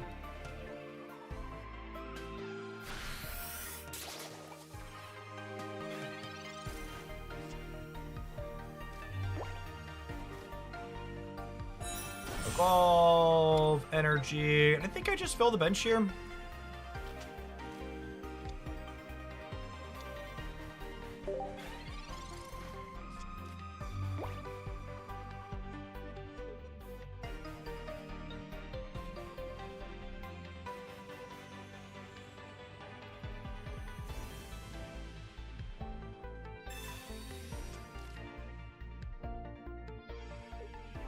No Veto Net Flare. Now, can't say I spent resources on that one.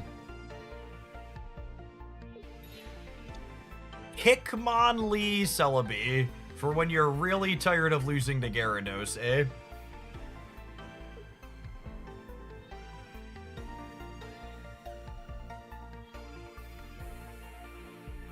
If they don't have their stage one here, we get to eat the Snivy. You can clear the Veto Net all you want. Gamer Victory Bell's coming for you.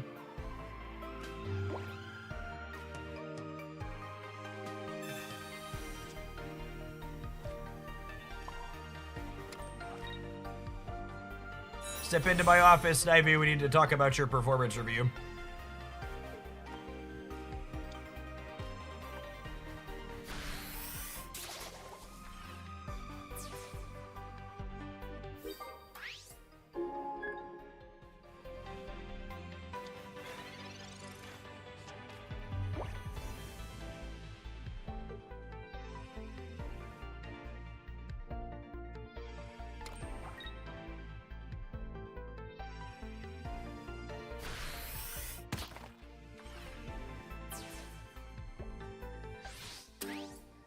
I play card games. There's no way I misunderstand information in front of my face. Fair, honestly. I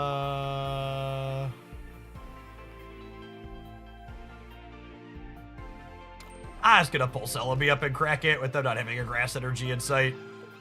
We clear this out. They can keep kicking my bench while we clear this. You know, maybe they'll have 2 Ericas to make us sad, but... You talk about Duck versus Slandit. Venomoth is like our Weezing, right? Not really. You don't have a Koga. Your Venomoths are more likely to die because they're squishy. I also don't think Slandit is necessarily great unless you have more than one way to poison. So like the Muck Weezing deck I was playing Slandit in can also poison with Grimer is relevant.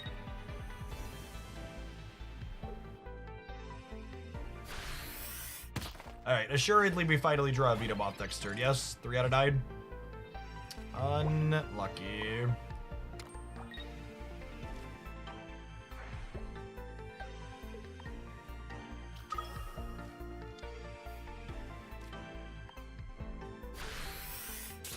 You also can't open on Slandit as your attacker, and Farfetch is kind of our other opening attacker.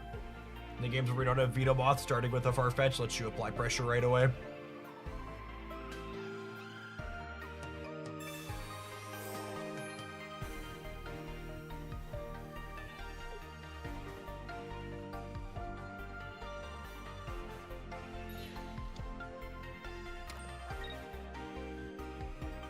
Well, that's the second Erica I was somewhat concerned about.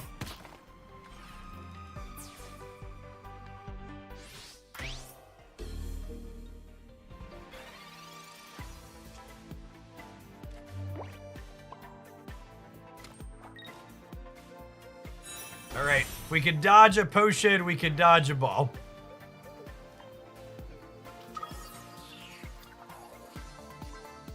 How many times did I teach you this lesson, old man?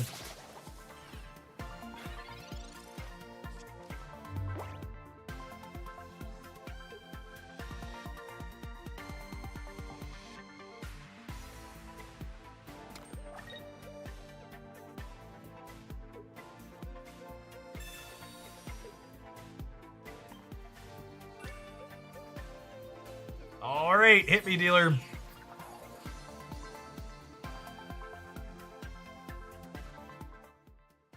Survey says.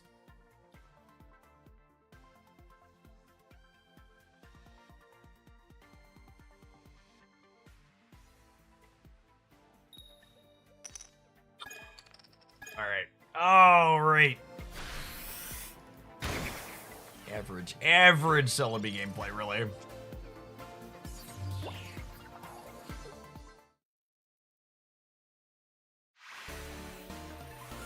perfect timing. Our next round just popped in the tournament. Oh no. Oh no. Our tournament run might be at an end yet.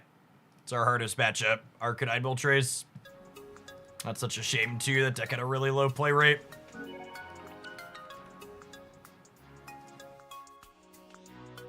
Seven Arcanine Moltres gamers in this tournament. We just queued into one of them.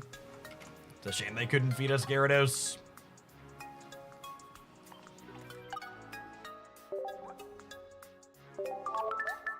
We'll play the games because we're not 0%, but I think this is the Lumineon deck singular hardest matchup out of the things that are somewhat popular.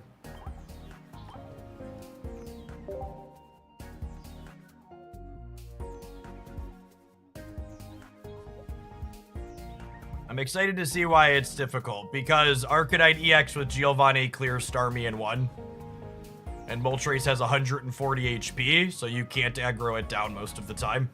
If they have a Moltres start and remotely average variant, they just set up and kill you before you can do anything.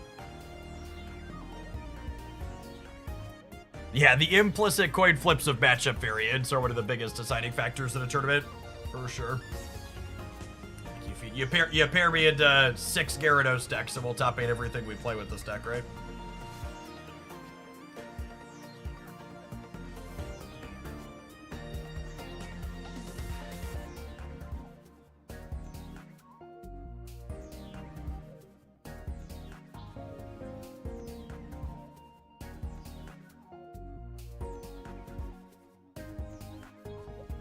It's kind of crazy that a fire deck is the hardest matchup for a water deck. Yeah, so weaknesses in this game aren't necessarily you instant win, so much as they're like a balancing mechanic to help you at breakpoints with certain things.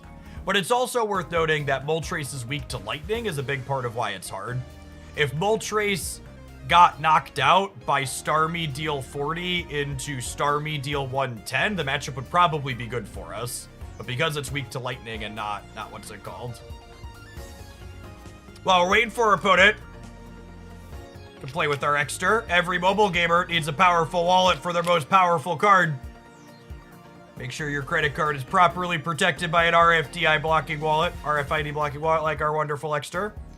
Nice trim card holder there with its sleek trigger. Sponsors just like secretly paying our opponents to not check in until the last possible minute. I love my Exter wallet. I'm glad you do, J Shell. The best card in any TCG, the credit card. I have so many lovely ones. Got the Pro, I've got the one that folds open. Got one here with the $1 in the money clip as an example. All sorts of great things.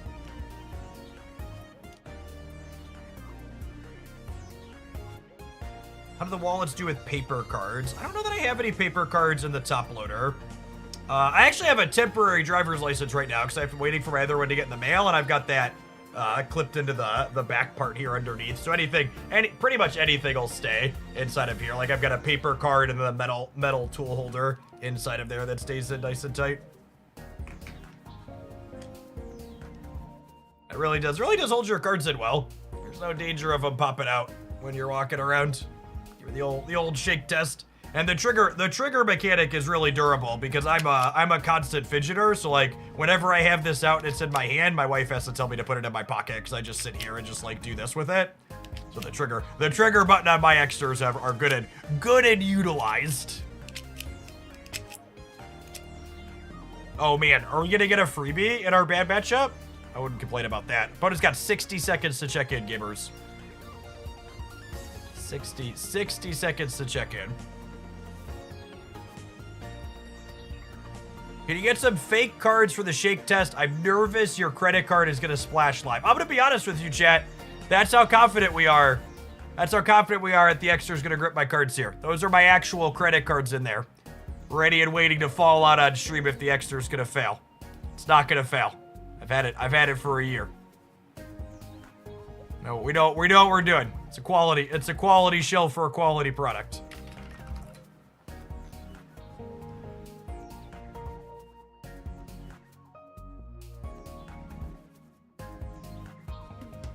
How does the tool part attach to the pro version? It just goes in. You can put anything under the back part. Finder card, tool card, whatever. There's a little spot in there with the rubber band around it. I think we're going to win this one by default and be 3-2.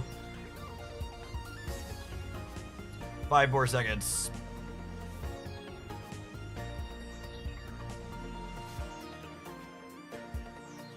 All right, we have won by default. Time to continue playing our victory bell deck.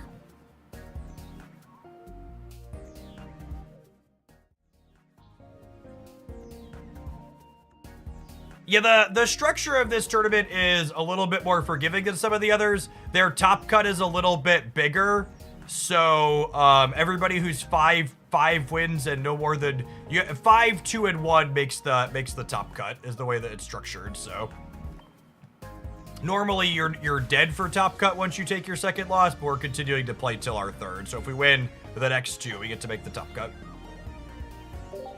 Oh, that's not the deck I wanted to play with.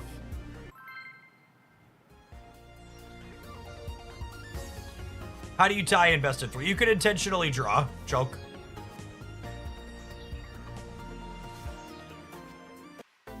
Pretty sure this tournament allows intentional draws. Most of them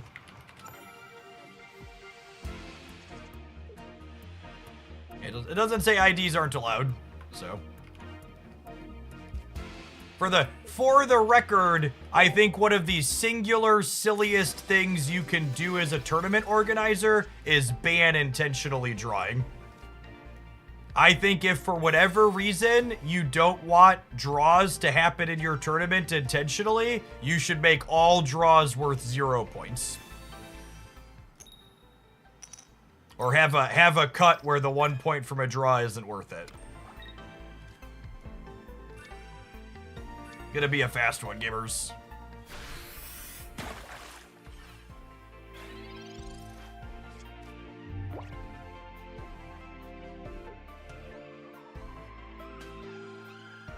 Any advice or things to watch out for when you're playing a tournament on Limitless? If you are not recording your games like me, and you're probably not, you should make sure you take a screenshot of the victory screen every time you play a match on Limitless and you win it, just so there's a reference that you won against your opponent.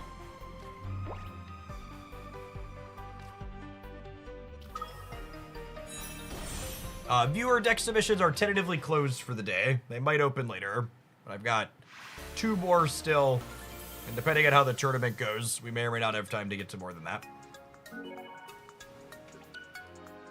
How do people draw? You can request a judge intentionally draw the round for you. US Lorcana Nationals, the equivalent of a Magic Pro Tour, did not allow IDs. What an absolutely idiotic tournament structure. Why did this game limit people to building 20-card decks? Why not 40 like the actual TCG? Well, for starters, the actual TCG is 60 cards, not 40. Follow-up, the small deck sizes are one of the things that I really enjoy about Pokemon Pocket and similar to Marvel Snap, because smaller deck sizes mitigates variance and lets your decks be more consistent. Deck building is also more interesting and tighter if you have to be more careful with every slot that you play.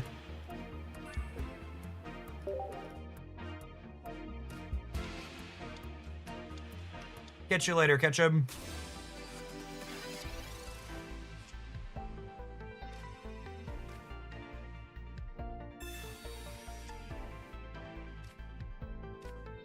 I'm really glad Marvel Snap innovating small deck sizes is something other games are trying. A traditional card game with smaller deck sizes is great.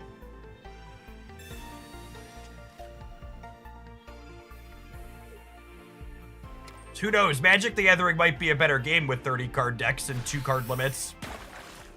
Unironically, it reduces variance a pretty solid amount. Hearthstone decks were 30, and you could have multiple copies of the cards, some of the cards. Don't say that to Commander players. Commander is a whole different ballgame. Whenever I'm talking about things related to Magic the Gathering, just assume I'm not talking about Commander, because it's just, like, not relevant to me.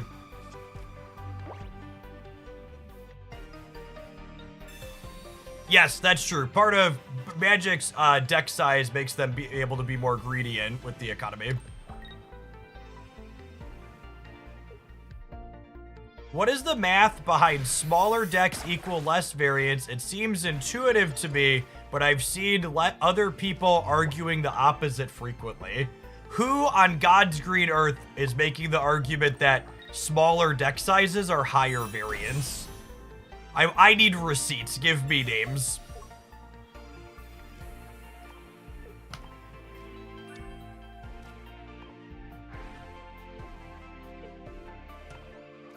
What's wrong with Commander and Magic? I didn't say there was anything wrong with Commander and Magic. I said it's a very different game than competitive 60-card Magic, which is where I have experience and what I will speak to about.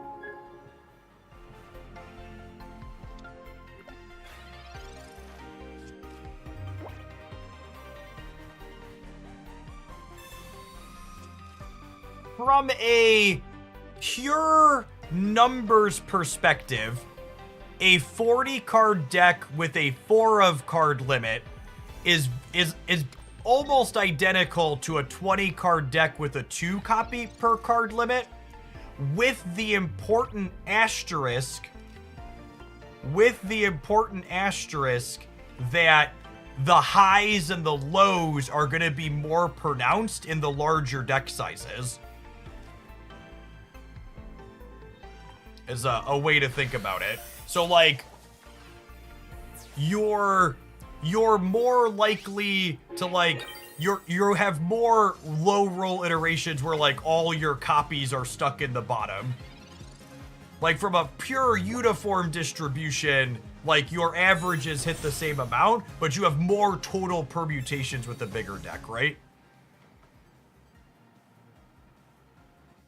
You have a Poke Flute. I do not play Poke Flute. I think Poke Flute in general tends to be a bait card or a win more card.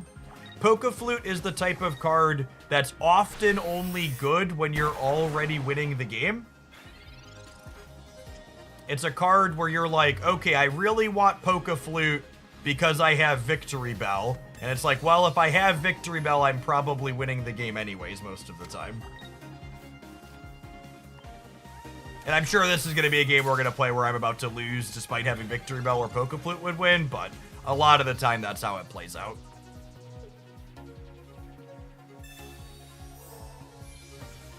Just draw another Victory Bell here and then we can't lose them.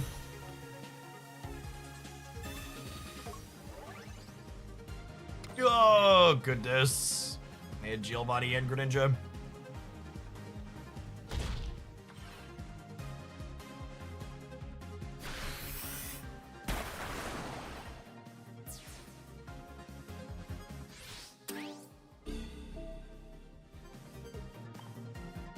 He's the quack in here.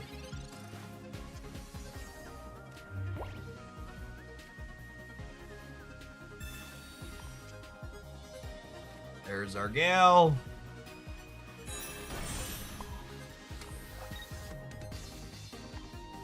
And now they need potion and blue dabba dee dabba die, right? Need second potion, first blue.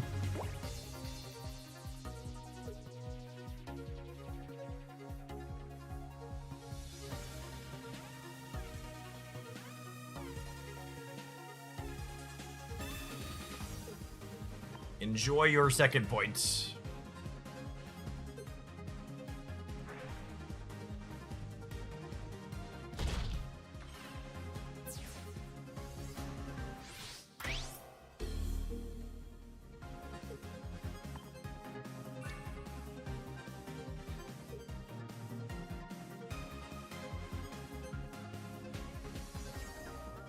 Oh my goodness.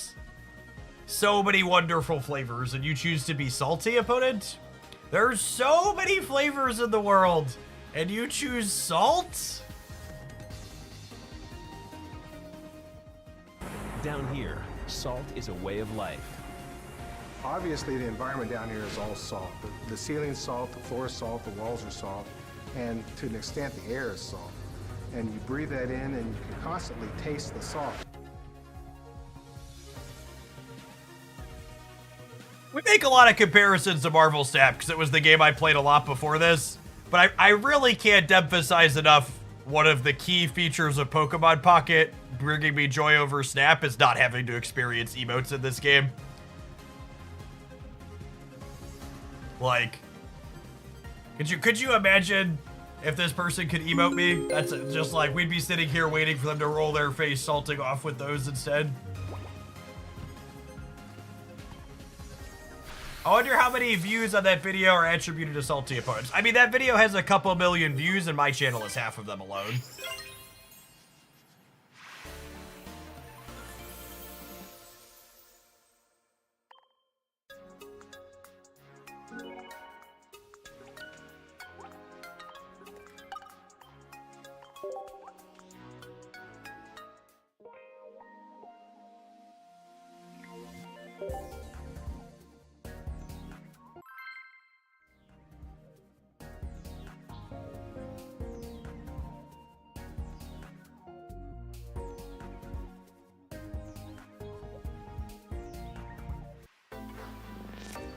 Pikachu thumbs up emoji. Yep.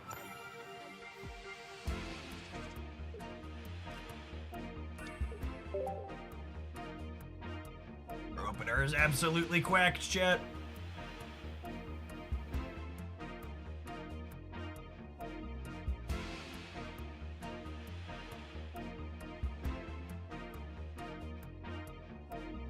And I'm confident in flipping heads emote. It's all bad, Georgie. It's all bad.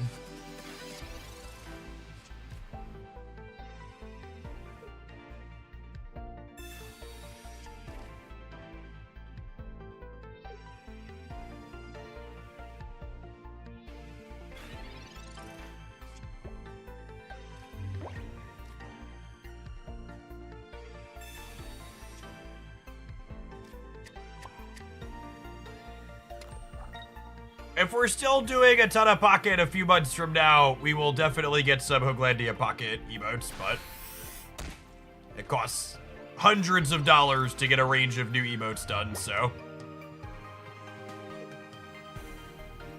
There's some good ideas floated, but we're gonna chill for the time being.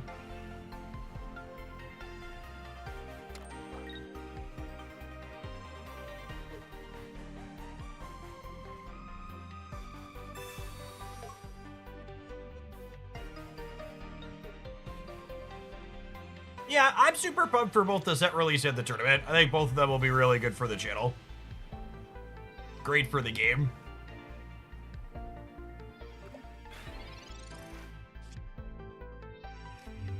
I think one of the things Pokemon games kind of do as they grow is, like, most Pokemon fans have that, like, one Pokemon or two Pokemon they really love. And, like, if they were close to trying a game but didn't quite, like, a new card pack releasing that has their all-time favorite in it will pull people in. So them starting with Gen 1 was smart for that reason, and then Gen 4 is widely accepted as being pretty popular as well. So I think them going down the list of the generations they view as most popular in their first few card packs over the first year was a really smart way to approach it.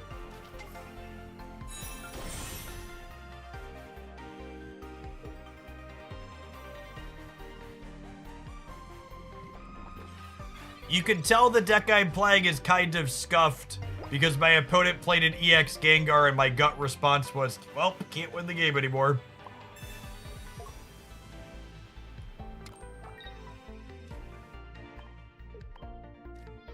Yeah, honestly, same, Marty. I'm not super familiar with Pokemon past Gen 2 personally, so no emotional attachment other than Johto. They're all just game pieces for me from here on out, for the most part.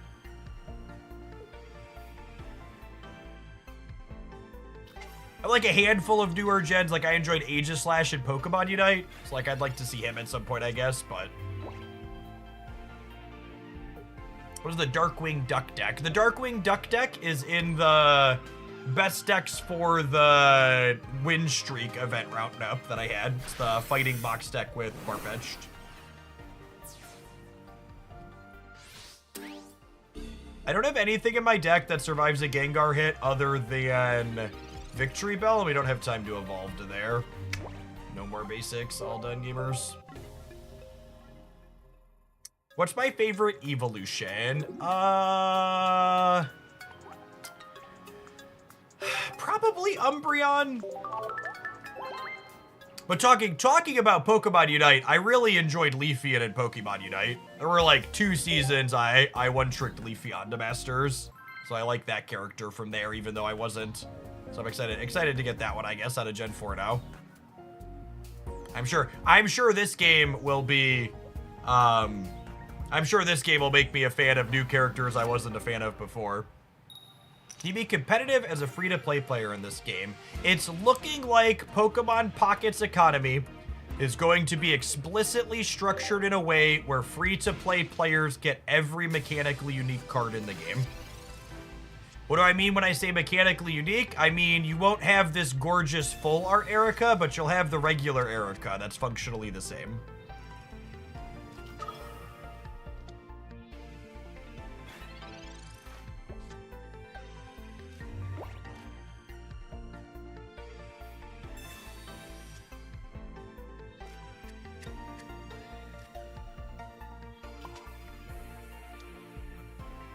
Peabody Hightower, thank you for the 50 bucks. Appreciate that. Welcome back.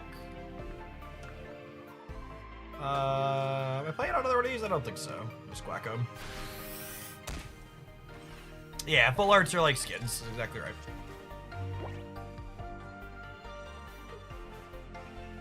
For people that haven't heard me talk about it, right, talk about the economy being explicitly structured, the average free-to-play player gets about 41 EX Pokemon over the span of 12 weeks from all the free rewards that you get.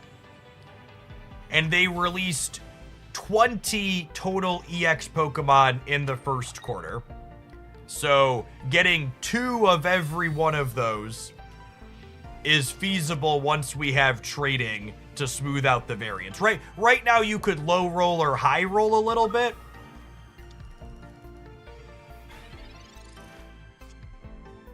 And obviously brick on getting a bunch of one and none of another. But once we have trading enabled, the average rolls are going to be able to get everything cleanly.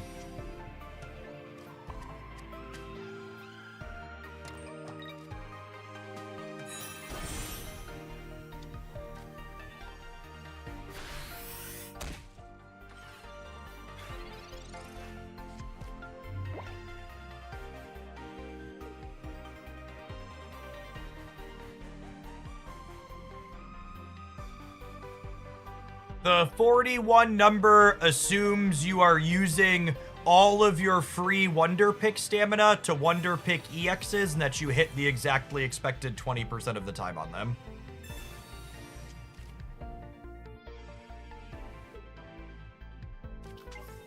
The math on your Wonder Picks plus opening free packs is about 41 expected EXs per quarter for a free player. Once we get the details, I know that number off the cuff, because once we get the details on trading, I intend to put up a video talking through the economy details.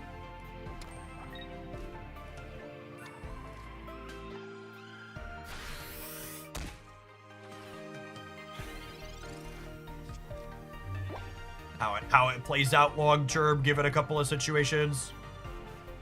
So picking EX Pokemon is the best use of Wonder Picks.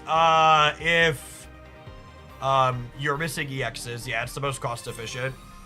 It's technically most cost efficient to Wonder Pick EXs and spend pack points on 3 diamonds and less as free to play.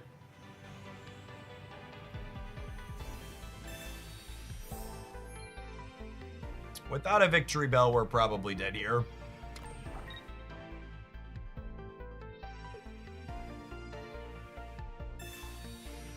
I have been hand scoped.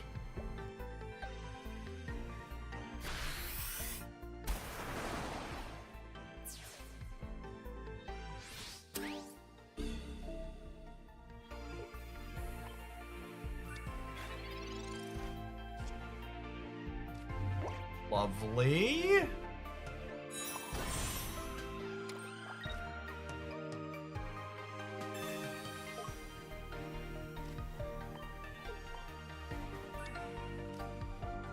We are 3-2 in the tournament. We need to go 5-2 to make the top cut.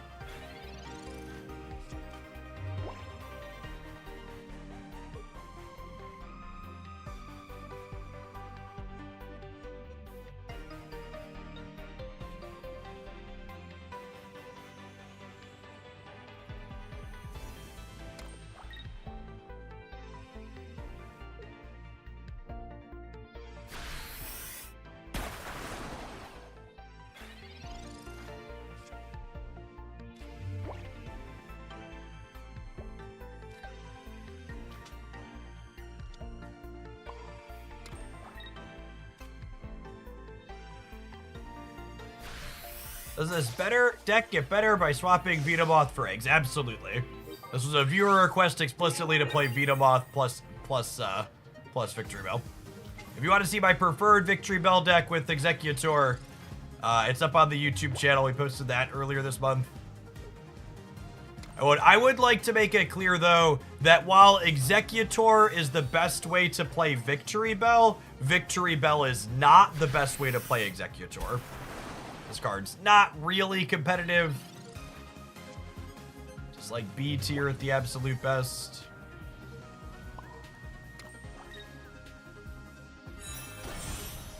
We're in trouble if they Sabrina us. What do you think of Ditto? It's not very good. It can be kind of adorable inside of a tournament, but generally speaking, not great.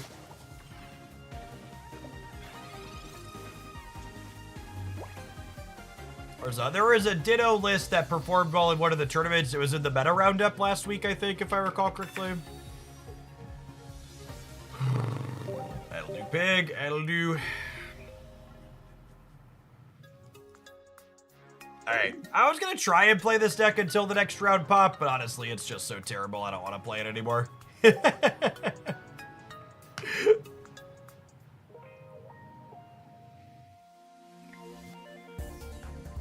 Venomoth is just not a very good card, unfortunately, and Victory Bell's only okay.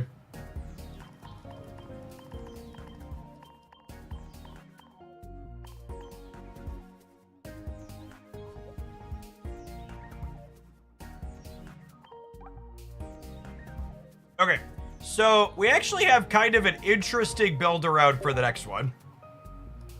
We have a request to play Genetic Apex Golem in a tri-color energy deck, because this takes 3 colorless and Brock can guarantee you're fighting. So we're gonna do Drudagon Golem, but we're gonna build the deck so Drudagon can attack.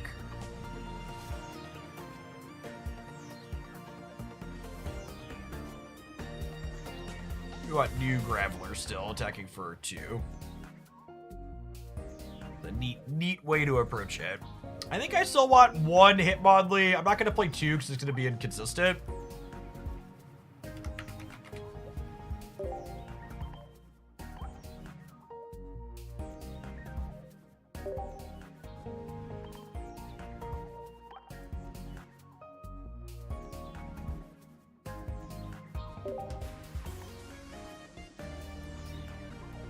And we probably play like Tauros here.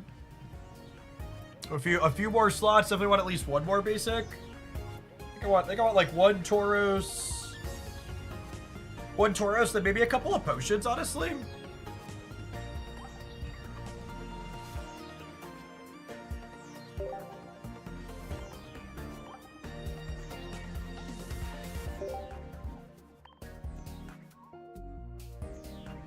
Beedrill a good partner for Eggs. Eggs is the best partner for Beedrill because Eggs is cracked, but no, Beedrill is not a playable card. How do you get those trainer card variants? With the most powerful card in mobile gaming, your credit card. You too can unlock lots of premium cosmetics. I'm missing full art Brocks, yeah. Brock and Surge, I have 0 full arts on.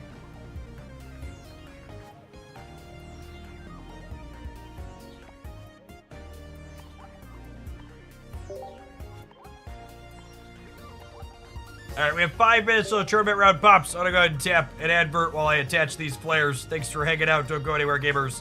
We're 3 and 2, headed into round 6 here momentarily.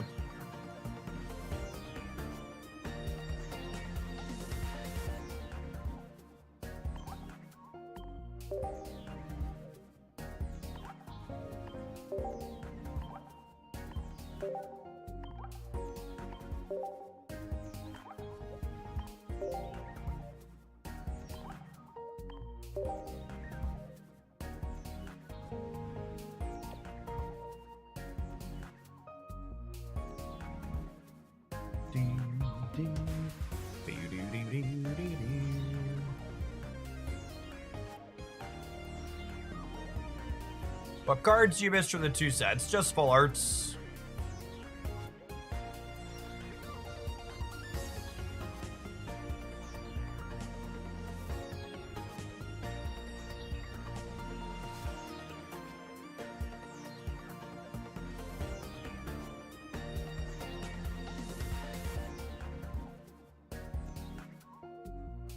I'm shocked we don't have full art research yet. It's a travesty.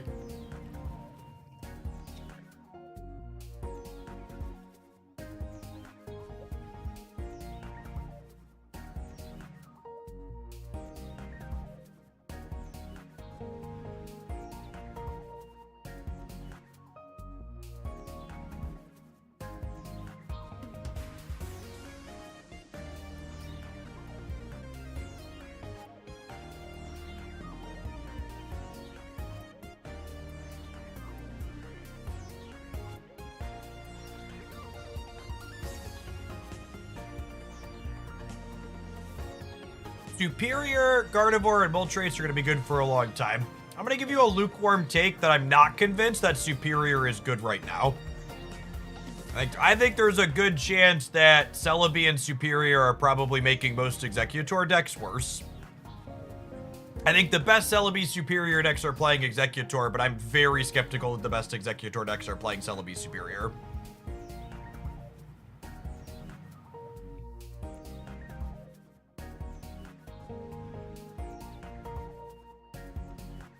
That is an incredibly interesting thought from Jeremiah in chat.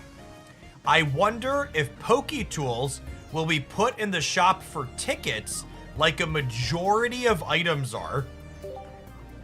I hadn't thought about that at all, but that actually seems incredibly likely, yeah?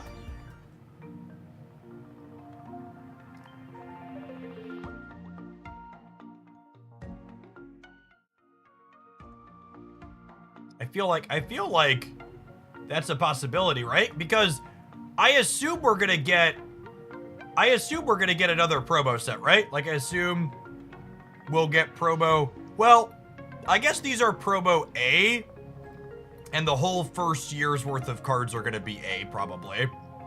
So I guess we'll get promo B eventually.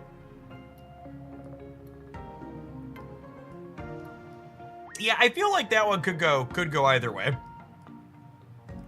They could shove them into booster packs like regular cards, but they could very realistically go into here. I have a bunch of extra tickets at this point. I bought all the hourglasses for the month. I think I'm still sitting on 50 or 60. Yeah, they probably want more ticket sinks in the shop. I have 71 tickets, and I have all the hourglasses for the month. There's still a week left.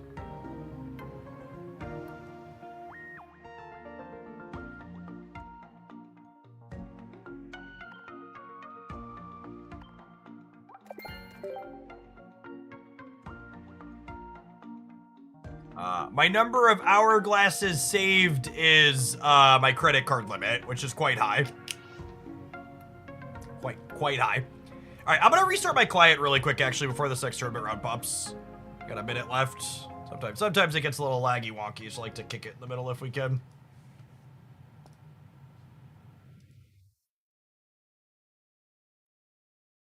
And I hit your credit card for Wonder Picks. Decline.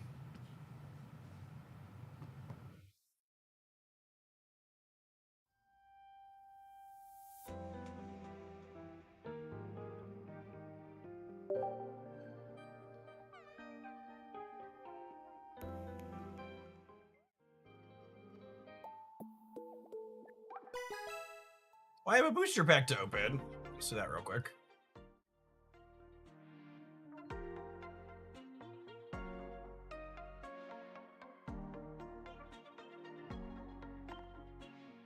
We're opening Charizard packs in an attempt to open 4th full art Starmie so I can flare my second Starmie EX.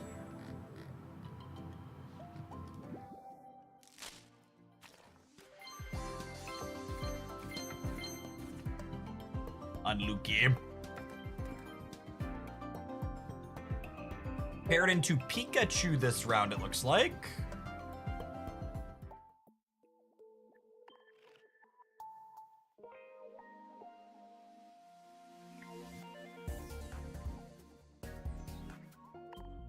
I'm at 2250 packs open and haven't opened a Crown Rare or a God Packs. No Crown Rare is insane with that stat. No God Packs is a little bit unlucky, but not a lot. But no, Crown Rares are supposed to be 1 in 500.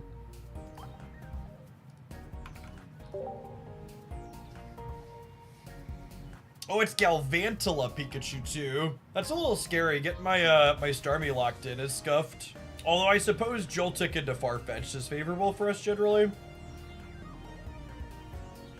See how this goes. I haven't played this side of it.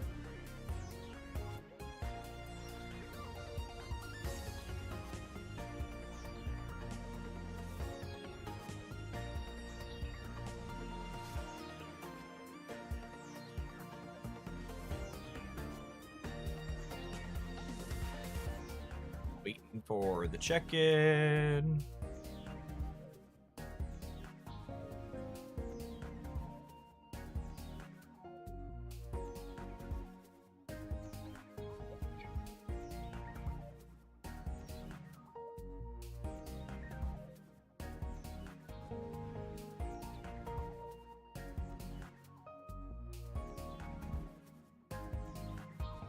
Zero God Packs and 900 packs. I had no God Packs in my first 1,000, and then I hit 2 in my second more recently.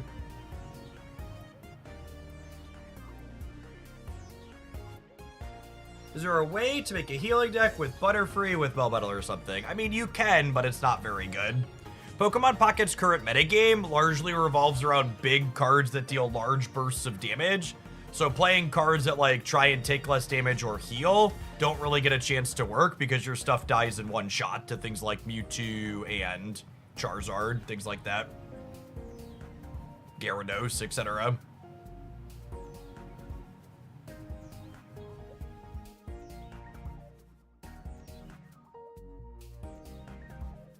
Well, it'd be lame if we had a no-show 2 rounds in a row. Oh no, they're here. Perfect. I want to play some games.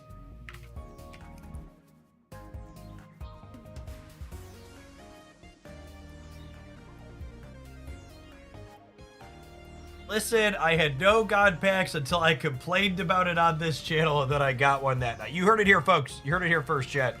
Be sure to complain in chat if you're missing a God Pack. Patches will deliver it to you personally.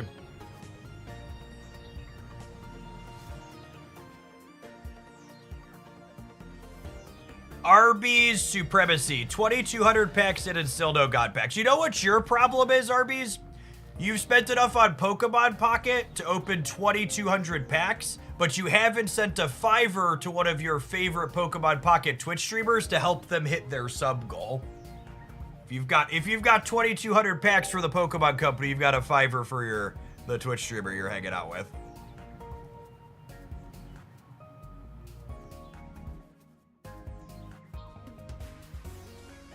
All right, our opponent is here. They said they're searching, but I haven't found them yet. We'll see.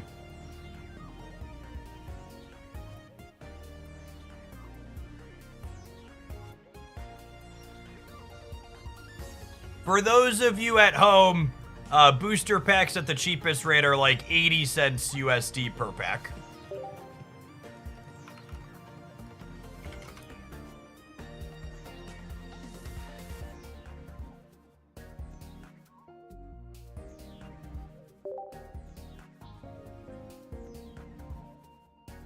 RB Supremacy with the tier 1 sub after the call out. Thanks for the support. Appreciate it.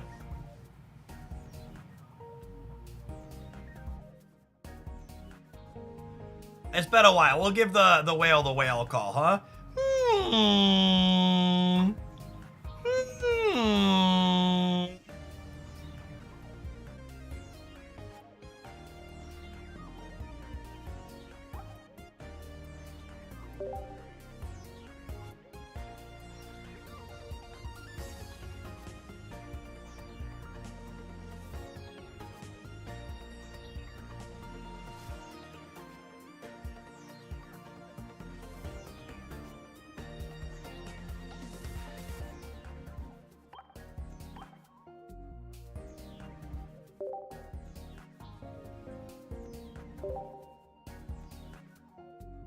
All right, third time's the charm. All right, cool. We got him that time.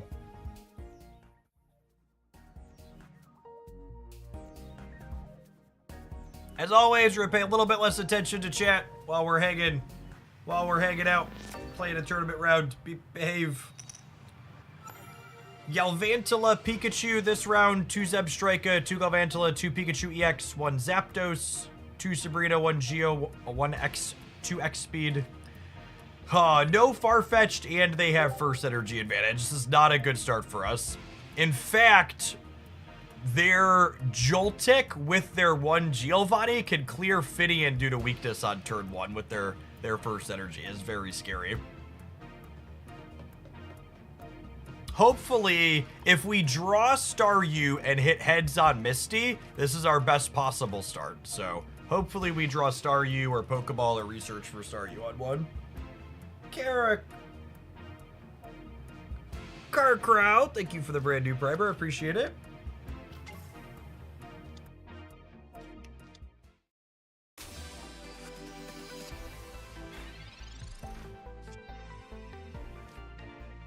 Well, I mean, with 2 of these, I guess I'll use 1, but it's not particularly exciting here. This is not where we want to be misting. If we don't draw a basic, we just die next turn.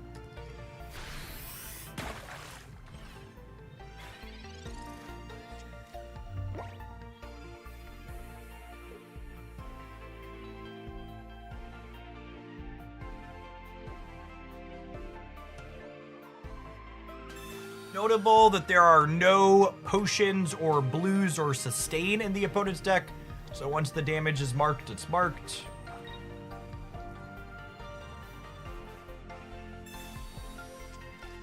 First energy advantage, and they have a research. Pretty far behind here.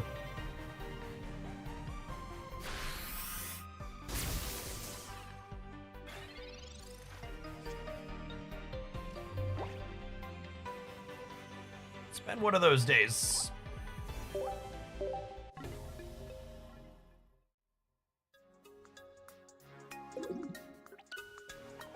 I really cannot implore you enough, don't be one of the people that wants to cut a basic from this deck list or any deck list. Play more basic Pokemon. You want to have fewer games like that, not more of them.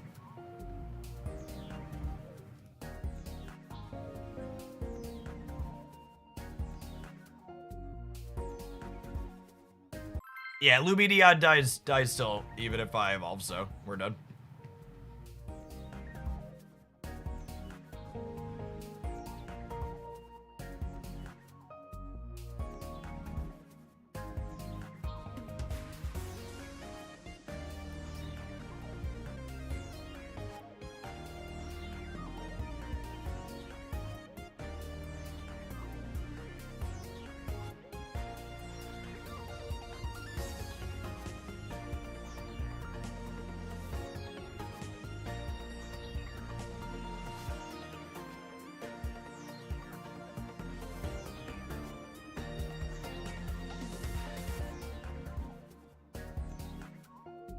I wonder if my opponent has some type of internet connection issue. Because this usually only happens if one player's unstable, and our connection's obviously very solid here. And they said they were searching the first 2 times, but then it didn't actually put us together.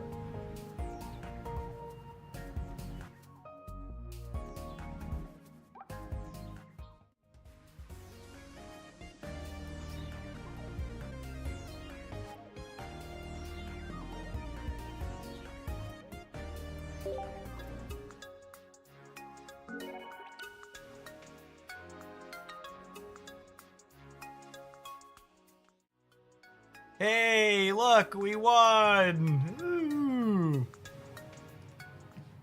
I think our opponent's trying to play from unstable internet connection is what's going on, which is an unfortunate waste of time. At least the first game was quick, I guess. Let us. Thank you for the primer, appreciate it.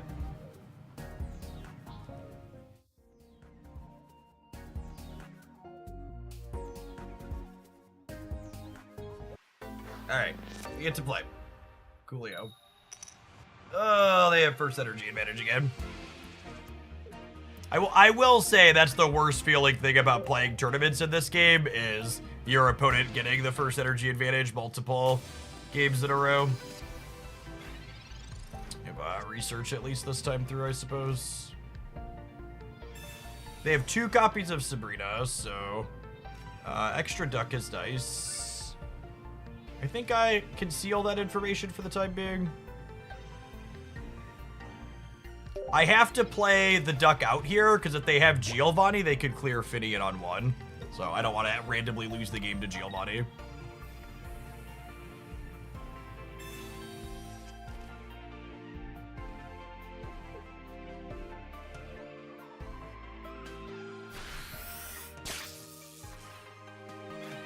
Well, this has certainly been one of the Pokemon Pocket matches of all time. This has certainly been one of the Pokemon Pocket matches of all time. Alright, we're gonna play a real game 3, yeah?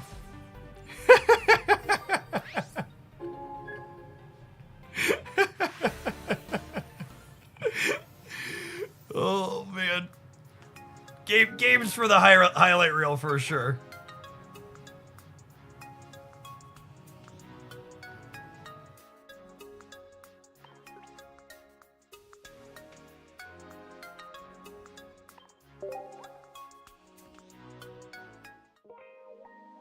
Can you explain that strategy that game? My primary strategy that game was not cutting Farfetch'd from my deck.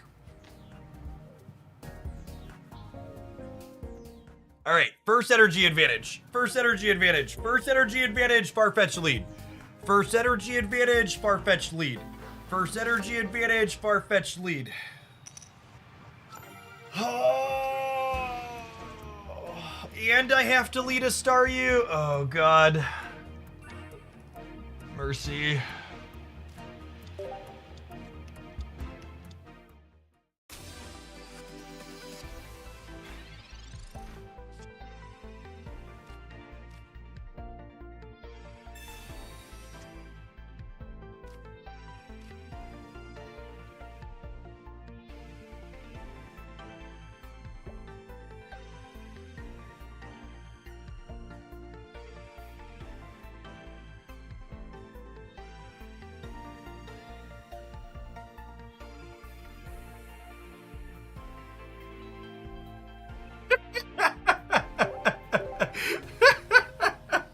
All right, I think we need to fire the writers after that one.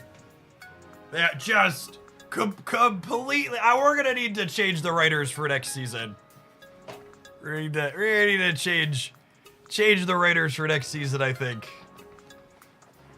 Sometimes that's the way the cookie crumbles. Yeah, that one's not getting renewed.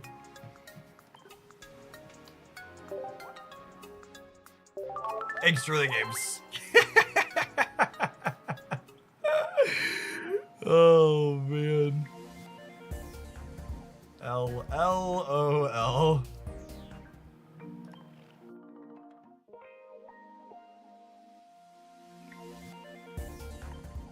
All right, let's check out our this 3-color golem deck, huh? It's gonna go better than that, I think.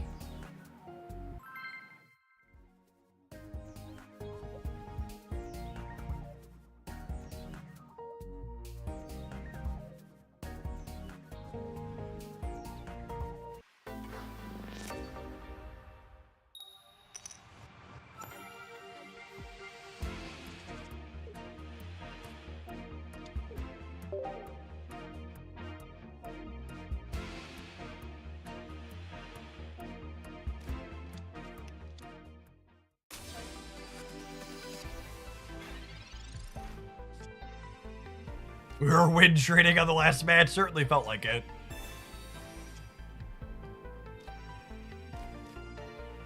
Whoa, there's more than one basic in a deck? That's crazy. Hold the phone.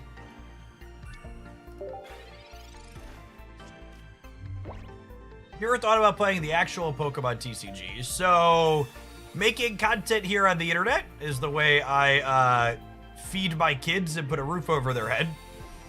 And regular Pokemon TCG does not have a market for sustainable strategy content. The people who successfully make traditional Pokemon TCG content do a lot of stuff like pack openings and things like that, which I'm not really interested in doing.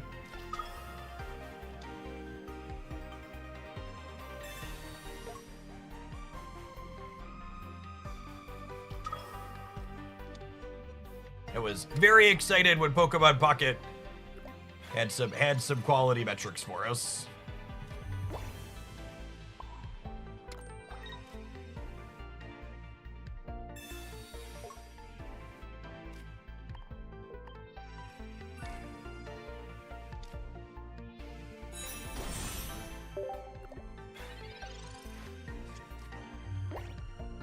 We played 3 games in a row, Dine, where one player only drew 1 basic and the game was over in 1 to 2 attacks.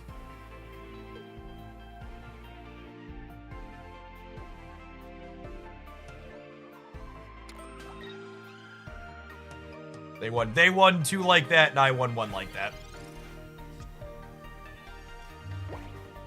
Hey, Captain Frost, thank you for the 14 months. I appreciate that. Welcome back.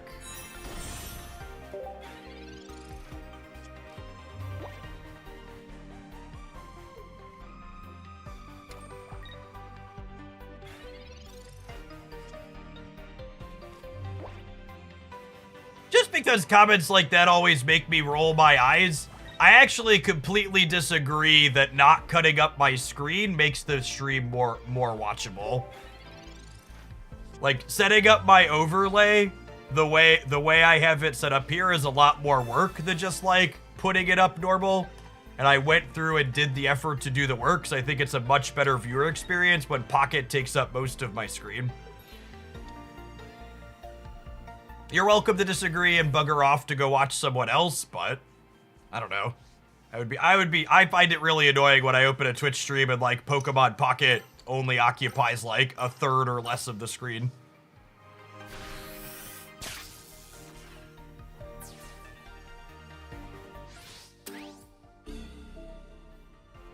I wish it was easier to see your hand. How would you make it easier to see my hand?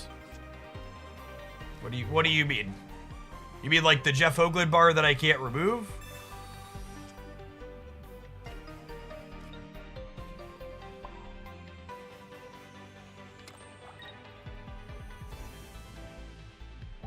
Yeah, the UI, a couple of the UI things make it hard to see. Yeah, it's not something my overlay. So I was just making sure it wasn't something my overlay was doing.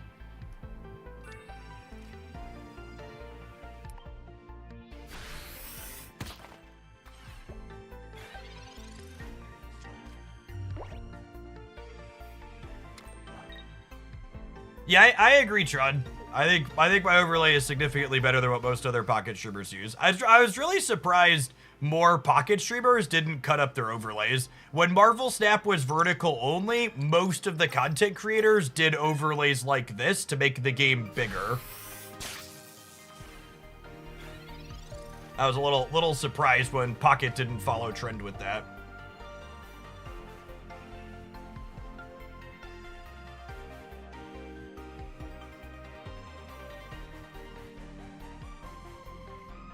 Not having a fire energy here is unfortunate.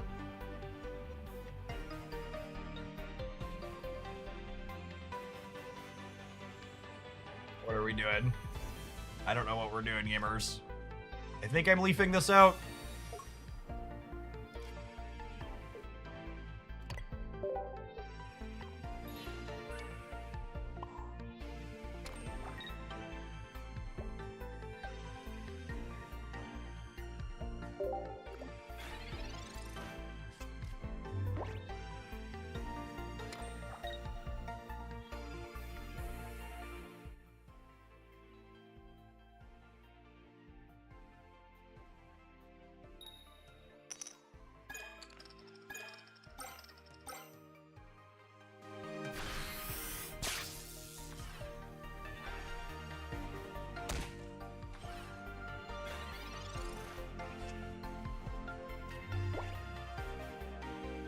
Awkward.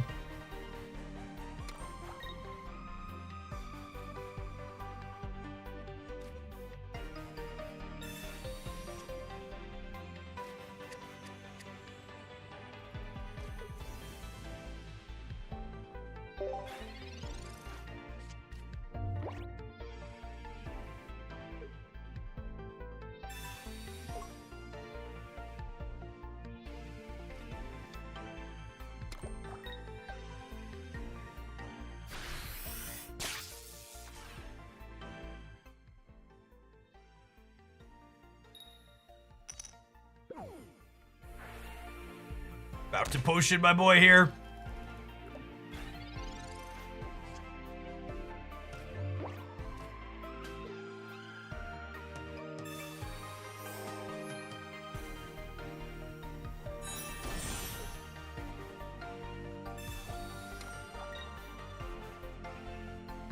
Still no fire energy is so unfortunate.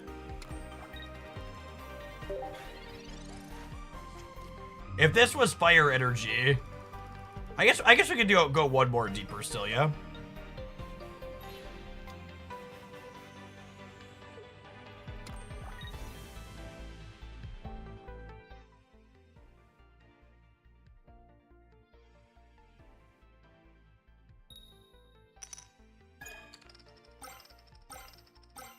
Okay, so these two trade.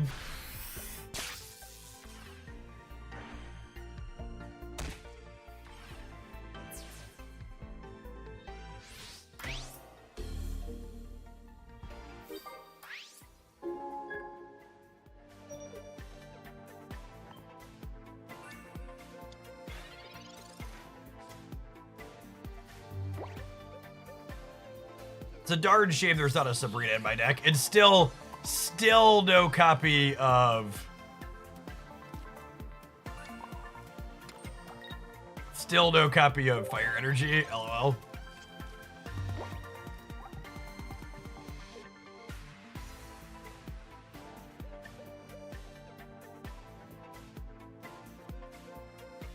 I don't want to be the have you tried turning it off and back on again guy, but are we 100% sure there's fire energy in this pool? I'm pretty sure I just didn't touch it, which should default to having fire energy.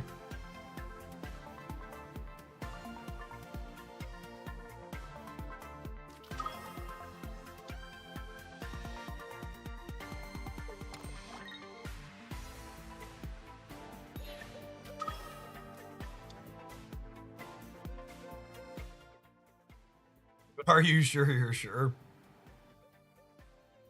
I think having a Hitmonlee and getting to attack with Graveler and Geodude on occasion is better than attacking with Trudon slightly more consistently, but I don't know. This game was awkward for a few reasons.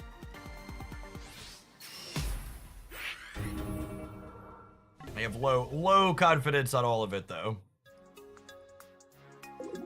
Yeah, they still had flips there. If they would have low rolled, where we would have won the game.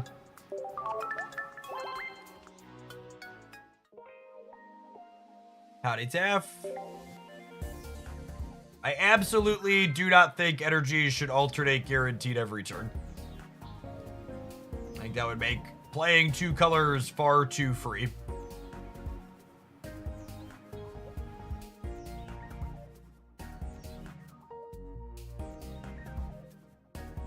I think you want there to be some risk / consideration before you put two colors in your deck.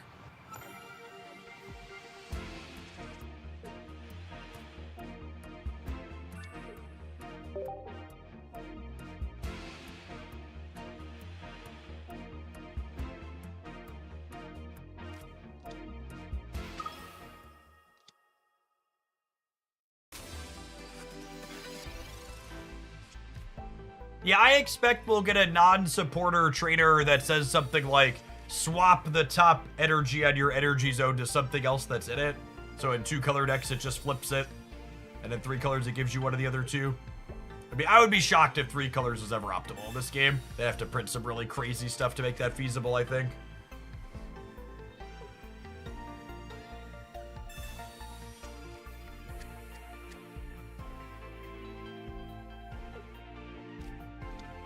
yes, Garchomp is typically fighting water energy.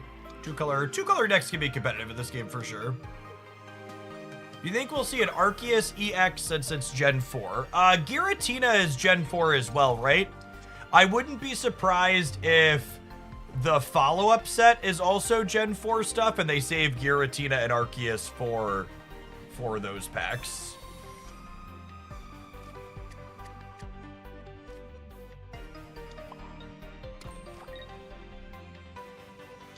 In your experience, how is the Charizard plus Arcanine matchup for fighting box decks? It's pretty draw dependent. If they get their Arcanine quickly, they run you down, and if they don't, you're in a good spot usually.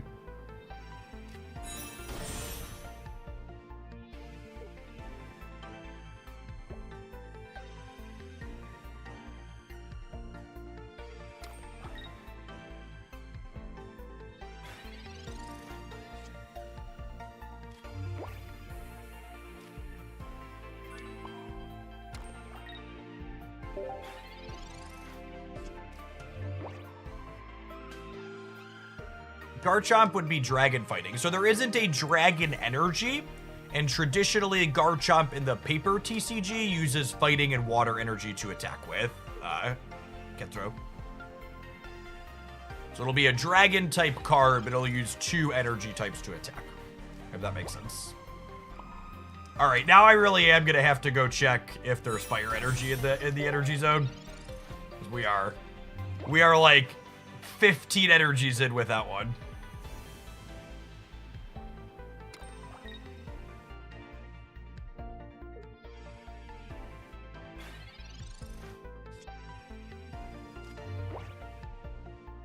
Listen, chat, I'm not saying it was aliens, but...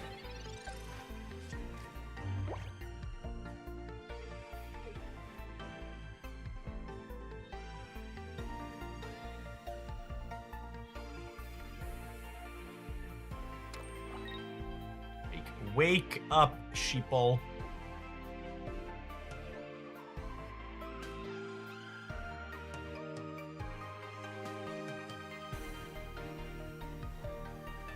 I think we're gonna start charging up this Druddigon. I believe, chat. There's a fire energy in the 2 underneath this.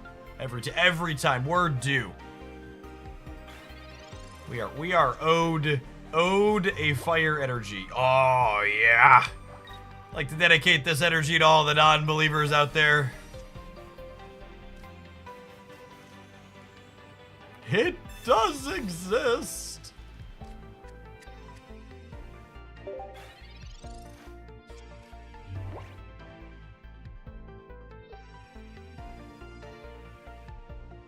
We have the fire. Woohoo. Hey, Holm. Thanks for keeping the pocket content going. Appreciate the quarter of a year.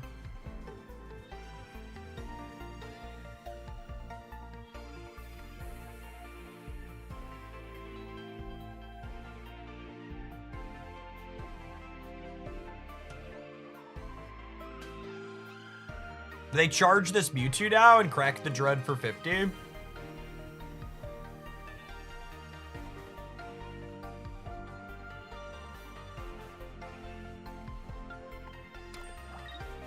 I think they probably do, yeah.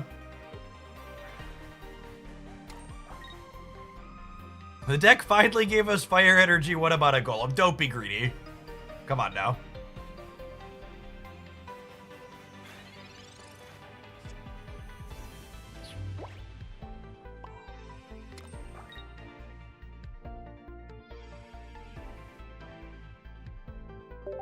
They might not play around the 150 damage golem. They might be expecting 120 damage golem, and we might get them because of it. So if they side drive, Tauros... Oh, Tauros doesn't finish this without a Geo. I forgot there's no Geo in this deck. In my brain, I was shortcutting Druddigon plus Tauros clears Mewtwo, but that's actually not the case here. Which I think means we're dead.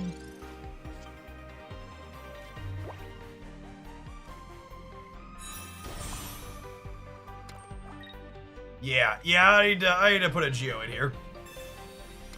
For sure. Maybe 2. Probably have to give up these potions. If either of these potions was Giovanni, we'd win the game here. We would clear with this, they clear this, and then this comes up and cleans them out. Okay. It's probably 2 Geos in a... Or is it just 1? I only have 1 Tauros, right?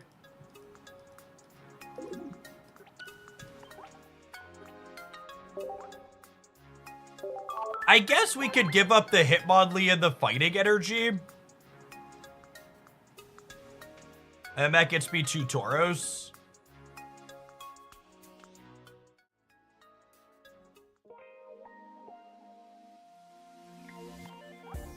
There hasn't been a lot of Gyarados in the queue. This is Local Man about to queue into Gyarados.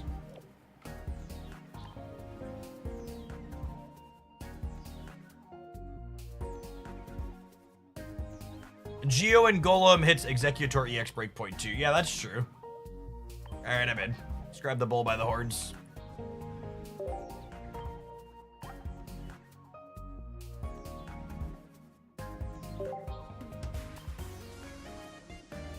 Ooh, that's a good one. 150 Golem with Giovanni clears Gyarados after Druddigon.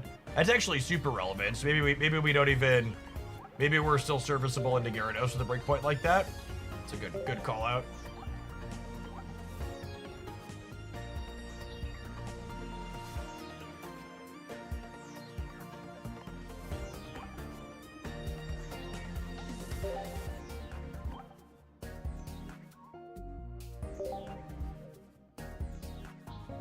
So, I'm not attacking. I just want to make sure the other was a dead more HP.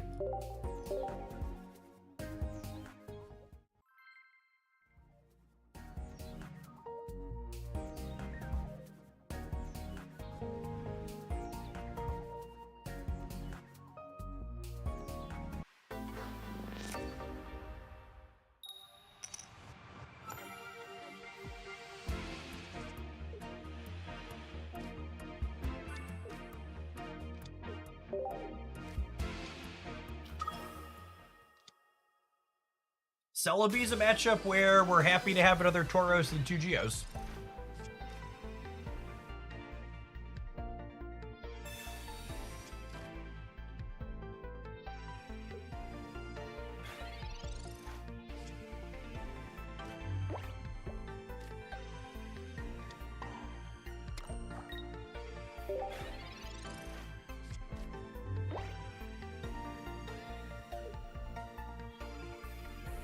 I think it's only a matter of time before we see a huge range of extra cosmetics like more deck boxes and stuff, Lundy. I'm sure they have a lot of that type of monetization planned out.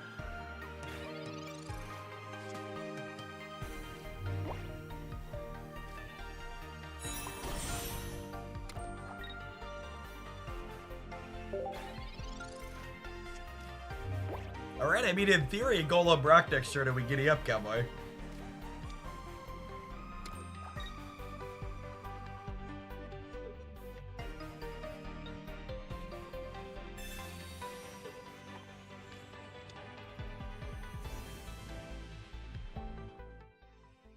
Hey, Vega, welcome back. Thanks for supporting again.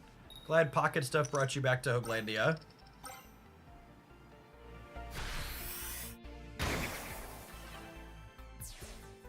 He's gone. Good night.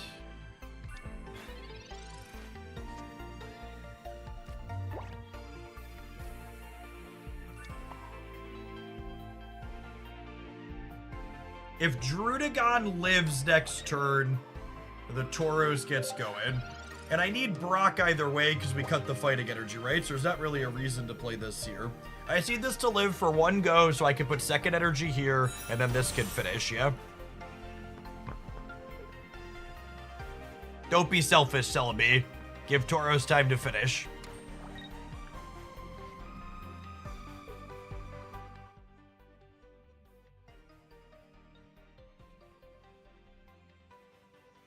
Do you have to have fighting energy and your energy zone for Brock to work? You do not.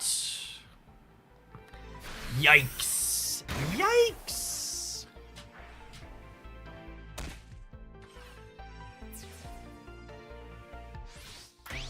But it's ever flipped the tail of their lives. They're certainly not about to start today.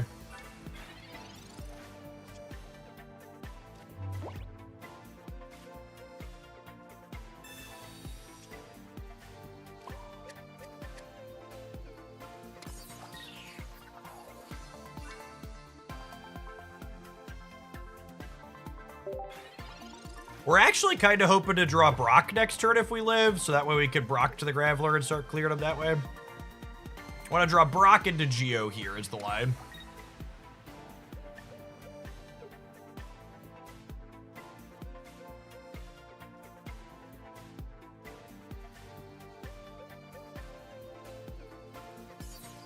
I wonder if I was supposed to leaf this out, so that way if this lives but takes 50, I could leaf this back in and clear, and then Egg doesn't finish.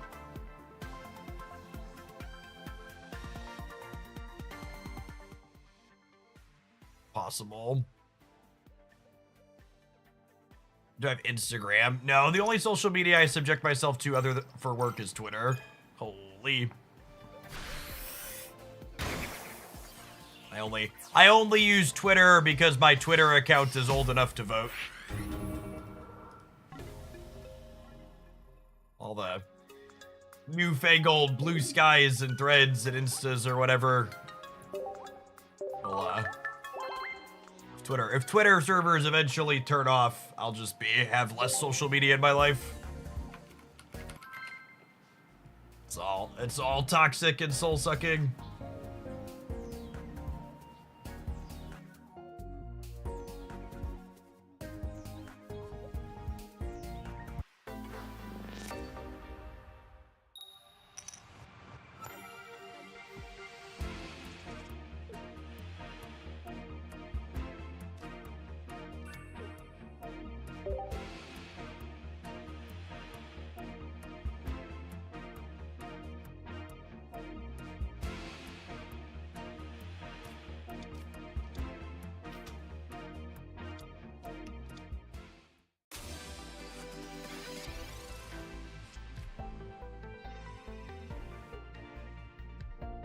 Your boomer is trying. Nah, I'm just smarter than the Zoomers who are making too many social media accounts.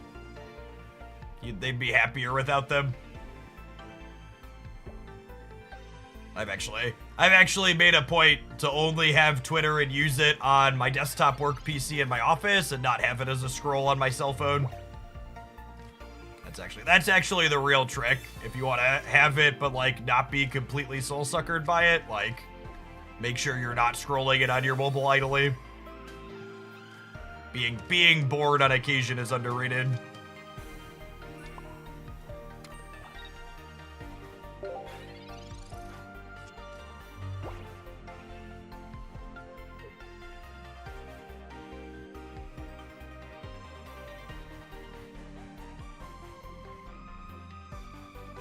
Twitch and YouTube are technically social media, as well as Discord by the strictest definitions of it.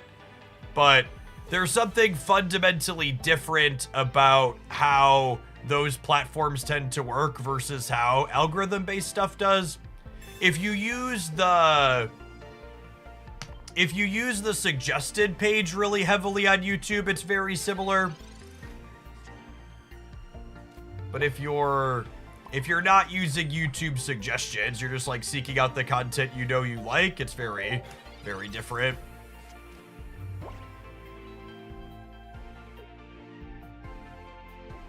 The goal of platforms like Insta and TikTok and Twitter is to just like keep you glued to your screen as long as possible.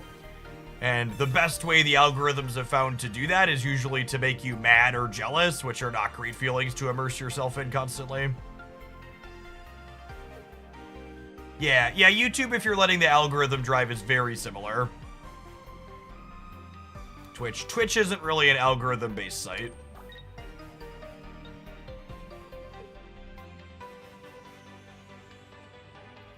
So they don't have Ninetales yet, huh?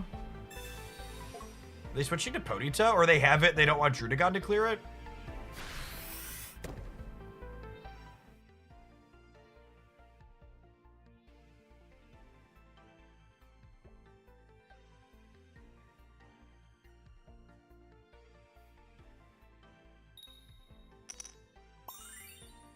For someone who relies on social networking and clicks, you're undervaluing these things. See, you're a bad listener.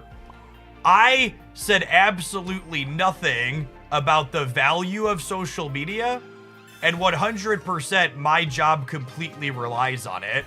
What I did, however, do was accurately describe how these social media systems are designed to work.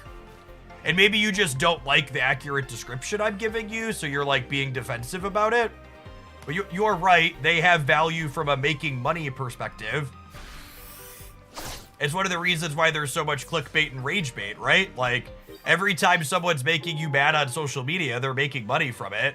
There's money in making people upset. I'm not telling you that that's not the case or that my job doesn't make money from those platforms. It does. I'm just telling you, as a human being, they're a net negative on your life, and on average are going to make you feel more anxious and mad a lot of the time when you spend a lot of time inside of them. What's the best way to get involved in tournaments? Just make an account on Limitless and sign up and play.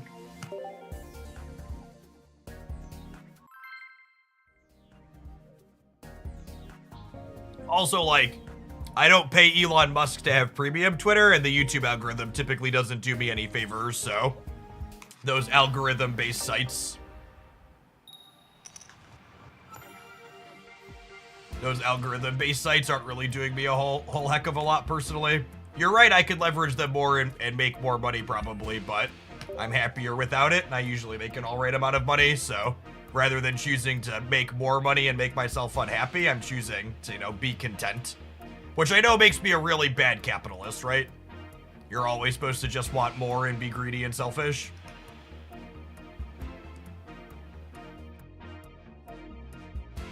Choosing joy is busted, chat. Locky, thank you for the prime, appreciate it.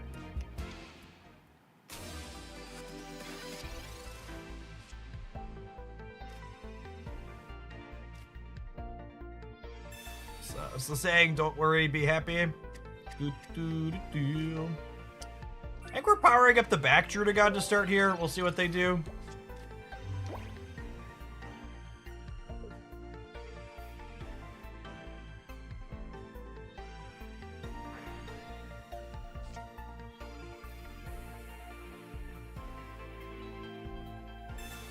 My company just had our best year ever. When my boss talked to the CEO said we needed more. Yep. Endless growth. You can't just be profitable every quarter. You have to be more profitable than the quarter before it. Otherwise, you're not succeeding and you're a failure.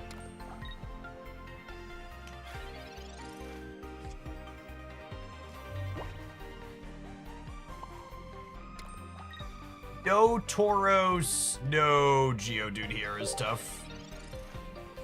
Really don't like putting my first energy on Drudagon in the Mewtwo matchup.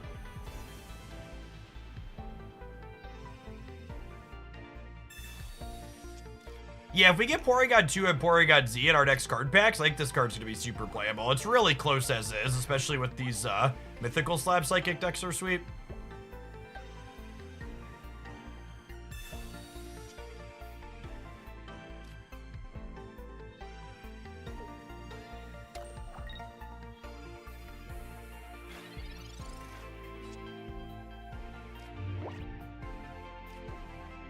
They don't have Gardevoir, so this Tauros might be in time.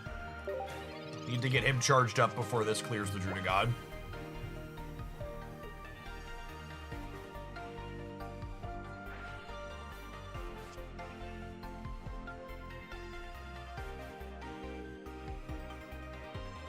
Sensei's dividing Porygon. They just gave me flashbacks to the war. Spent way too much time in my life waiting for that card to resolve.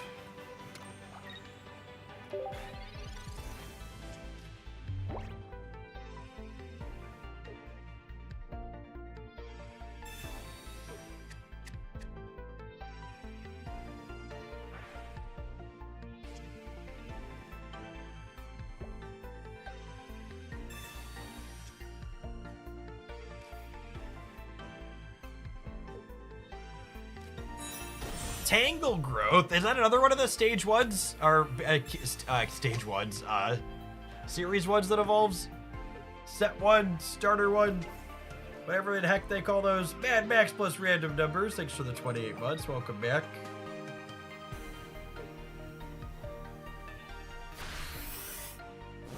All right, this is that Mewtwo counterplay setup. With also Tangela, yeah, because Magmortar and the whatever the Electabuzz evolution are also in Gen 4, yeah.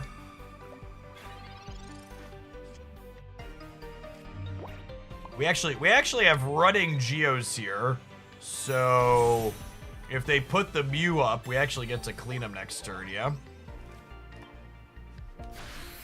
These breakpoints are so clean. The Drudagon hits you into Geotoros.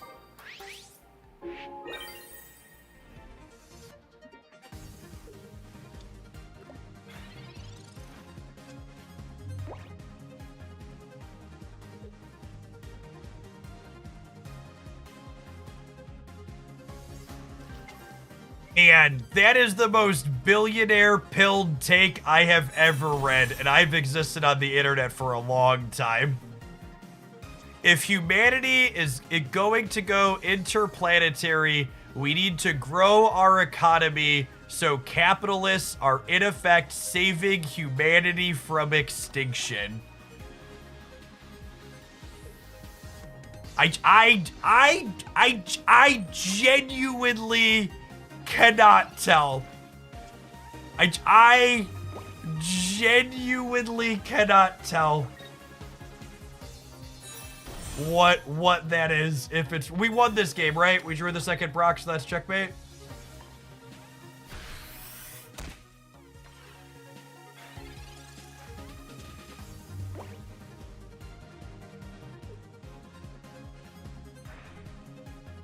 I would say that's a joke, but 77 million people voted for the man that just decided to pause funding cancer treatment, so it's really hard to tell what's funny, haha, and what is. Oh my god, we're screwed these days.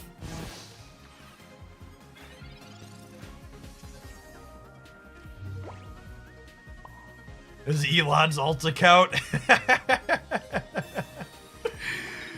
Oh man.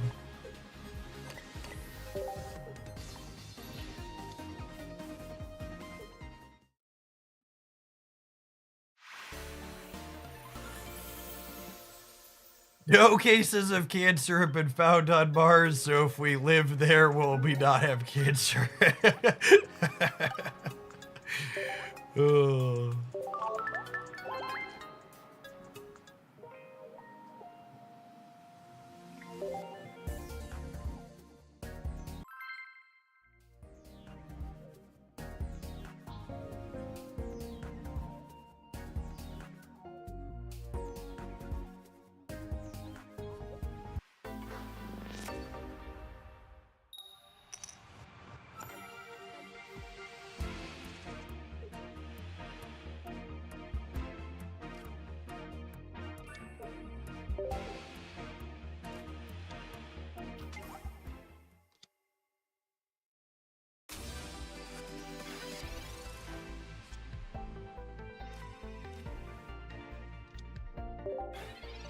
We play digital card games here. Yeah, I unfortunately live on the planet as well, though.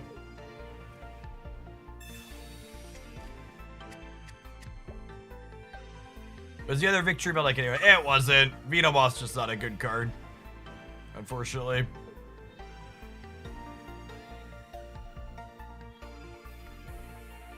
Does Big Golem attacking twice ever win this matchup? Maybe? This is definitely a matchup where other Golem's better, but we can't play other Golem with our funky energy.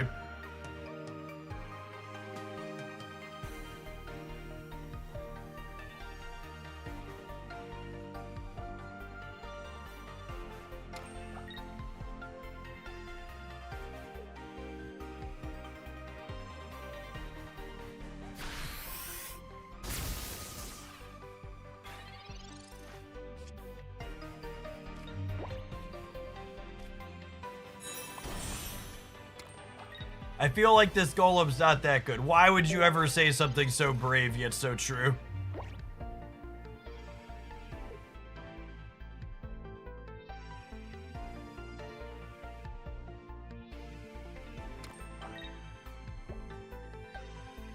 kind of need to draw another basic so we can dodge a Sabrina on our Golem next turn. Oh, no. Oh, no.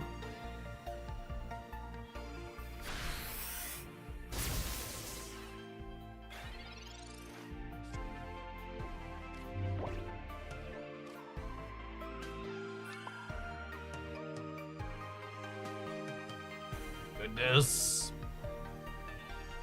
I think we're screwed. I need this one turn sooner.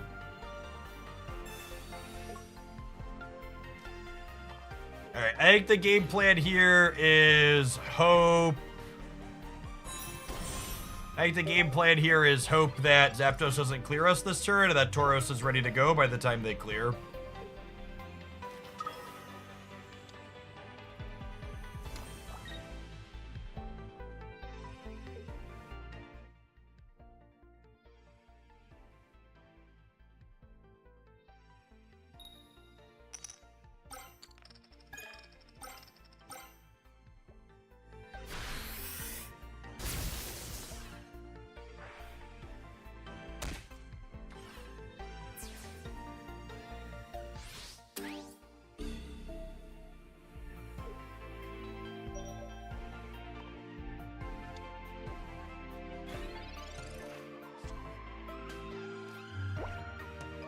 Dialga's gonna be cool with a lot of cards, yeah.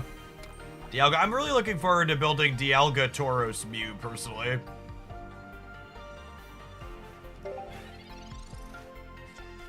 The coins have been unkind this hour. They've been a little bit scuffed, not gonna lie.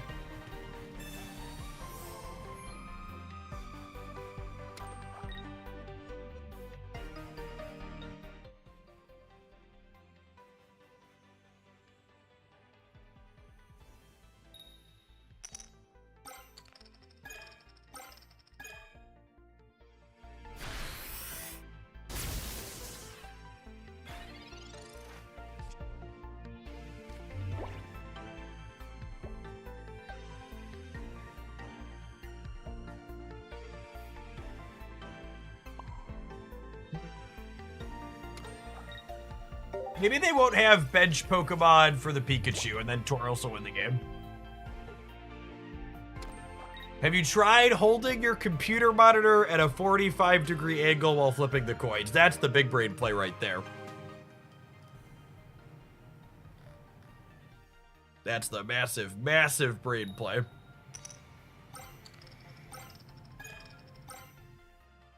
I saved 129 packs. So you're saying Dialga packs are the best choice? Stop it, gamer. Anybody trying to sell you on which pack is the best to open at this point in the cycle is either an idiot or trying to sell you something, and in either case, you should be skeptical about listening to them. We know like 5 of the cards that are in the set. Take a deep breath and calm down.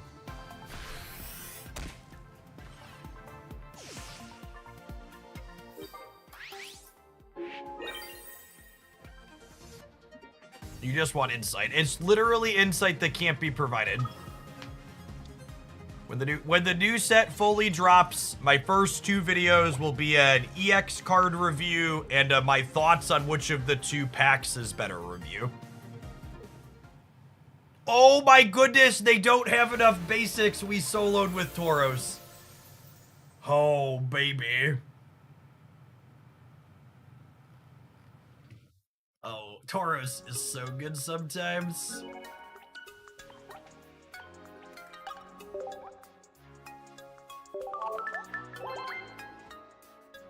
Got such a strong back, that bull.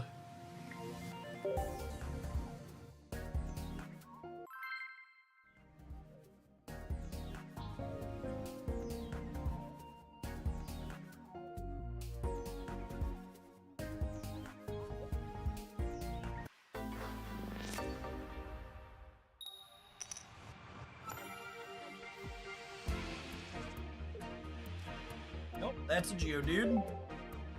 Not the droid we're looking to start on, but we've got some redraws here.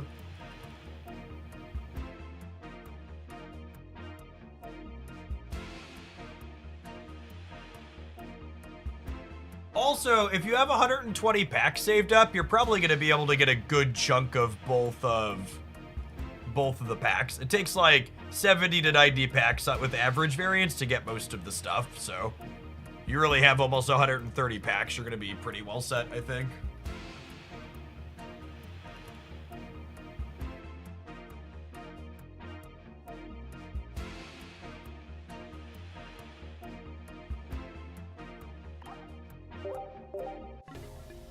Is a Clyde waiting for my opponent to come back?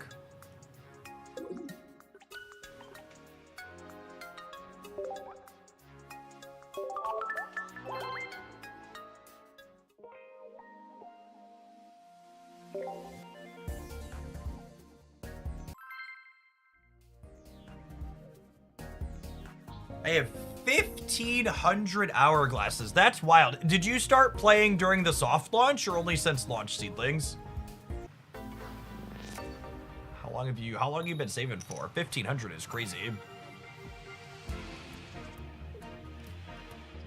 It's a lot of melons.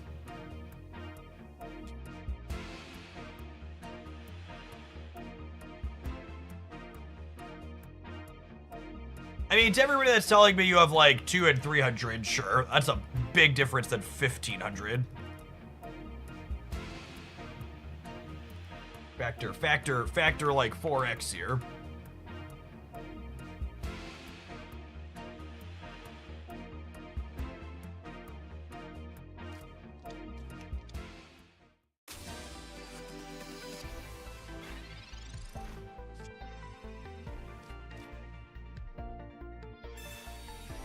Lead Geodude while going first into Delmise. Someone's about to Delmise. Poor Geodude. Ain't gonna know what hit him. Alright, Geodude, I think we need to make like a tree and leaf, buddy. One in 6 here.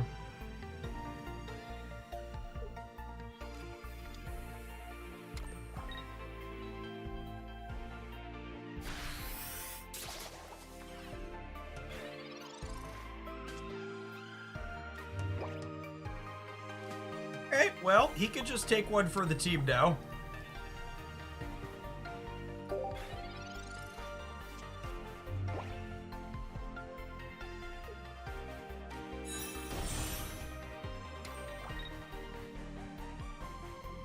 You kinda drew Leaf if you squint really hard and go blind. Alright, we need another basic here, so that way they can't Sabrina up our Graveler. Ideally. Perfection. Okay. And now we just need a Golem. If we draw a Golem, we're in it to win it, gamers. I believe.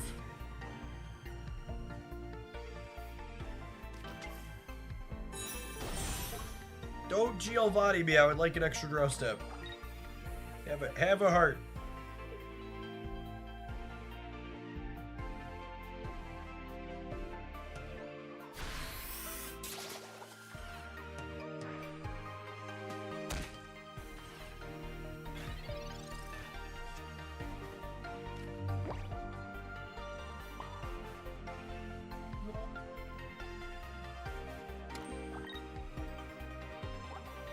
We're gonna have to win the 1 in 5 next turn, gamers.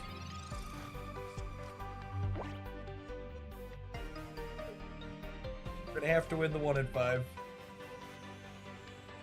I guess they didn't have, what's it called last turn? Oh, the second Delmise cleans us out, yeah? Because the Golem that we're playing attacks down to 110, and then with weakness, this does 110, right?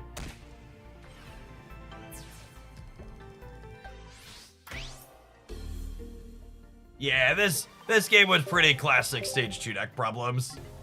Kind of a good reminder of why old Golem was always pretty mid, too.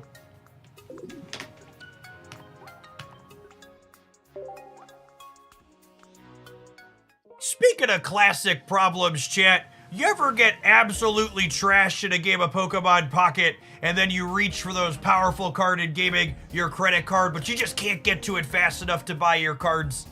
With the Extra Smart Wallet, today's stream sponsor, your credit card will always be just a trigger press away.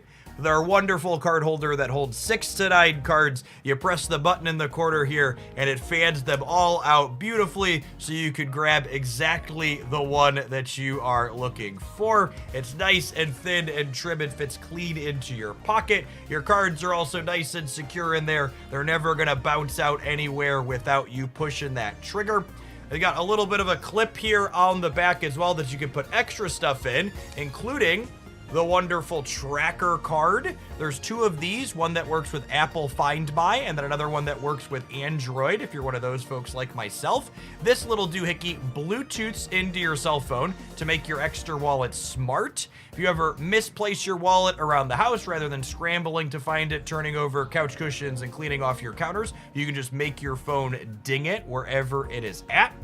When you're out and about in the world, it also stays GPS connected and logs wherever you are for you. So if you leave your bag or it falls out of your pocket or gets picked up, you'll have the GPS location of the last place it was, helping you stay connected.